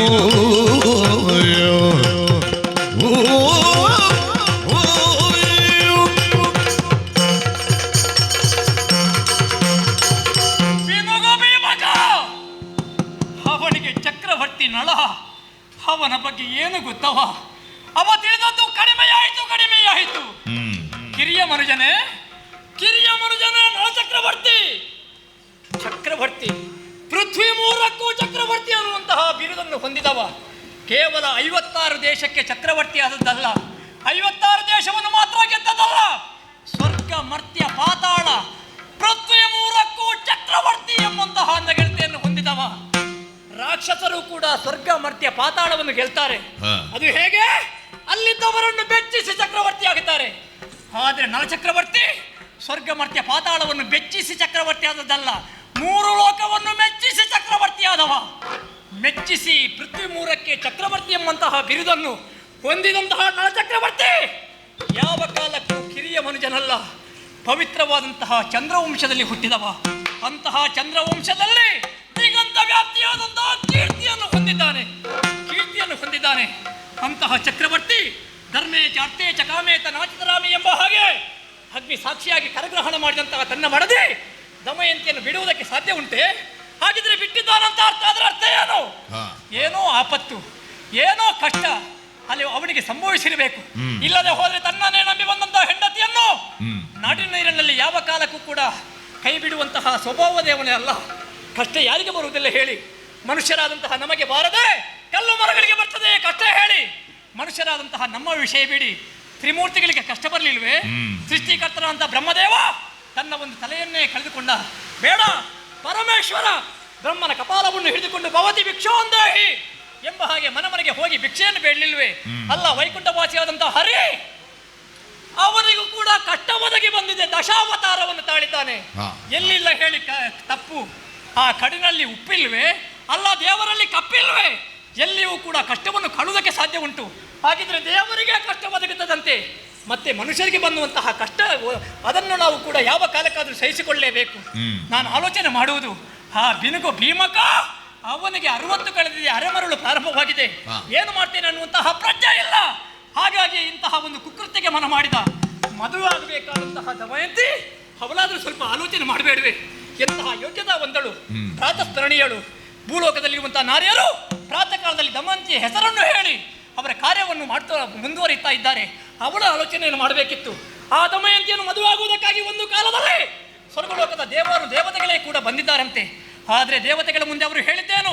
ನಳಚಕ್ರವರ್ತಿಯ ಮುಂದೆ ದೇವತೆಗಳಾದರೂ ಕುರಿ ಸಮಾನರು ಎಂಬ ಹಾಗೆ ಹೇಳಿ ತನಗೆ ಮದುವೆ ಸಂದರ್ಭದಲ್ಲಿ ಪರೀಕ್ಷೆ ಬಂದರೂ ಕೂಡ ದೇವಿಯ ಅನುಗ್ರಹದಿಂದ ನಳಚಕ್ರವರ್ತಿಯನ್ನೇ ಮದುವೆ ಆಗಿದ್ದಾಳೆ. ಅಂತಹ ಪತಿವ್ರತ ಶಿರೋಮಣಿಯಾದಂತಹ ಅವಳು ಈ ಕಾಲದಲ್ಲಿ ಮತ್ತೊಂದು ಮದುವೆಗೆ ಹೇಗೆ ಮನ ಮಾಡಿದಳು ಅನ್ನುವುದೇ ನಮಗೆ ಗೊತ್ತಾಗುತ್ತಾ ಇಲ್ಲ. ಅಷ್ಟರಲ್ಲಿಯೂ ಮದುವೆ ಆಗುವಂತ ಅನಿವಾರ್ಯತೆ ಏನು ಅಂತ ನಾನು ಕೇಳ್ತೇನೆ. ಆದರೆ ಒಂದು ಆಪದ್ಧರ್ಮ ಅಂತ ಉಂಟು. ಮದುವೆ ಆದಂತಹ ಹೆಣ್ಣೊಬ್ಬಳು ಮತ್ತೊಂದು ಮದುವೆಯನ್ನು ಆಗಲೇಬಾರದು ಅಂತ ಇಲ್ಲ. ಆಗಬೇಕು ಅಂತಾದರೂ ಕೂಡ ಅದರಲ್ಲಿಯೂ ಕೂಡ ಒಂದು ಕ್ರಮ ಇದೆ. ಅಷ್ಟವಿಧದ ಮದುವೆಯನ್ನು ನಾವು ಕೇಳ್ತೇವೆ. ಬ್ರಹ್ಮವೋ, ಪ್ರಾಜಾಪತ್ಯವೋ, ರಾಕ್ಷಸವೋ, ಆಸುರವೋ, ಪೈಶಾಚವೋ ಇಂತಹ ಅಷ್ಟವಿಧಗಳ ಮದುವೆ ಇದೆ.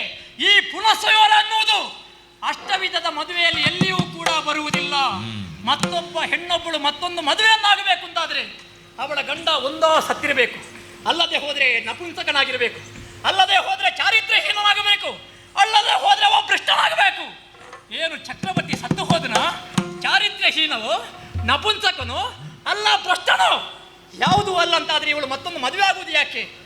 ಒಂದು ವೇಳೆ ತನಗೆ ತನ್ನ ಗಂಡನಿಂದ ಮಕ್ಕಳೇ ಆಗುವುದಿಲ್ಲ ಅಂತಾದ್ರೆ ಹೆಣ್ಣಾದವಳು ಮಕ್ಕಳನ್ನು ಪಡೆಯುವುದಕ್ಕೆ ಬೇಕಾಗಿ, ತನ್ನ ವಂಶವನ್ನು ಅಭಿವೃದ್ಧಿ ಮಾಡುವುದಕ್ಕೆ ಬೇಕಾಗಿ ಗಂಡನ ಅಣ್ಣನೋ ತಮ್ಮನೋ ಅಲ್ಲ ಪ್ರಾಜ್ಞರಾದಂತಹ ಋಷಿವರಣ್ಯರ ಮೂಲಕವಾಗಿ ಮಕ್ಕಳನ್ನು ಪಡೆಯಬಹುದು. ಆ ಸಂದರ್ಭದಲ್ಲಿ ಅವರ ಸಂಬಂಧ ಹೇಗಿರಬೇಕು? ಊರಿನಲ್ಲಿರುವಂತಹ ಹಿರಿಯರಲ್ಲಿ ಆ ವಿಷಯವನ್ನು ಹೇಳಬೇಕು. ತನ್ನ ದೇಹಕ್ಕೆಲ್ಲ ಬೆಣ್ಣೆಯನ್ನು ಲೇಪಿಸಿಕೊಂಡು ಆಮೇಲೆ ಆ ಗಂಡಿನ ಜೊತೆಯಲ್ಲಿ ಸಂಪರ್ಕವನ್ನು ಮಾಡಬೇಕು. ಅದು ಎಲ್ಲಿಯವರೆಗೆ? ಒಂದು ಸಂತಾನವನ್ನು ಪಡೆಯುವಲ್ಲಿಯವರೆಗೆ ಮಾತ್ರ ಅವರ ಸಂಪರ್ಕ ಇರಬೇಕು. ತನಗೆ ಬೇಕಾದಂತಹ ವಂಶಾಭಿವೃದ್ಧಿಯನ್ನು ಪಡೆಯುವಂತಹ ಮಗನನ್ನು ಪಡೆದ ಮೇಲೆ ಅವಳು ಮೊದಲಿನ ಹಾಗೆ ಅಣ್ಣ ತಂಗಿಯ ಹಾಗೆ ಅಲ್ಲ, ತಂದೆ ಮಗಳ ಹಾಗೆ ಅವರ ಜೀವನವನ್ನು ನಡೆಯಬೇಕು. ತನಗೆ ಬೇಕಾದಂತಹ ಸಂತತಿಯನ್ನು ಪಡೆಯುವುದಕ್ಕೆ ಬೇಕಾಗಿ ದಮಯಂತಿ ಮದುವೆ ಆದಳು ಮತ್ತೊಬ್ಬರನ್ನು ಎಂಬ ಹಾಗೆ ನಾವು ಗ್ರಹಿಸೋಣವೇ? ನಳಚಕ್ರವರ್ತಿಗೆ ಮಕ್ಕಳಿಲ್ಲವೇ? ಸೂರ್ಯ ಚಂದ್ರರ ಹಾಗೆ 2 ಮಕ್ಕಳನ್ನು ಪಡೆದಿದ್ದಾಳೆ. ಹಾಗಿದ್ರೆ ವಂಶಾಭಿವೃದ್ಧಿಗೆ ಬೇಕಾಗಿ ಮತ್ತೊಂದು ಮದುವೆಯನ್ನಾಗುವುದಲ್ಲ. ಹಾಗಿದ್ರೆ ಏನು? ಮತ್ತೊಂದು ಮದುವೆ ಆಗುವಂತಹ ಅನಿವಾರ್ಯತೆ ಏನುಂಟು? ನಳಚಕ್ರವರ್ತಿ ಬಿಟ್ಟು ಹೋಗಿದ್ದಾಳೆ, ನಳಚಕ್ರವರ್ತಿ ಸಾಯಲಿಲ್ಲ. ಪತಿವ್ರತೆಯಾದಂತಹ ದಮಯಂತಿಗೆ ಕಾಯುವಂತಹ ಅನಿವಾರ್ಯತೆ ಇಲ್ಲವೇ? ಸತಿಯಾದವಳು ತನ್ನ ಗಂಡ ಬಿಟ್ಟು ಹೋದ ಮೇಲೆ ಆ ಗಂಡನನ್ನು ಕಾಯಬೇಕು. ಎಲ್ಲಿಯವರೆಗೆ? 12 ವರ್ಷದವರೆಗೆ ಕಾಯಬೇಕು. ತನ್ನನ್ನು ಬಿಟ್ಟು ಹೋದಂತಹ ಗಂಡ 12 ವರ್ಷ ಬಾರದೆ ಹೋದರೆ ಆವಾಗ ಹೆಣ್ಣಾದವಳು ಎತ್ತರವಾದಂತಹ ಪ್ರದೇಶವನ್ನು ಸೇರಿ ತನ್ನ ಗಂಡನ ಹೆಸರನ್ನು 3 ಬಾರಿ ಕರೆಯಬೇಕಂತೆ. 3 ಬಾರಿ ಕರೆದಾಗ ಒಂದು ಪ್ರಾಣಿ ಪಕ್ಷಿಯು ಕೂಡ ಪ್ರತಿಧ್ವನಿಯನ್ನು ಮಾಡದೆ ಹೋದರೆ ಆವಾಗ ಕೆಳಗಿಳಿದು ಬಂದು ತನ್ನ ಗಂಡ ಬಿಟ್ಟು ಹೋದಂತಹ ವಿಷಯವನ್ನು ಎಲ್ಲವರಿಗೂ ಕೂಡ ಹೇಳಿ ತನ್ನ ಮಾಂಗಲ್ಯವನ್ನು ತೆಗೆದಿಟ್ಟು ಬೇಕುಂತಾದರೆ ಮತ್ತೊಂದು ಮದುವೆಯನ್ನು ಮಾಡಿಕೊಳ್ಳಬಹುದು, ಮಾಡಲೇಬೇಕು ಅಂತ ಇಲ್ಲ. ಚಕ್ರವರ್ತಿ ಬಿಟ್ಟು ಹೋಗಿ 12 ವರ್ಷವಾಗಲಿಲ್ಲ. ಚಕ್ರವರ್ತಿಗೆ ಯಾವುದೇ ದೋಷವಿಲ್ಲ. ಪರಿಪೂರ್ಣನಾದಂತಹ ಚಕ್ರವರ್ತಿಯನ್ನು ಮದುವೆ ಆಗುವುದನ್ನು ಬಿಟ್ಟು, ಅವರನ್ನು ಹುಡುಕುವುದನ್ನು ಬಿಟ್ಟು ಇವರು ಮತ್ತೊಂದು ಮದುವೆಗೆ ಮನ ಮಾಡಿದಾರಲ್ಲ. ಈ ದಮಯಂತಿಗಾಗಲಿ ಅಥವಾ ಭೀಮಕನಿಗಾಗಲಿ ಏನು ಹೇಳಬೇಕು ಅಂತ ನಮಗೆ ಅನಿಸುವುದೇ ಇಲ್ಲ. ಬಿಡೋಣ. ಮಗಳ ಸುಖಕ್ಕೆ ಬೇಕಾಗಿ ಅಂತಹ ನೃಪತಿ ಈ ಕಾರ್ಯವನ್ನು ಮಾಡಿದ ಅಂತ ನಾವು ಒಪ್ಪಿಕೊಳ್ಳೋಣ, ಅದನ್ನು ಕೂಡ ಒಪ್ಪಿಕೊಳ್ಳಬಹುದು. ಆದರೆ ಇವ ಕಳುಹಿಸಿಕೊಟ್ಟಂತಹ ಲೇಖನಕ್ಕೆ ಮಾನ್ಯತೆಯನ್ನು ಕೊಟ್ಟು ದಮಯಂತಿಯನ್ನು ಮದುವೆ ಆಗುವುದಕ್ಕೆ ಬಂದು ಸೇರಿದವರು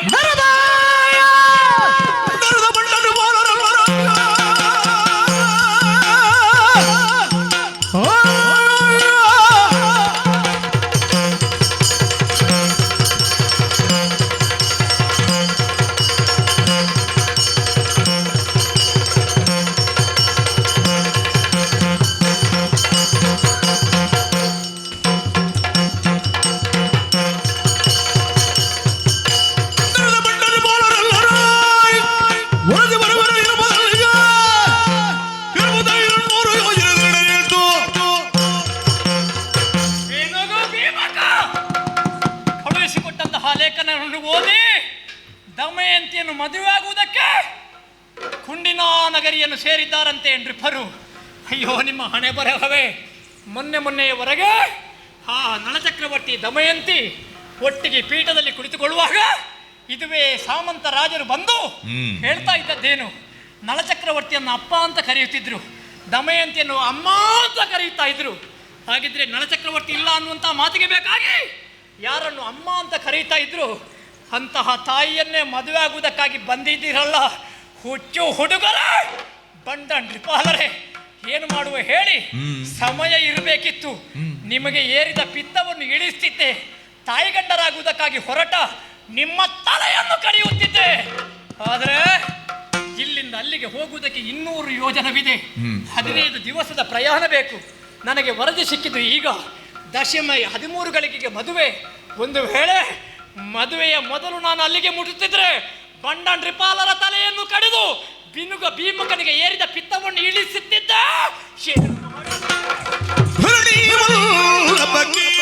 ಇಲ್ಲಿ ಬರಿದೆ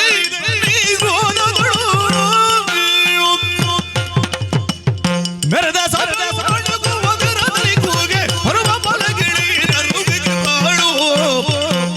ಅಧರಣಿ ವಲ್ಲಭ ಕೇಳು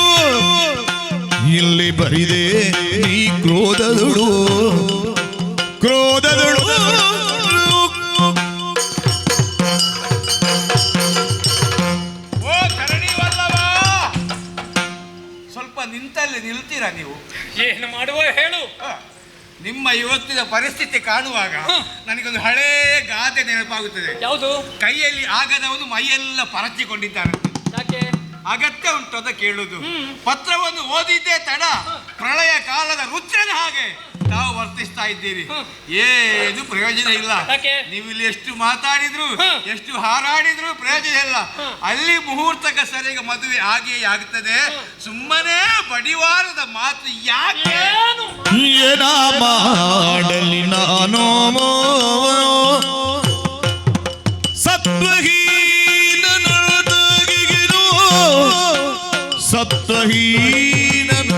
ಸತ್ವಹೀನನಾಗಿಗೆನು ಮಾನಿನಿ ಮದುವೆಗೆ ದಿನ 15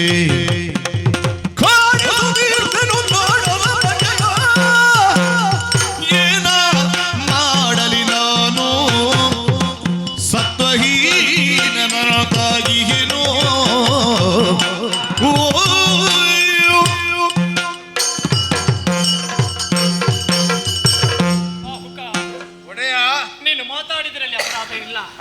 ವಾಕ್ ಸ್ವಾತಂತ್ರ್ಯ ಅನ್ನುವುದು ಅಯೋಧ್ಯೆಯಲ್ಲಿ ಎಲ್ಲವರಿಗೂ ಕೂಡ ಇದೆ.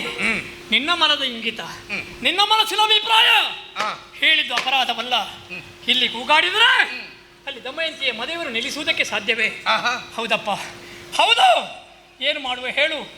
ದಿನ 18 ಅಲ್ಲ 15 ದಿವಸಗಳ ಮೊದಲು ಆ ಭೀಮಕನ ಓಲೆ ಋತುಪರ್ಣನ ಕೈಗೆ ಸಿಗುತ್ತಿದ್ರೆ ಖಂಡಿತ ದಮಯಂತಿಯ ಸ್ವಯಂವರ ಮತ್ತೊಮ್ಮೆ ಆಗುವುದಕ್ಕೆ ನಾನು ಮಾಡ್ತಾ ಇರಲಿಲ್ಲ, ಬಿಡ್ತಾ ಇರಲಿಲ್ಲ. ಇಲ್ಲಿಂದ ಅಲ್ಲಿಗೆ ಹೋಗುವುದಕ್ಕೆ 200 ಯೋಜನ. ಕಡಿಮೆ ಅಂತ ಹೇಳಿದ್ರೆ 15 ದಿವಸ ಬೇಕು. ಅವರ ಓಲೆಯನ್ನು ಓದಿದಾಗ ದಶಮಿ ಅಂತ ಹೇಳಿದ್ರೆ ನಾಳೆ ನಮಗೆ ಸಿಕ್ಕಿದ್ದು ನವಮಿಯ ಸಮಯಕ್ಕೆ ನಾಳೆಯ ದಶಮಿಯ 13ನೇ ಗಳಿಗೆಗೆ ದಮಯಂತಿಗೆ ಮದುವೆ ಆಗುತ್ತದೆ. ಒಂದೊಮ್ಮೆಗೆ 15 ದಿವಸದ ಮೊದಲು ಲೇಖನ ಸಿಗುತ್ತಿದ್ರೆ ಗಂಡಪಾಲರ ತಲೆಯನ್ನು ಕಡಿದು ಭೀಮಕನ ಕೊಬ್ಬನ್ನು ಇರಿಸಿದ ಸತ್ತವೀನನಾದ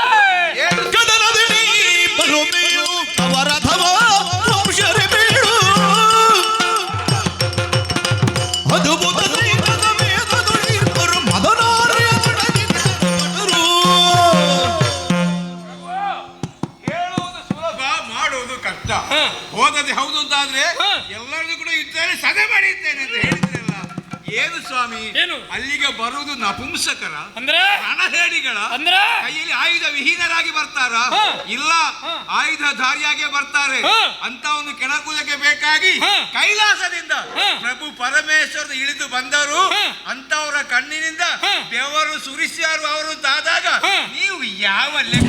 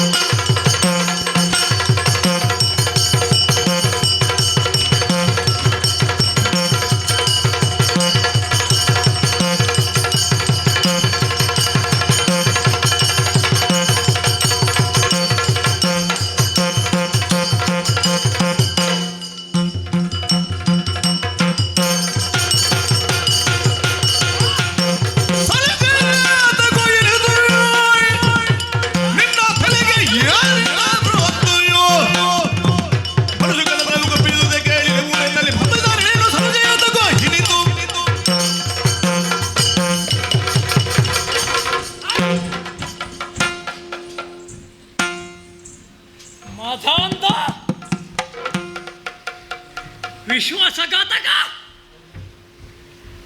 ಒಂದಷ್ಟು ಶಬ್ದ ಮಾತಾಡಿದರೆ ಜಾಗ್ರತೆ. ಸಾಲುಗೆ ಕೊಟ್ರ ಅದು ಯಾವುದೋ ಎಂಥದನ್ನು ಮಾಡಿದಂತೆ. ಹಾಗಾಗಿ ಹೋಯ್ತಲ್ಲ ನಿನ್ನ ಪರಿಸ್ಥಿತಿ.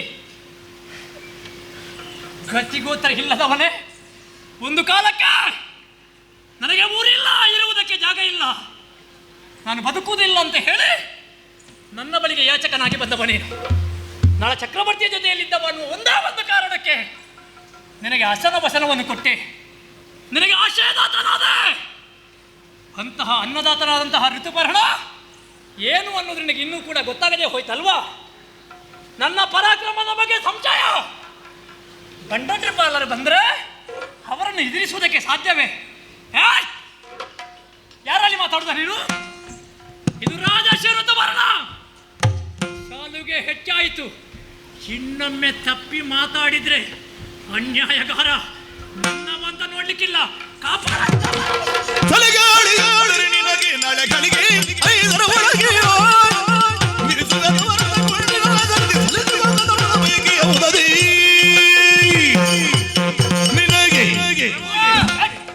ನಿಮ್ಮೊಂದು ಕೆಳಕೂದಕ್ಕೆ ಬೇಕಾಗಿ ನಾನು ಇಂಥ ಮಾತನ್ನು ಹೇಳಿದೆ. ಬೆಂಕಿಗೆ ತುಪ್ಪ ಉರಿ ಹಾಕುವುದ್ಯಾಕೆ ಮತ್ತು ಪ್ರಚಲಿಸುವುದಕ್ಕೆ ಬೇಕಾಗಿ ಅದನ್ನೇ ನಾನು ಮಾಡಿದೆ. ಹಾಗಾದ್ರೆ ನಿಮ್ಮಲ್ಲಿ ಛಲ ಇದೆ ಎಂಬುದು ನನಗೆ ಅರ್ಥವಾಯಿತು. ಛಲವೂ ಇದೆ, ಬಲವೂ ಇದೆ. ನನಗೆ ಬೇಕಾದದ್ದು ಅದುವೇ.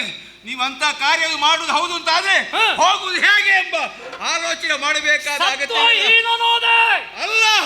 ನಿಮ್ಮಲ್ಲಿ ಸತ್ವ ಇದೆ ಎಂಬುದನ್ನು ತೋರಿಸಿಕೊಡುವುದಕ್ಕೆ ನಾನು ಸಿದ್ಧರಿದ್ದೇನೆ. ಹೇಗೆ? ಹಾಗಾದ ಕಾರಣ ಹೇಳ್ತಾ ಇದ್ದೇನೆ, ನಾಳೆ ಗಳಿಗೆ 5ರ ಒಳಗಾಗಿ ನಿಮ್ಮ ರಥವನ್ನು ಕುಂಡಿನಪುರದಲ್ಲಿ ನಿಲ್ಲಿಸ್ತೇನೆ.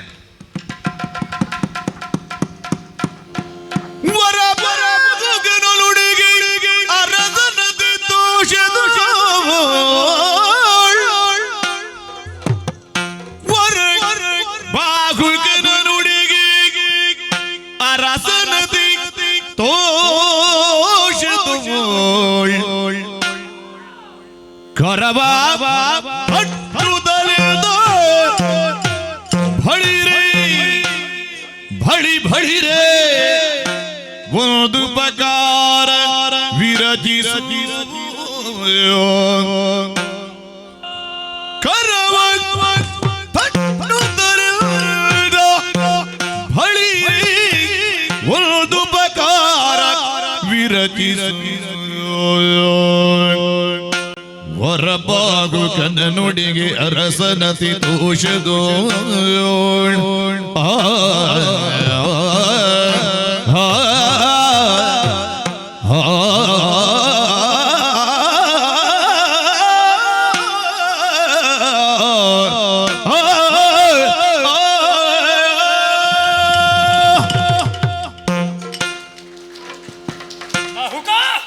ಪ್ರಭು ಏನು ಹೇಳಿದ? ನಾಳೆ ಗಳಿಗೆ 5ರ ಒಳಗಾಗಿ ನಿಮ್ಮ ರಥವನ್ನು ಕುಂಡಿನಪುರದಲ್ಲಿ ನಾನು ನಿಲ್ಲಿಸ್ತೇನೆ. ಈ ಮಾತು ಸತ್ಯ ಸತ್ಯ ಸತ್ಯ. ಅರೆಗಳಿಗೆ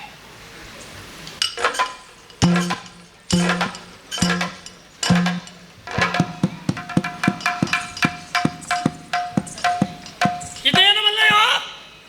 ಹರಿತವಾದಂತ ಖಡ್ಗ, ಅದಕ್ಕಿಂತಲೂ ಪಟ್ಟದ ಕತ್ತಿ. ನಾ ಧರ್ಮಪೀಠವನ್ನು ಏರುವಾಗ ಧರಿಸುವಂತಹ ಧರ್ಮದ ಕತ್ತಿ ಇದು. ಆಗ ನನ್ನಲ್ಲಿ ಹೇಳಿದಂತಹ ಮಾತನ್ನು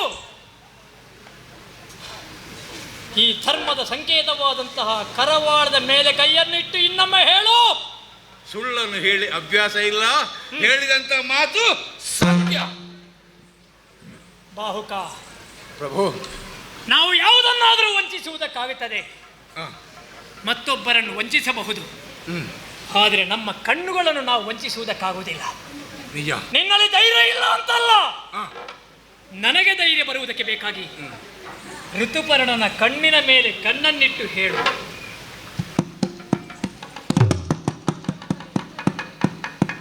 ಸತ್ಯ. ಗಳಿಗೆ 5ರ ಒಳಗೆ ಕುಂಡಿನಾ ನಗರಿಗೆ ನನ್ನನ್ನು ಮುಟ್ಟಿಸ್ತೀಯ. ನಿಜ. ನೀನು ಬಾಹುಕನಲ್ಲ, ನೀನು ಬಾಹುಕನಲ್ಲ. ಮತ್ತೆ ದೇವರು ನನಗೆ ಕೊಟ್ಟಂತಹ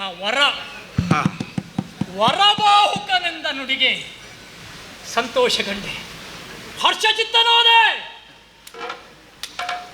ಬಾಹುಕ ಪ್ರಭು, ನಾನು ಅರಸನಾದರೂ ನಿನ್ನ ಮುಂದೆ ಕೈ ಜೋಡಿಸಿ ಬೇಡುತ್ತಿದ್ದೇನೆ. ಬೇಡ ಪ್ರಭು, ಒಂದು ಉಪಕಾರವನ್ನು ಮಾಡಿ. ನನ್ನ ಕರ್ತವ್ಯವನ್ನೇ ನಾನು ಮಾಡುತ್ತಾ ಇದ್ದೇನೆ ಹೊರತು ಅದಕ್ಕಿಂತ ಹೆಚ್ಚೆಂದು ಏನನ್ನು ನಾನು ಮಾಡಿ. ನನ್ನ ಆದರ್ಶ ವ್ಯಕ್ತಿಯಾದಂತಹ ಪೃಥ್ವಿ 3ಕ್ಕೆ ಚಕ್ರವರ್ತಿಯಾದಂತಹ ನಳಭೂಪತಿಯ ಮಾನಕ್ಕೆ ಚ್ಯುತಿಯನ್ನು ಮಾಡುವಂತಹ ಬಂಡಂಡ್ರಿಪಾಲರ ಬಿನುಗು ಭೀಮಕನ ಪಿತ್ತವನ್ನು ಇಳಿಸುವುದಕ್ಕೆ ಋತುಪರ್ಣನಿಗೆ ಒಂದು ಅವಕಾಶವನ್ನು ಮಾಡು.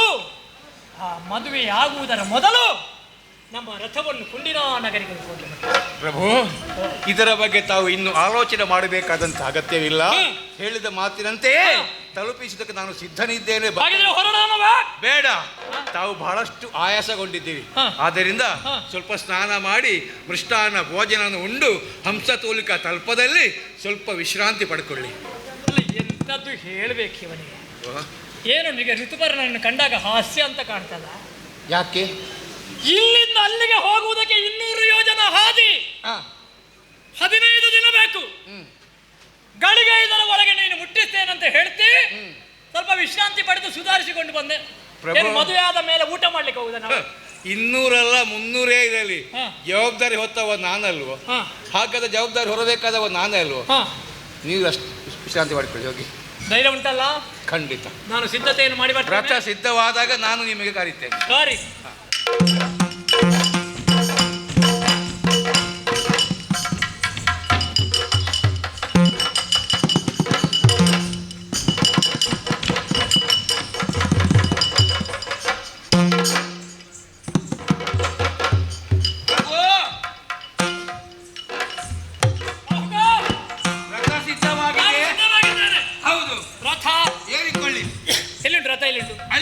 ಒಮ್ಮೆ ನೋಡ್ತೇನೆ. ನೋಡಿ, ರಥ ನೀವು ನೋಡಿರ್ಲಿಕ್ಕಿಲ್ಲ, ಏರಿಕೊಳ್ಳಿ.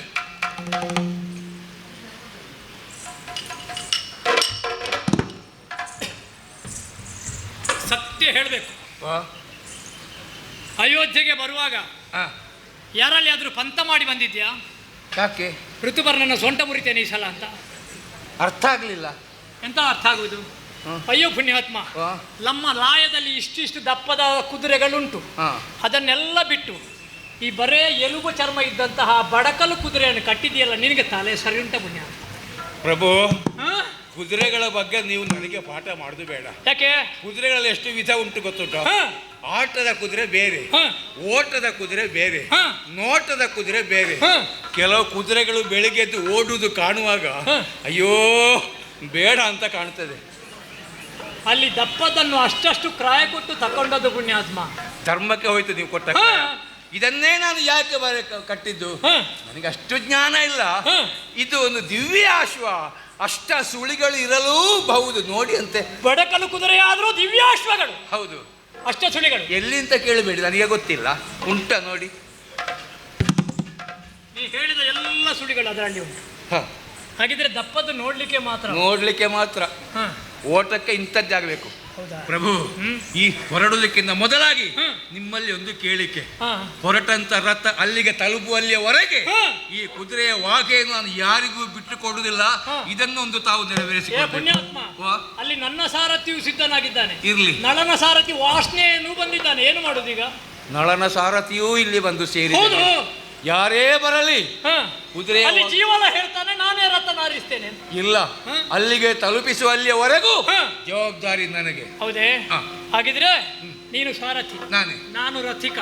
ರಥಕ್ಕೆ ಬಲ ಬಂದು ಸಾರಥಿ ಆದನಿಗೆ ನಮಸ್ಕಾರವನ್ನು ಮಾಡಿ ರಥವನ್ನು ಯಾರಿಕೊಳ್ತೇನೆ.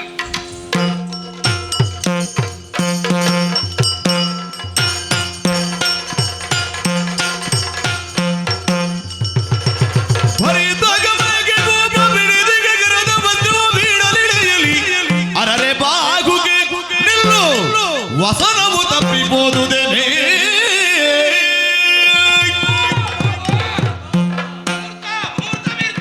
ಸ್ವಲ್ಪ ನಿಲ್ಲು. ರಥವನ್ನು ಏರಿದೆ. ನಮ್ಮ ರಥದ ವಾಯುವೇಗಕ್ಕೆ ಕೆಂದೋಳು ಕಣ್ಣಿಗಡಬಾರದನ್ನುವ ಕಾರಣಕ್ಕೆ ನನ್ನ ಕರಪತ್ರವನ್ನು ನಾನು ಬೀಸುತ್ತಿದ್ದೆ. ಇದ್ದಕ್ಕಿದ್ದಾಗೆ ಕೈತಪ್ಪಿ ಹೋಗಿದೆ. ಇಲ್ಲಿಯೇ ಹತ್ತಿರ ಇರಬೇಕು. ಅದನ್ನು ಹೆಕ್ಕಿಕೊಂಡು ಬರ್ತೇನೆ. ದೊರಕದಿರುವುದು ನಿನಗೆ, ದೊರಕದಿರುವುದು ನಿನಗೆ 62 ಯೋಜನ ಪಿಳದೆ ಬುಡಿದುದು. 62 ಯೋಜನ ಪಿಳದೆ ಉಳಿದುದು. ಮರೆಯ ಮಾತೇನೆನಲು ಮನದಲ್ಲಿ ಬೆಚ್ಚಿ ಬೆರಗಾಗಿ ದೊರಕದನ್ನೋಣದು ನಿನಗೆ.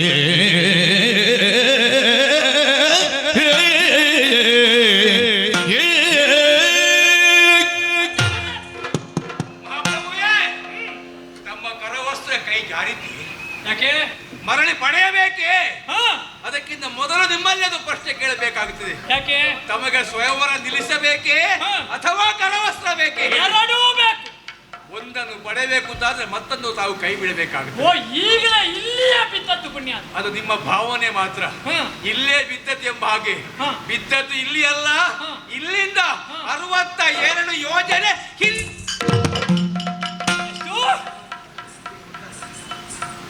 62 ಯೋಜನೆ ಹಿಂದೆ ರಥ ಮುಂದೆ ಹೋಗುವುದು ಬೇಡ. ರಥ ಮರಳದಿರು ತಡಿ ನಿಮಿಷ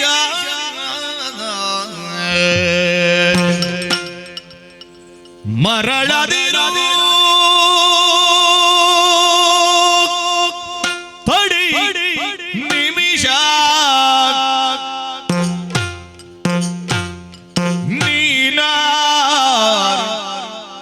ಅರು ವಂಚಿಸಬೇಡ ನೀನಾರು ಅರುಹು ವಂಚಿಸಬೇಡ ತ್ರೈ ಜಗದರಿಸು ನಳ ನೃಪನೋರ್ವನಲ್ಲದಿ ಹರಿಗರಾತ್ಯರಿಗೆ ಬರದು ಈ ವೇಗಗಳು ಭುವನ ತ್ರೈ ಜಗದರಸು ನಳ ನೃಪನೋರ್ವನಲ್ಲದೆ ಹರಿಹರಾತ್ಯರಿಗೆ ಬರದು ಈ ವೇಗಗಳು ಮರಳದಿರು ತಡಿ ನಿಮಿಷ ಬಹುಕಯ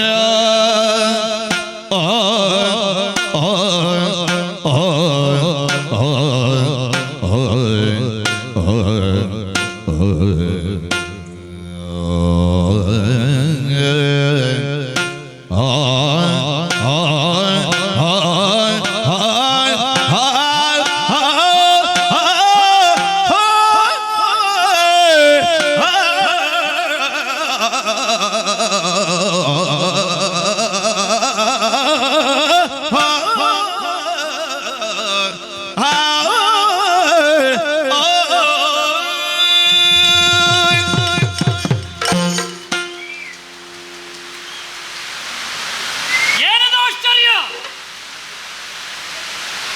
ಅರೆ ಗಳಿಗೆಯ ಮೊದಲು ಬಿದ್ದಂತಹ ಕರವ ಹೆಕ್ಕಿಕೊಂಡು ಬರ್ತೇನೆ ಅಂತ ನಾವು ಹೇಳಿದ್ರೆ ಬಾಹುಕ ಹೇಳ್ತಾನೆ 62 ಯೋಜನ ಹಿಂದೆ ಉಳಿದಿದೆ. ಹಾಗಿದ್ರೆ ವಾಯು ವೇಗದಲ್ಲಿ ಇಷ್ಟು ವೇಗವಾಗಿ ರಥವನ್ನು ಹರಿಸಬೇಕು ಅಂತಾದ್ರೆ ಇವ ಯಾರು? ಇವ ಯಾರು? ಇವ ಯಾರು ಎಂಬಂತಹ ಪ್ರಶ್ನೆ ಈಗ ಬಂದದ್ದಲ್ಲ, ಮೊದಲು ಬಂದಿತ್ತು. ನಮ್ಮ ಅಯೋಧ್ಯೆಯ ಅರಮನೆಯನ್ನು ಸೇರಿದಾಗ ಇವನನ್ನು ಕಂಡು ಇದ್ದಕ್ಕಿದ್ದ ಹಾಗೆ ನಾನು ಪೀಠವನ್ನು ಬಿಟ್ಟು ಎದ್ದೆ. ಒಬ್ಬ ಪೀಠವನ್ನು ಏರಿದಂತಹ ಅರಸ ಏಳುವುದು ಯಾವಾಗ? ಶ್ರೋತ್ರೀಯನಾದಂತಹ ಬ್ರಾಹ್ಮಣ ಬರುವಾಗ, ವಿದ್ಯೆ ಕಲಿಸಿದಂತಹ ಗುರುಗಳು ಬರುವಾಗ, ಹೆತ್ತ ತಂದೆ ತಾಯಿಗಳು ಬರುವಾಗ, ಆಮೇಲೆ ಚಕ್ರವರ್ತಿ ಬರುವಾಗ ಮಾತ್ರ ರಾಜನಾದವ ಪೀಠವನ್ನು ಬಿಟ್ಟು ಹೇಳಬೇಕು. ಹಾಗಿದ್ರೆ ಇವ ಬಂದಾಗ ನಾ ಎದ್ದೆ. ಪ್ರಜೆಗಳೆಲ್ಲರೂ ನನ್ನನ್ನು ತದೇಚ್ಛಚಿತ್ತದಿಂದ ನೋಡಿದರು. ಅವರಿಗೆ ಸಮಾಧಾನದ ಮಾತನ್ನು ಹೇಳಿದರು. ಮನಸ್ಸಿನ ಒಳಗೆ ಕೊರೆಯುತ್ತಿತ್ತು, ಇವ ಯಾರು? ಆಮೇಲೆ ಮೃಗಬೇಟೆಗೆ ಹೋದೆ. ಕಾಡಿನಲ್ಲಿ ದಾರಿ ತಪ್ಪಿ ಹಸಿವೆ ಬಾಯಾರಿಕೆಯಲ್ಲಿ ಕಂಗೆಟ್ಟಿ ಬಾಹುಕನಲ್ಲಿ ಅನ್ನವನ್ನು ಕೊಡುವಂತ ಬೇಡಿದೆ. ಹಲಸಿದ ಅನ್ನ ಅಂತ ಹೇಳಿ ಇವ ನನಗೆ ತಂದುಕೊಟ್ಟದ್ದು ಮೃಷ್ಟಾನ್ನದ ಭೋಜನ.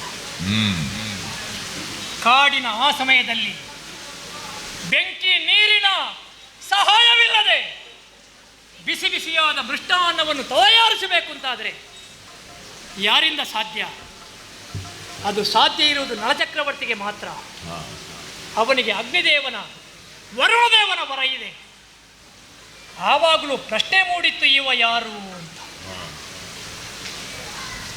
ಆ ಬಳಿಕ ದೂತನೋರ್ವ ತನ್ನಂತಹ ಓಲೆಯನ್ನು ವಾಚಿಸಿದೆ. ಬಾಹುಕ ಕೇಳುತ್ತಿದ್ದ, ದಮಯಂತಿಗೆ ಪುನಃ ಸ್ವಯಂವರ ಎಂಬ ಹಾಗೆ ಹೇಳಿದಾಗ ನಿಂತ ಬಾಹುಕ ತಲೆದಿರುಗಿ ಬಿದ್ದ. ಪಿತ್ತ ವಿಕಾರ ಅಂತ ನಾ ಭಾವಿಸಿದೆ. ಅಲ್ಲ,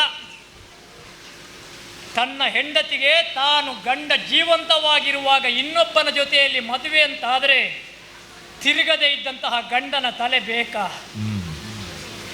ಆವಾಗಲೂ ಈ ಹುಚ್ಚು ತಲೆಗೆ ಹೊಳೆಯಲೇ ಇಲ್ಲ. ಈಗ ಕ್ಷಣ ಮಾತ್ರದಲ್ಲಿ 62 ಯೋಜನ ಮುಂದೆ ನಮ್ಮ ರಥ ಹೋಗಬೇಕು ಅಂತಾದ್ರೆ ವಾಯುವೇಗದಲ್ಲಿ ರಥವನ್ನು ಓಡಿಸುವಂತಹ ವರ ಇರುವುದು ನಳಚಕ್ರವರ್ತಿಗೆ ಮಾತ್ರ. ಇದನ್ನೆಲ್ಲ ಆಲೋಚನೆ ಮಾಡುವಾಗ ಯಾರನ್ನು ನಾನು ಬಾಹುಕ ಆಶ್ರಯ ಇಲ್ಲದವ, ಆಶ್ರಯವನ್ನು ಬೇಡಿ ಬಂದವ ಎಂಬ ಹಾಗೆ ನಾನು ನಿಕೃಷ್ಟವಾಗಿ ಕಂಡೆನೋ, ಇನ್ನು ಸಾಮಾನ್ಯನವನಲ್ಲ, ನಳಚಕ್ರವರ್ತಿಯೇ ಇರಬೇಕು. ಇವನ ಗುಟ್ಟದ ಮೊಟ್ಟೆಯನ್ನು ಒಡೆಯಲೇಬೇಕು.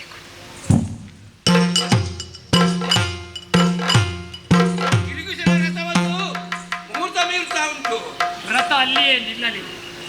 ಒಂದು ಸತ್ಯದ ಅನಾವರಣವಾಗಬೇಕು. ನನ್ನಲ್ಲಿ ವಂಚನೆ ಬೇಡ, ಸತ್ಯವಾಗಿ ಹೇಳು. ಬಾಹುಕ, ನೀನು ಯಾರು ಹೇಳು? ಒಳ್ಳೆ ಪ್ರಶ್ನೆ ಕೇಳ್ತಾ ಇದ್ದೀರಿ ಸ್ವಾಮಿ. ಇಷ್ಟು ಸಮಯ ನಿಮ್ಮ ಜೊತೆಯಲ್ಲಿದ್ದು ನಾನು ಯಾರು ಅಂತ ಗೊತ್ತಾಗಲಿಲ್ಲ ಸ್ವಾಮಿ. ನಾನು ಹೇಳುವೆ ಬಾಹುಕ. ನೀನು ಬಾಹುಕ ಅಲ್ಲ, ನೀನು ನಳ. ನಾನು ನಳ ಅಲ್ಲ ಬಾಹುಕ.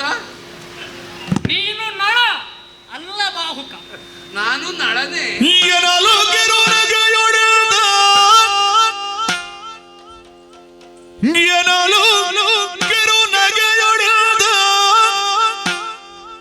ಈ ಪರಿ ಮರುಳು ಗುಂಬರಿ ರಾಯ ನೈಷಧನಲ್ಲಿ, ರಾಯ ನೈಷಧನಲ್ಲಿ ತಾನಲ್ಲಿ. ಪ್ರಶ್ನೆ ಕೇಳುವಾಗ ನಗು ತಡೆಯುವುದಕ್ಕಾಗುವುದಿಲ್ಲ ಸ್ವಾಮಿ. ಯಾಕಪ್ಪ? ನನ್ನಲ್ಲಿ ನೀವು ನಳಚಕ್ರವರ್ತಿಯನ್ನು ಕಂಡಿದ್ದೀರಾ ಸ್ವಾಮಿ. ನಳಚಕ್ರವರ್ತಿ ಆಗುವಂತ ಯೋಗ್ಯತೆ ನನಗುಂಟೆ. ನಿಮ್ಮಲ್ಲಿ ಹೇಳಬೇಕಾಗುತ್ತದೆ, ಚಕ್ರವರ್ತಿ ನಳನೆಲ್ಲಿ, ನಾನು ಇಲ್ಲಿ. ನಳನೆಲ್ಲಿ? ನಾನು ನಳ ಅಲ್ಲ ಬಾಹುಕ. ಅದೇ, ನೀನು ನಳ ಅಲ್ಲ ಬಾಹುಕ. ನಾನು ಬಾಹುಕ ಅಲ್ಲ ನಳ. ನೀನು ಬಾಹುಕ ಅಲ್ಲ, ನೀನು ನಳ. ಇಲ್ಲ ಸ್ವಾಮಿ, ನೀನು ನಳ. ನಾನು ಬಾಹುಕನೇ. ನೀನು ಬಾಹುಕನಲ್ಲ. ನಾನು ಬಾಹುಕ. ನೀನು ನಳ ಅಲ್ಲ ನಳ. ನೀನು ನಳ.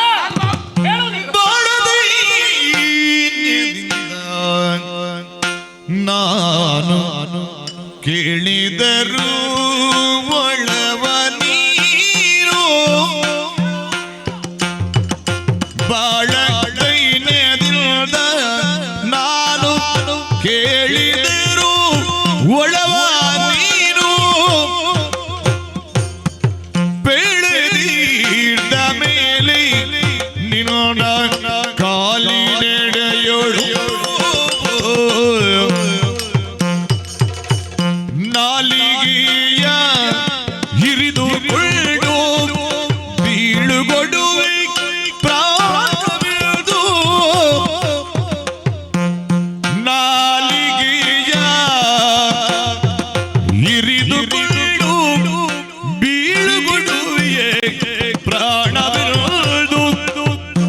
ಭೂಲಲಾಮ ನಿರ್ಧರಿಸಿ ಏಳಲಾಕ್ಷಣ ಬಾಳದೈತೆದಿಂದ ನಾನು ಕೇಳಿದೆಯರು ಒಳವ ನೀನು.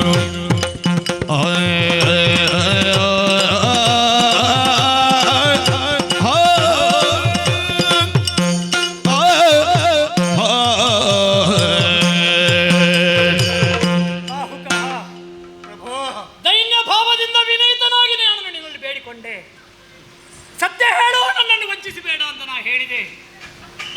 ಆದರೆ ನಾನು ಬೇಡಿಕೊಂಡರೂ ನಿನ್ನ ಮನಸ್ಸು ಕರಗಲಿಲ್ಲಲ್ಲ. ಎಲ್ಲಿ ಕರಗುವುದಕ್ಕೆ ಸಾಧ್ಯ ಹೇಳು? ನಿನ್ನ ಹೃದಯ ಪಾಷಾಣವಾಗಿದೆ. ನಿನ್ನನ್ನೇ ನಂಬಿ ಬಂದಂತಹ ಹೆಂಡತಿಯನ್ನು ಕಾಡಿನಲ್ಲಿ ಬಿಟ್ಟು ಬಂದವ ನೀನು. ಅಂತಹ ಕಾಟಿನ ಹೃದಯವನ್ನು ಹೊಂದಿದವ ನೀನು. ಋತುಪರ್ಣನ ಮಾತಿಗೆ ಯಾವತ್ತು ನೀನು ಬೆಲೆ ಕೊಡುವುದಕ್ಕೆ ಸಾಧ್ಯ? ಅಂತೂ ಕೊನೆಗೂ ನೀನು ನಳ ಅಲ್ಲ ಅಂತಲೇ ವಾದಿಸುತ್ತಿರುವೆ. ಸರಿ, ನೀನು ನಳ ಅಲ್ಲ ಅಂತ ಆದ ಮೇಲೆ ಋತುಪರ್ಣನಾದಂತಹ ನಾನು ಸುಳ್ಳು ಹೇಳಿದೆ ಅಂತ ಅರ್ಥ. ನನ್ನ ಆದರ್ಶ ಪುರುಷ, ಪೃಥ್ವಿ 3ಕ್ಕೆ ಚಕ್ರವರ್ತಿ ನಳ, ಆ ನಳನನ್ನು ನಾನು ನಿನ್ನಲ್ಲಿ ಆರೋಪಿಸಿದೆ. ಅದು ದೋಷ, ಅದೂ ಋತುಪರ್ಣನಿಗೆ ದೋಷ.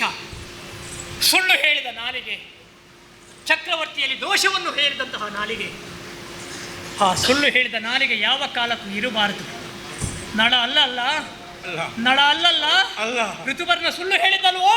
ಸುಳ್ಳು ಹೇಳಿದ ಈ ನಾಲಿಗೆ ಬೇಡ, ಕತ್ತಿಯಿಂದ ನಾಲಿಗೆಯನ್ನು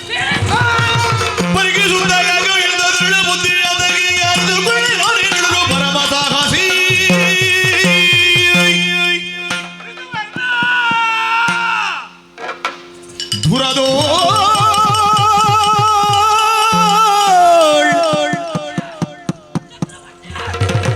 ಇದಿರು ನಿಲುವರಿಲ್ಲ ಸಿರಿಯೋಳ್ ಸುರಪನಿರುದ ಮಿಗಿಲೋ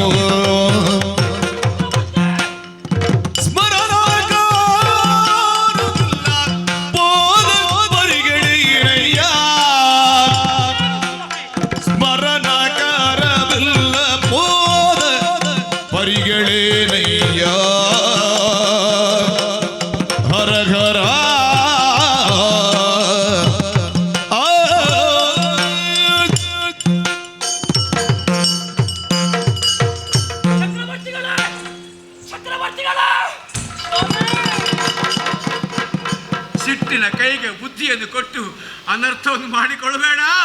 ನಿಷೇಧ ದೇಶಾಧಿಪ ಶಶಿ ವಂಶದ ಅಸಮ ಪರಾಕ್ರಮಿ ನಳ ಚಕ್ರವರ್ತಿ.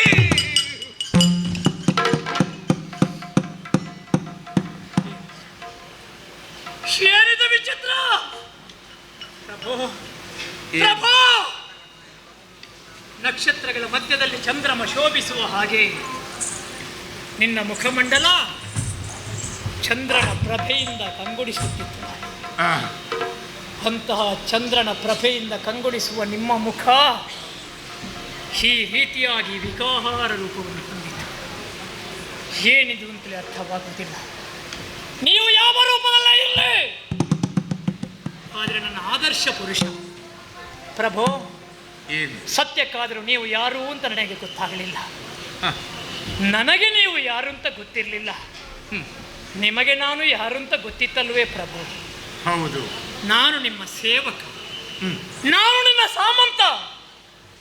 ನಿನ್ನ ಅರಮನೆಗೆ ಬಂದು ನಿನ್ನ ಕುದುರೆಯ ಲಾಯದಲ್ಲಿ ಕುದುರೆಯ ಮೈಯನ್ನು ತೊಳೆಯಬೇಕಾದವ ನಾನು ಪ್ರಭು, ನಾನು. ಆದರೆ ನಿನ್ನಿಂದ ನನ್ನ ಕುದುರೆಯ ಮೈಯನ್ನು ತುಳಿಸಿದೆ.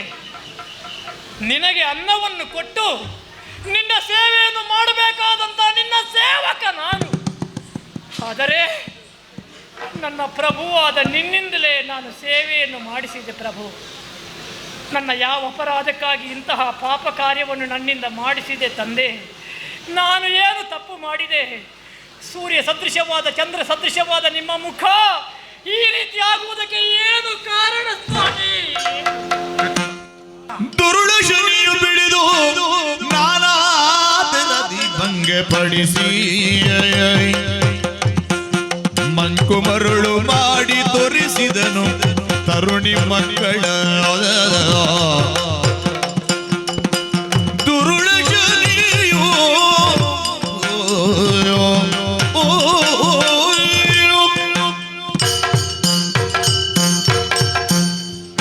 ಮಹಾರಾಜ, ಚಕ್ರವರ್ತಿಗಳೇ, ನಯನ ವಾರಿಯ ಧಾರೆಯಿಂದ ಪಾದ ಪ್ರಕ್ಷಾಳನೆಗೆ ಇತ್ತಾ ಇದ್ದೀಯಪ್ಪ. ನಿನ್ನ ಕಣ್ಣೀರನ್ನು ಕಾಡುವಂತಹ ಸಾಮರ್ಥ್ಯ ನನಗೆ ಇದೇ ಭಾಗ ಭಾವಿಸಿಕೊಳ್ಳಬೇಡ. ಹಲವು ಪ್ರಶ್ನೆಗಳನ್ನು ನನ್ನ ಮುಂದೆ ಇಟ್ಟೆ ಅಲ್ಲ, ಇದಕ್ಕೆಲ್ಲ ಒಂದೇ ಉತ್ತರ, ಕಾಲಾಯ ತಸ್ಮೈ ನಮಃ. ಅಂದ್ರೆ ಕಾಲ ಪ್ರಭಾವವೇ? ವಿಧಿ ವಿಧಿಯ ಆಟ ಇಲ್ಲಿಯವರೆಗೆ ಮುಂದುವರಿಯಿತು. ಹ, ಆ ರೀತಿ ಇರಬೇಕಾದಂತ ನಾನು ಹ. ಇನ್ನು ಈ ರೀತಿ ಆಗಬೇಕು ಅಂತ ಆದ್ರೆ ಹ. ಇದಕ್ಕೆ ಕಾರಣ ಬೇರೆ ಏನು ಅಲ್ಲ, ಯಾರು? ಶನಿ ಪ್ರಭಾವ. ಶನಿಯ ಕಾಟ ನನ್ನ ಮೇಲೆ ಬೀರಿ ಬಿಟ್ಟ ನನ್ನ ಸ್ಥಿತಿ ಈ ರೀತಿಯಾಗಿ ಹೋಗಿ ಹೆಂಡತಿ ಮಕ್ಕಳನ್ನು ಕೂಡ ತ್ಯಜಿಸಬೇಕಾದಂತ ದುರ್ವಿಧಿ ನನ್ನ ಪಾಲಿಗೆ ಪ್ರಾಪ್ತವಾಯಿತು. ಶನಿ ಪ್ರಭಾವದಿಂದ ಹೀಗಾಯಿತೆ. ಕಷ್ಟವನ್ನು ಅನುಭವಿಸಿದ್ರೆ ಪ್ರಭು, ಇಲ್ಲಿಗೆ ನಿಮ್ಮ ಕಷ್ಟ ತೀರಿತು ಅಂತ ಭಾವಿಸಿ ಇನ್ನು ಮುಂದಕ್ಕೆ ಶನಿ ನಿಮ್ಮನ್ನು ಬಾಧಿಸಬಾರದು. ಶನಿ ವಿಮೋಚನ ಮಂತ್ರ ರಾಜರ್ಷಿಯಾದಂತಹ ನಾನು ಅರ್ಥ ಮಾಡಿಕೊಂಡಿದ್ದೇನೆ, ಅದನ್ನು ಬೋಧಿಸ್ತೇನೆ. ಪಠಿಸಿ ಶನಿಯಿಂದ ವಿಮೋಚನೆಯನ್ನು.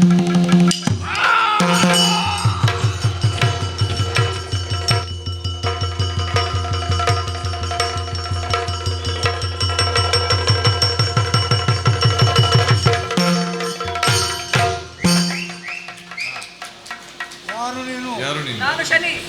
ಶನಿಯೋ? ಮತ್ತೆ ಈ ರೂಪದಲ್ಲಿ ಯಾಕೆ ಬಂದೆ? ತ್ರಿಮೂರ್ತಿಗಳ ಆಜ್ಞೆ. ತ್ರಿಮೂರ್ತಿಗಳ ಆಜ್ಞೆ ಮಾಡಿದ್ರೆ ಶನಿಯು ಮಾಡ್ತಾನೆ. ಇನ್ನು ಶನಿ ಮಾಡಿದಲ್ಲ, ನಾನು ಆಜ್ಞೆ ಮಾಡ್ತೇನೆ. ಗೊತ್ತಾಯ್ತಲ್ಲ? ನೋಡು, ಇದು ಸತ್ಯ ಧರ್ಮದ ಭೂಮಿ. ಇಲ್ಲಿ ಅನ್ಯಾಯ ಮಾಡಬಾರದು. ಕಳೆದುಕೊಳ್ಳುವುದು ಇದೆಲ್ಲ ಮಾಡಿದ್ರೆ ಏನಾಗುತ್ತದೆ ಗೊತ್ತುಂಟ? ತೊಂದರೆ ಆಗುತ್ತದೆ. ಅದಕ್ಕಾಗಿ ನಿಮಗೆ ನಾನು ಒಂದು ಆಜ್ಞೆ ಮಾಡ್ತೇನೆ. ಎಷ್ಟು ವರ್ಷ ಪೀಡಿಸ್ತಿ? ಎಷ್ಟು ವರ್ಷ ಪೀಡಿಸ್ತಿ ಹೇಳು? 30 ವರ್ಷ. 30 ವರ್ಷ ಮಾತ್ರ ಪೀಡಿಸಬೇಕು. ಅದರ ಮೇಲೆ ಪೀಡಿಸಬಾರ್ದು. ಗೊತ್ತಾಯ್ತಲ್ಲ? ಅದರ ಮೇಲೆ ನಾನು ಹೇಳಿದಾಗೆ ಕೇಳಬೇಕು. ನಾನು ಹೇಳಿದಾಗ ಕೇಳಬೇಕು. ಹೌದಾ? ಹಾಗಿದ್ದರೆ ಯಾಕೆ ಅದೆಲ್ಲ ವ್ಯವಸ್ಥೆ ಬೇಡದ್ದೆಲ್ಲ ಮಾಡಿ ತೊಂದರೆ ಮಾಡಿದ್ದಾರೆ? ಹೋಗೋಣ.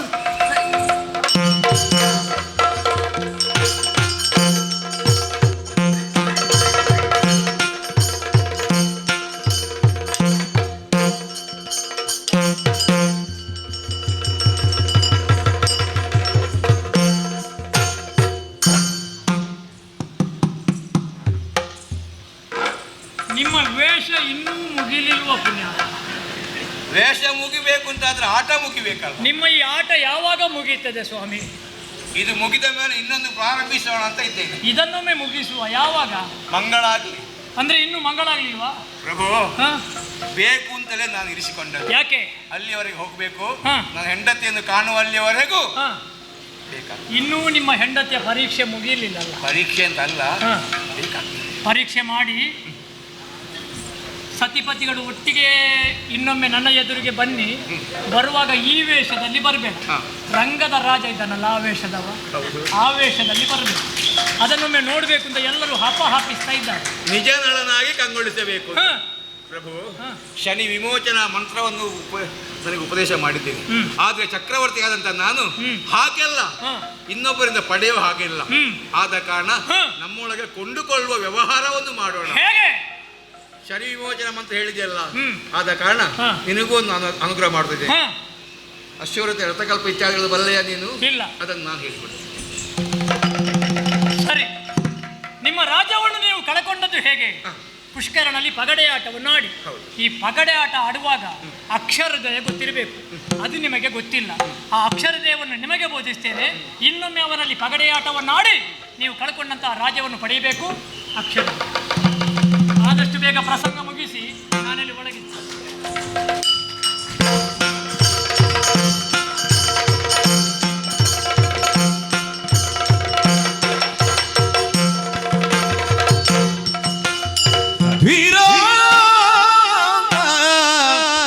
ನೀನ್ಯಾರು ತವ ಊರ್ಯಾವುದೀಗ ಧೀರ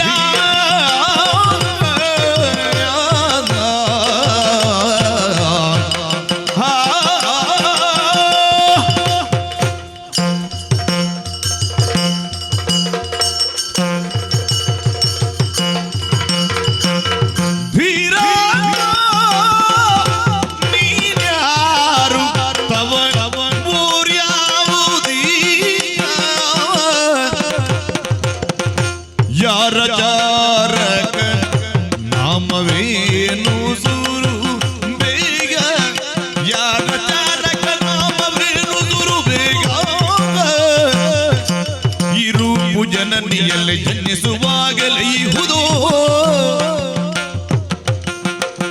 ಈ ರೂಪು ಜನನಿಯಲ್ಲಿ ಜನಿಸುವಾಗಲಿ ಇಹುದು ಸೇರಿಕೊಳ್ಳುವುದು ಇಂದಲಾಗಿ ನಿನಗೆ ಧೀರಾ ನೀನ್ಯಾರು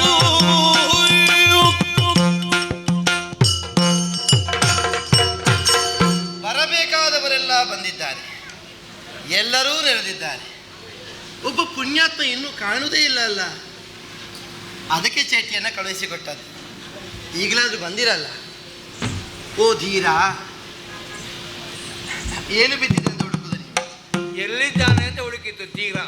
ನೀವು ಕೆಳಗೆ ನೋಡಿ ಹುಡುಕಿದ್ರೆ ಸಿಗುವುದಿಲ್ಲ, ಮತ್ತೆ ಅದು ಮೇಲೆ ನೋಡಿ ಹುಡುಕಬೇಕಾದ ವ್ಯಕ್ತಿತ್ವ. ಧೀರ ಅಂತ ಸುಮ್ಮಗೆ ವಿನೋದಕ್ಕಾಗಿ ಆಡಿದ್ದಲ್ಲ, ಯಾರನ್ನು? ನಿಮ್ಮನ್ನೇ ಉದ್ದೇಶಿಸಿ ಹೇಳಿದ್ದು ನಾನು ತೀರ ಅಲ್ಲ, ಬರೇ ಬೀರ. ಈಗ ಹಾಗೆಲ್ಲ ಆಗ್ತದಲ್ಲ.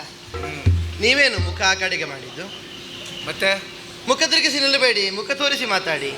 ಮುಖ ತೋರಿಸುವ ಹಾಗಿಲ್ಲ. ಅದೇನು? ಮುಖ ನೋಡಿದ್ರೆ ಸುಖ ಇಲ್ಲ.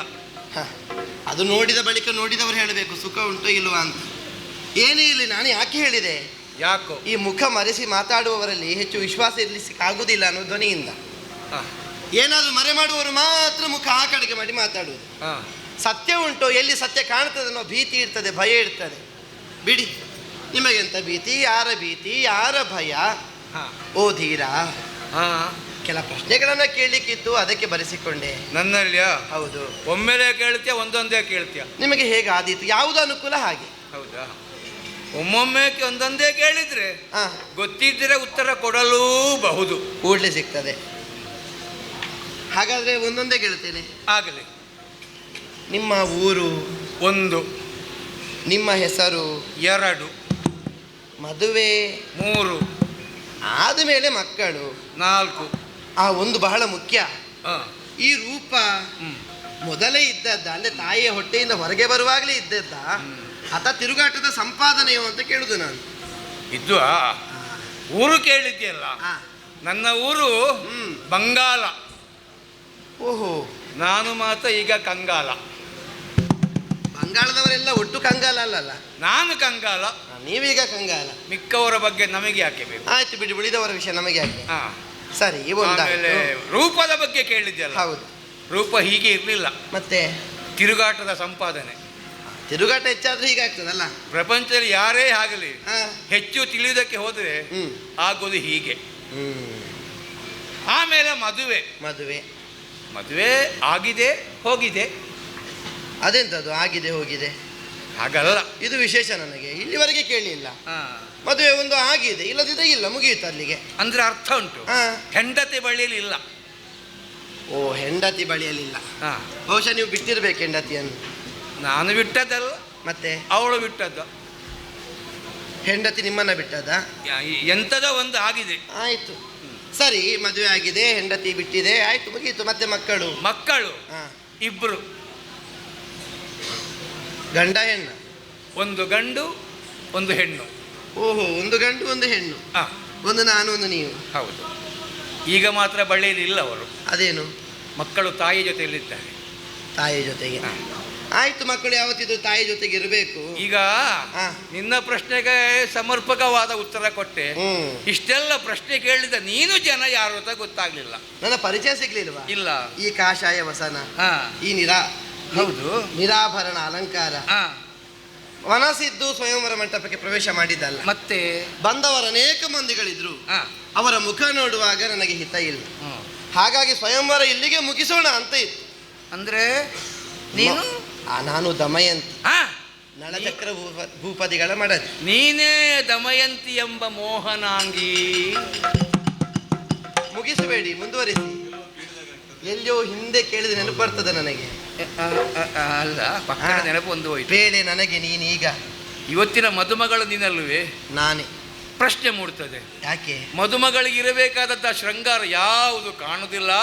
ರಾಜರೆಲ್ಲರೂ ಕೂಡ ತುದಿ ಕಾಲಲ್ಲಿ ನಿಂತಿದ್ದಾರೆ. ಮದುವೆ ಹೂವಿನ ಮಾಲೆ ಈಗ ಬೀಳ್ತದೆ, ಈಗ ಬೀಳ್ತದೆ ಅಂತ. ಆದ್ರೆ ಅನುರೂಪನಾದ ವರ ಬೇಡವಾ? ಬೇಕು ತಾನೆ. ನೀವು ನನ್ನ ಪ್ರಶ್ನೆಗೆ ಉತ್ತರ ಕೊಟ್ಟ ಮೇಲೆ ನನಗೆ ಅನುರೂಪನಾದ ವರ ಯಾರು ಅಂತ ಗೊತ್ತಾಯ್ತು. ನಿನ್ನಲ್ಲಿ ಕೆಲವು ಪ್ರಶ್ನೆ ಕೇಳಲ್ಲ? ಏನು, ಒಂದಲ್ಲ 1000 ಕೇಳಿ. ಹೌದಾ? ನಿನಗೆ ಮದುವೆ? ನನಗೂ ನಿಮ್ಮ ಹಾಗೆ ಆಗಿದೆ, ಅದು ಹೋಗ್ಲಿಲ್ಲ. ಮತ್ತೆ ಗಂಡ ಬಿಟ್ಟರು. ಹೌದಾ? ಎಲ್ಲಿದ್ದಾರೆ? ಇಲ್ಲೇ ಇದ್ದಾರೆ ಅಂತ ಭಾವಿಸುದು ನಾನು. ಹಾ, ಮಕ್ಕಳು ನಿಮ್ಮ ಹಾಗೆ ಅಂದ್ರೆ ನಿಮ್ಮ ಮಕ್ಕಳೇ ನನ್ನ ಮಕ್ಕಳು. ನನಗೂ ಒಂದು ಗಂಡು ಒಂದು ಹೆಣ್ಣು ಅಂತ ಹೇಳಿದ್ದು ನಾನು. ಸರಿ, ಹಾಗ ನಮ್ಮ ಮಕ್ಕಳು ಒಂದೇ ಅಂತ ಆಯ್ತಲ್ಲ? ಒಂದೇ ಒಂದೇ ಒಂದೇ. ಕೆಲವೊಮ್ಮೆ ಬಾಯಿ ತಪ್ಪಿ ಸತ್ಯ ಬರ್ತದೆ. ಹಾಗಾದ್ರೆ ಇವತ್ತು ಮದುಮಗ ಯಾರು ಅಂತ ಗೊತ್ತಾಗ್ಲಿಲ್ಲ, ಕಾಣುವುದಿಲ್ಲ ಯಾರು. ಮದುಮಗ ನನ್ನ ಬಳಿಯಲ್ಲಿ ನಿಂತಿದ್ದಾನೆ. ಯಾರಪ್ಪ ಪುಣ್ಯಾತ್ಮ? ಈ ಧೀರ ನೀವೇ ನನ್ನ ಮದುಮಗ. ಮೊದಲ ಸತಿಯಲಿ ಹದನಗಿಟ್ಟು ದೇಶೋತ್ತರ ತಿರುಗುವಿ. ಮದುವೆ ಬೇಡನ ವೃದ್ಧನಾದೆನು, ಮದುವೆ ಬೇಡನ ವೃದ್ಧನಾದೆನು, ವೃದ್ಧನಾದೆನು, ವೃದ್ಧನಾದೆನು. ಮದನ ಕೀಳಿಗೆ ಒದಗಲಾರೆನು, ಮದನ ಕೀಳಿಗೆ ಒದಗಲಾರೆನು. ಮೊದಲ ಸತಿಯಲಿ ಹೊರೆಯಲಾರದೆ ಅದನ್ನಗಿಟ್ಟು ದೇಶೋತ್ತರ ತಿರುಗುವಿ. ಮದುವೆ ಬೇಡ. ದಮಯಂತಿ, ಸ್ವಯಂವರಕ್ಕೆ ಬೇಕಾಗಿ ಎಂತೆಂಥ ರಾಜಾದಿರಾಜರ ಬಂದು ಸಭೆಯಲ್ಲಿ ಮಂಡಿಸಿದ್ದಾರೆ. ಎಲ್ಲರನ್ನೂ ಕಡೆಗಣ್ಣಲ್ಲಿ ನೋಡಿದವ ನೀನು ಮದುವೆ ಆಗುವುದು ಬೇಡ ಅಂತ ಹೇಳಿದೆ. ನನ್ನನ್ನು ಆಯ್ಕೆ ಮಾಡಿದಾಗ ನಿನ್ನ ಮನಸ್ಸಿಗೆ ಯಾಕೆ ಮರಳು ಬಂದಿದೆ? ಮರುಳೆ? ಹೌದು. ಯಾಕೆ ಹಾಗೆ? ನನ್ನನ್ನು ಇಲ್ಲಿ ಒರೆಸುವುದೇ? ಹೌದು. ನಾನು ನಿನ್ನನ್ನು ಮದುವೆಯಾಗಬೇಕೆ? ಹೌದು. ಖಂಡಿತವಾಗಿ ಈ ಆಸ್ತಿ ನೆರವೇರಿಸಕ್ಕೆ ಸಾಧ್ಯವಿಲ್ಲ. ಅದೇನು ಹಾಗೆ? ಯಾಕಂದ್ರೆ ಯಾವುದಕ್ಕೂ ಒಂದು ಪ್ರಾಯ ಎಂಬುದಿದೆ. ಹೌದು. ನನ್ನದಿದು ಮದುವೆ ಪ್ರಾಯ ಅಲ್ವೇ? ನನ್ನ ಪ್ರಾಯ ಮೀರಿ ಹೋಗಿದೆ. ಮಾತ್ರವಲ್ಲದೆ ಮೊದಲ ಸತಿಯನ್ನೇ ಪೊರೆಯುವುದಕ್ಕೆ ಅಸಾಧ್ಯವಾಗಿ ಬಿಟ್ಟು ಬಂದಿದ್ದೇನೆ ಅಂತಾದ ಮೇಲೆ ನಿನ್ನನ್ನು ನಾನು ಮದುವೆಯಾಗಿ ಸಾಕುವುದಕ್ಕುಂಟೆ, ಸಲಹುವುದುಂಟೆ. ಅಲ್ಲದೆ ಒಂದು ವೇಳೆ ನೀನು ಮದುವೆ ಆದರೂ ಮದನ ಕೇಳಿಗೆ ನಾನು ಒದಗಲಾರೆ.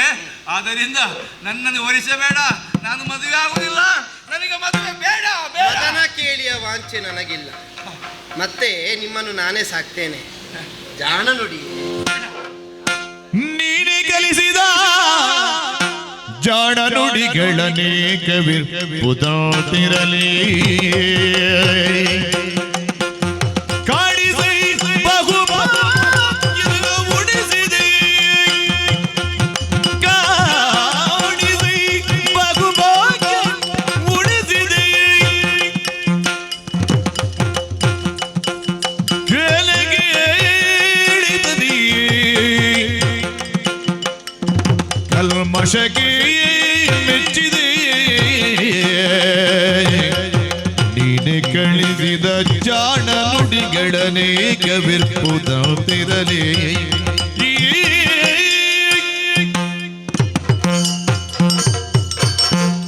ಯಾರು ಬರದಿದ್ದು ಚಿಂತೆ ಇಲ್ಲ, ನೀವು ಬರಬೇಕನ್ನೋ ನಿರೀಕ್ಷೆ ಪ್ರತೀಕ್ಷೆ ನನಗೂ ಇತ್ತು. ಸುದೇವ ನಿಮ್ಮಲ್ಲಿ ಬಂದು ಹೋಗಿದ್ದಿರಬೇಕು, ಜೊತೆಗೆ ಪರ್ಣಾದರೂ ಬಂದಿದ್ದಿರಬೇಕು. ಅವರಲ್ಲಿ ನನ್ನ ಬಾಳ ಭವಿತವ್ಯದ ಕುರಿತಾಗಿ ಕನಸು ಗಟ್ಟಿ ಕಾವ್ಯ ರೂಪವಾಗಿ ನನ್ನಲ್ಲಿದ್ದ ಪ್ರಶ್ನೆಗಳನ್ನು ಹೇಳಿ ಕಳುಹಿಸಿದ್ದೆ. ಯಾರು ಈ ಪ್ರಶ್ನೆಗಳಿಗೆ ಸಮರ್ಪಕವಾದ ಉತ್ತರವನ್ನು ಕೊಡ್ತಾರೆಯೋ, ಯಾರು ಆ ಕಾವ್ಯಾತ್ಮಕವಾದ ಒಗಟನ್ನು ಬಿಡಿಸ್ತಾರೆಯೋ ಅವನೇ ನನ್ನ ಗಂಡ, ಅಥವಾ ನನ್ನವರಿಗಲ್ಲದೆ ಇನ್ನೊಬ್ಬರಿಗೆ ಅದು ಸಾಧ್ಯ ಇಲ್ಲ ಅಂತ ಆಡಿದ್ದೆ.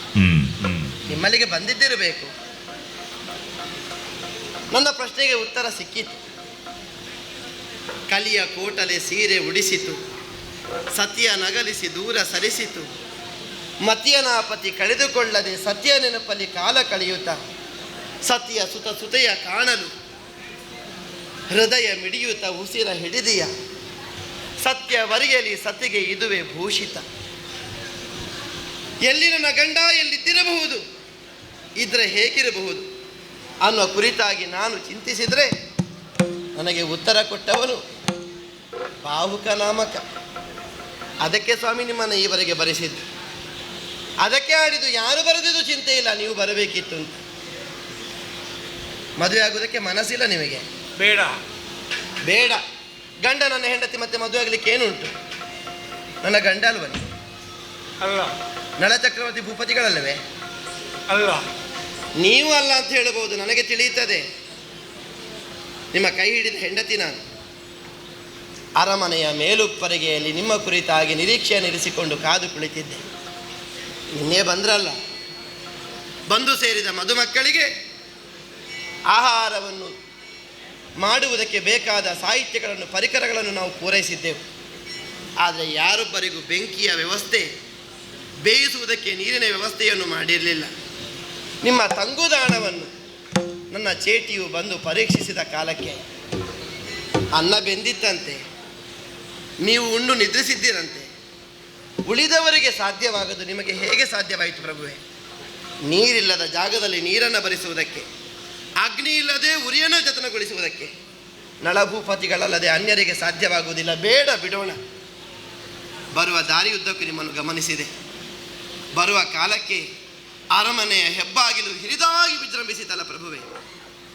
ಕಲ್ಲಿನಿಂದ ಕಟ್ಟಿದ ಗೋಡೆಯದು ಹೆಬ್ಬಾಗಿಲು. ಯಾವನೋ ಒಬ್ಬ ದಾರಿ ಹೋಕನಿಗೆ ಅದರ ಗಾತ್ರವನ್ನು ಹಿರಿದಾಗಿಸಿ ಕಾಣಿಸಿಕೊಡಬೇಕೇ? ಬೇಡ.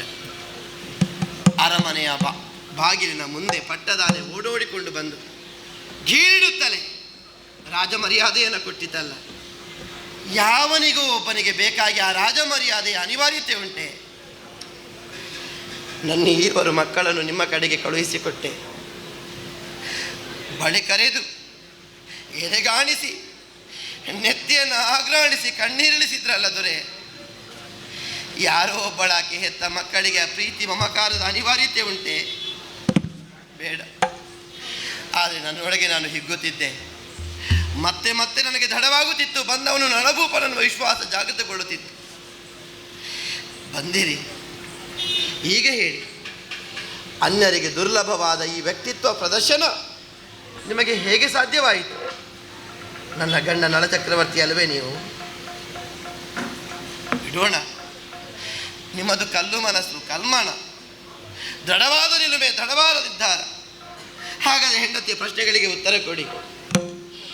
ಯಾವ ಕಷ್ಟ ಬೇಕಾದರೂ ಬರಲಿ, ಸುಖವೋ ದುಃಖವೋ ನಿಮ್ಮ ಜೊತೆಗೇನೋ ಹಾಗೆ ಭಾವಿಸಿ ಕಾಡಿಗೆ ನಿಮ್ಮ ಜೊತೆಯಾಗಿ ಪ್ರಯಾಣವನ್ನು ಬೆಳೆಸಿದ ಕಾಲಕ್ಕೆ ಕಾಡ ಮಧ್ಯದಲ್ಲಿ ಒಬ್ಬಳಾಕೆ ಹೆಣ್ಣು ಮಗಳನ್ನು ಕೈ ಹಿಡಿದ ಸತಿಯನ್ನು ಬಿಟ್ಟು ಹೋಗುವುದಕ್ಕೆ ಹೇಗೆ ಮನಸ್ಸು ಬಂತು ಪ್ರಭುವೆ? ಹೇಗೆ ಮನಸ್ಸು ಬಂತು? ಇರಲಿ, ಮರುಗಳಿಗೆಯಲ್ಲಿ ನನ್ನ ಪ್ರಾಣ ಪತನವಾಗಬೇಕಿತ್ತು, ನಾನು ಸತ್ತು ಹೋಗಬೇಕಿತ್ತು. ಆದರೆ ಉಳಿದಿದ್ದೇನೆ ಯಾಕೆ ಗೊತ್ತೇ? ಪಡೆದ ಮಕ್ಕಳಿಗಾಗಿ, ನಾಳೆ ನಿಮ್ಮನ್ನು ಕಾಣ್ತೇನೆ ಅನ್ನೋ ವಿಶ್ವಾಸಕ್ಕೆ ಬೇಕಾಗಿ, ಧರ್ಮವನ್ನು ಬಿಡದ ನಳನಿಗಾಗಿ, ಇಂದಲ್ಲ ನಾಳೆ ನಿಮ್ಮ ಪಾದ ಸೇವೆಯ ಸೌಭಾಗ್ಯ ಒದಗ್ತದೆ ಅನ್ನೋ ವಿಶ್ವಾಸಕ್ಕಾಗಿ. ಈಗ ಹೇಳಿ, ಈ ದಮಯಂತಿಯ ಅರಸ ನಳಚಕ್ರವರ್ತಿ ನೀವಲ್ವೇ? ಅಲ್ಲ. ಅಲ್ಲವೇ? ಅಲ್ಲ. ಅಲ್ಲವೇ? ಅಲ್ಲ. ಆಯಿತು. ಯಾವ ಸತಿಯಾದರೂ ಹೆಂಡತಿಯಾದರೂ ಸರಿ, ಪರಪುರುಷನನ್ನು ಕಂಡು ನೀನು ನನ್ನ ಗಂಡ ಅಂತ ಒತ್ತಾಯಪೂರ್ವಕವಾಗಿ ಹೇಳುವುದಿಲ್ಲ. ಹೇಳಿಕೊಳ್ಳಬೇಕಾದ ಹತಾಶ ಸ್ಥಿತಿ ನನ್ನದು. ಕೈ ಹಿಡಿದು ಉದ್ಧರಿಸಿದ ಗಂಡನಿಗೆ ಹೆಂಡತಿಯನ್ನು ಒಪ್ಪಿಕೊಳ್ಳುವುದಕ್ಕೆ ಮನಸ್ಸಿಲ್ಲ ಅಂತಾದರೆ ನನಗೆ ಬದುಕು ಬೇಡ ಪ್ರಭುವೆ, ಬದುಕು ಬೇಡ. ಆದರೆ ಹದಿಬದೆಯ ಹೆಣ್ಣಾದ ನನಗೆ ಸಾಯುವುದಕ್ಕೂ ನಿಮ್ಮ ಆಶೀರ್ವಾದ ಬೇಕು, ಒಪ್ಪಿಗೆ ಬೇಕು. ಒಂದು ಉಪಕಾರ ಮಾಡಿ, ಎಂತೂ ಮನಸ್ಸನ್ನು ಕಲ್ಲು ಮಾಡಿಕೊಂಡದ್ದಾಗಿದೆ. ಅದೇ ಕಲ್ಮನದಿಂದ 1-2 ತುಟುಕು ವಿಷ ಅಷ್ಟೇ, ಸಾಯುವುದಕ್ಕೆ ಅವನು ಮಾಡಿಕೊಂಡು ನಾರಿಯಾಡಿದನುಡಿಗೆ ಬೂರಿ ಲಜ್ಜಿಗೆಯದೆ ದಾರಿಡಿ ಪರ್ಗೋಗರಿಸಿ ಕ್ರೂರ ಶನಿ ಬಿಟ್ಟಾಗ ಘೋರ ನೆರಗುತ್ತದರಳಲಾರಳು ರಂಜಿಸಿದ ವಾರಿ ಜಾಬ್ದನ ತೇಜದಿ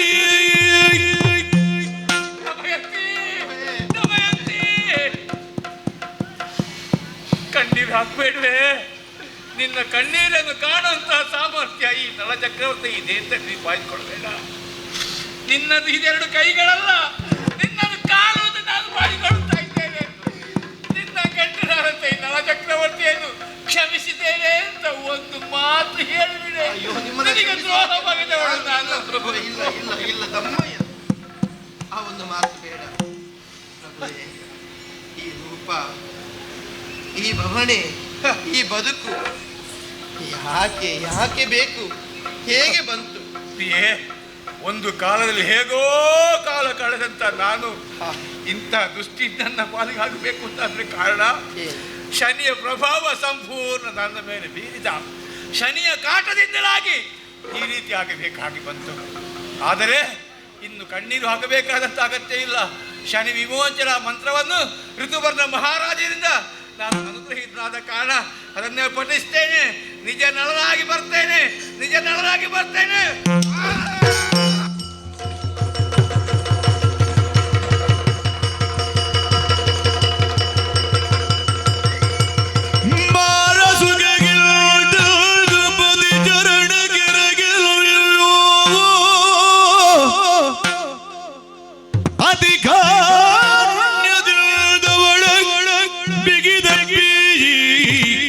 ಚುಂಬಿಸುತ್ತ ಭಾರಿ ಕಷ್ಟವ ಪಡಿಸಿದೆನು ನಿನ್ನ ನಾನೆಂದು ಸೋರುವ ಹೊರಸಿದ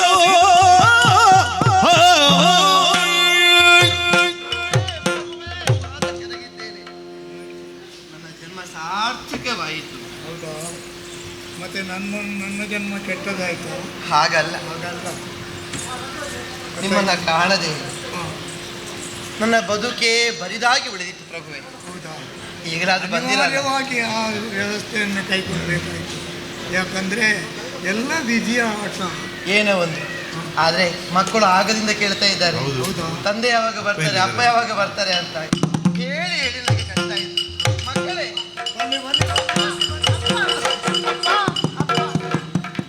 ಅಪ್ಪ ನೋಡಿದ್ರ ಎಷ್ಟು ಸಂತೋಷ ಆಗ್ತಾ ಇದೆ ಮಕ್ಕಳಿಗೆ. ನನ್ನ ಮಕ್ಕಳನ್ನು ನೋಡಲಿಕ್ಕೆ ನನಗೆ ಎಷ್ಟು ಕಷ್ಟ ಆಯಿತು. ಯಾರ್ಯಾರ ಮಕ್ಕಳನ್ನು ನೋಡಲಿಕ್ಕೆ ಎಷ್ಟು ಕಷ್ಟ ಆಯಿತು. ಅವರದ್ದು ಯೋಗ, ನಿಮ್ಮನ್ನ ಅಪ್ಪ ಅಂತ ಬಾಯಿ ತುಂಬ ಕರೆಯುವ ಯೋಗ ಭಾಗ್ಯ ಸಿಕ್ಕಿದ್ದಲ್ಲ ಅವರಿಗೆ. ಸ್ವಾಮಿ, ಇನ್ನು ಇಲ್ಲಿಯೇ ಉಳಿಕೂಡುದು. ನಮ್ಮದಾದ ರಾಜ್ಯವನ್ನು ನಾವು ಸೇರಬೇಕು. ಅದಕ್ಕೊಂದು ದಾರಿಯನ್ನು ನಾವು ಬಳಸಿಕೊಡಬೇಕು. ನೀವು ಒಂದು ಓಲೆ ಬರೆದು ಕಳಿಸಿ ನಿಮ್ಮ ತಮ್ಮನಿಗೆ.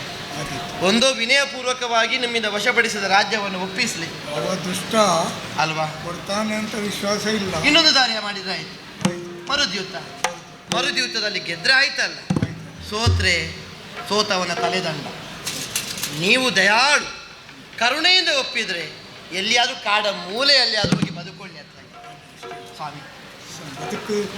ಬದುಕಿ ಸಾಯಿಲಿ ಮತ್ತೆ. ನಮ್ಮ ರಾಜ್ಯ ನಮಗೆ ಕಾಯ್ತಾ ಉಂಟು. ಹೌದಾ? ಹೋಗೋಣ, ಬನ್ನಿ ಬನ್ನಿ ಬನ್ನಿ ಬನ್ನಿ ಬನ್ನಿ.